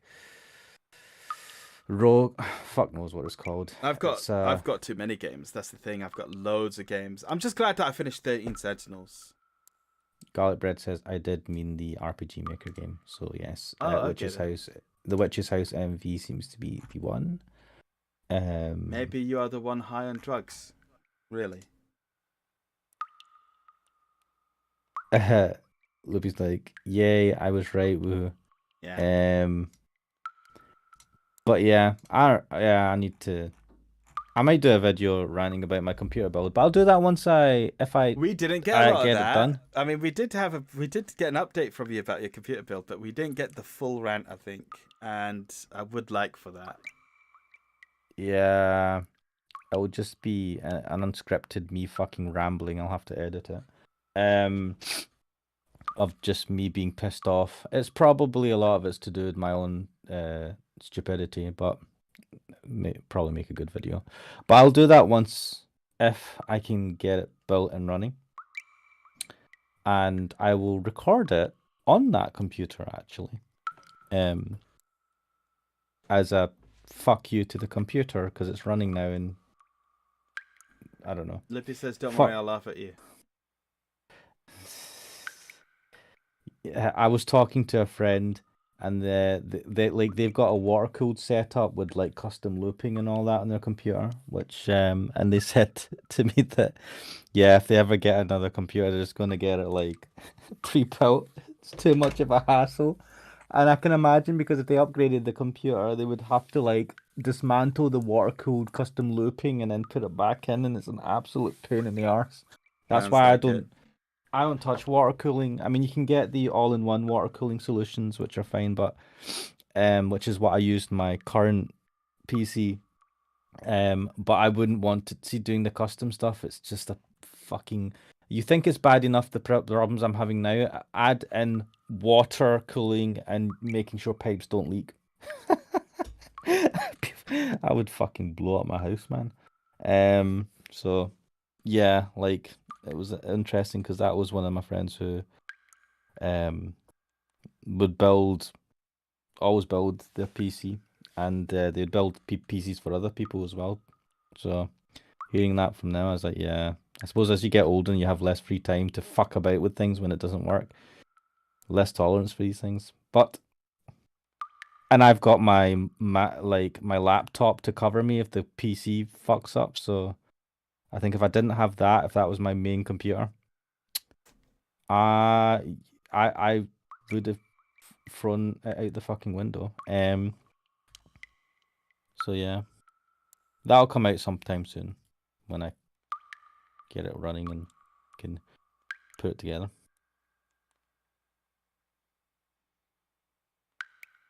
Yeah. I like the dripping tap in the background. It's actually starting to annoy me, like I'm waiting in a public toilet or something. Mate, like I in the house, right? We had a dripping tap, and it was doing my absolute fucking nut in because it was the kitchen tap.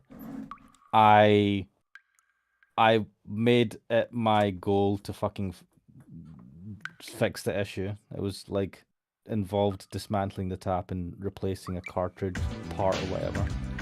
I was like, no, we are fixing this because no one else gave a shit. But I was like, no, this is absolutely doing my fucking nut in. I'm not accepting this. This has to get fixed, or we replace the tap.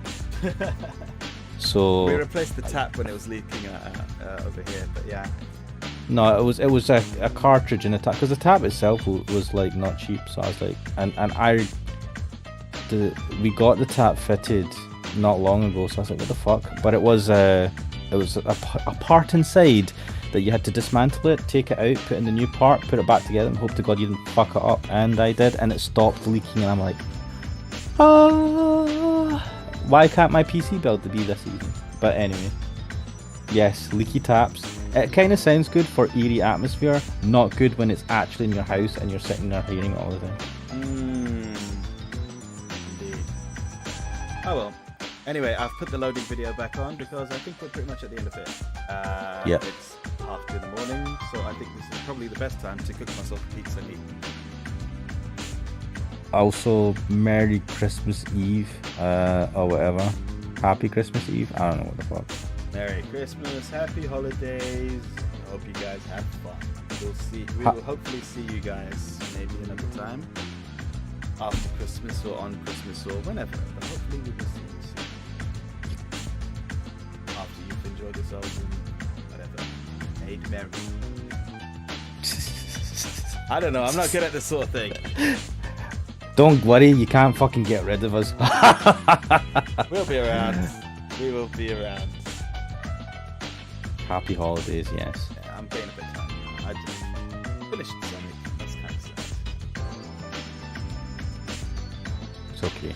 A new year is coming. This video, put it up as the Split. Higanbana too. Yes. And on that note, I think we will see you guys next time. Later, everyone. Bye bye. Sleep well.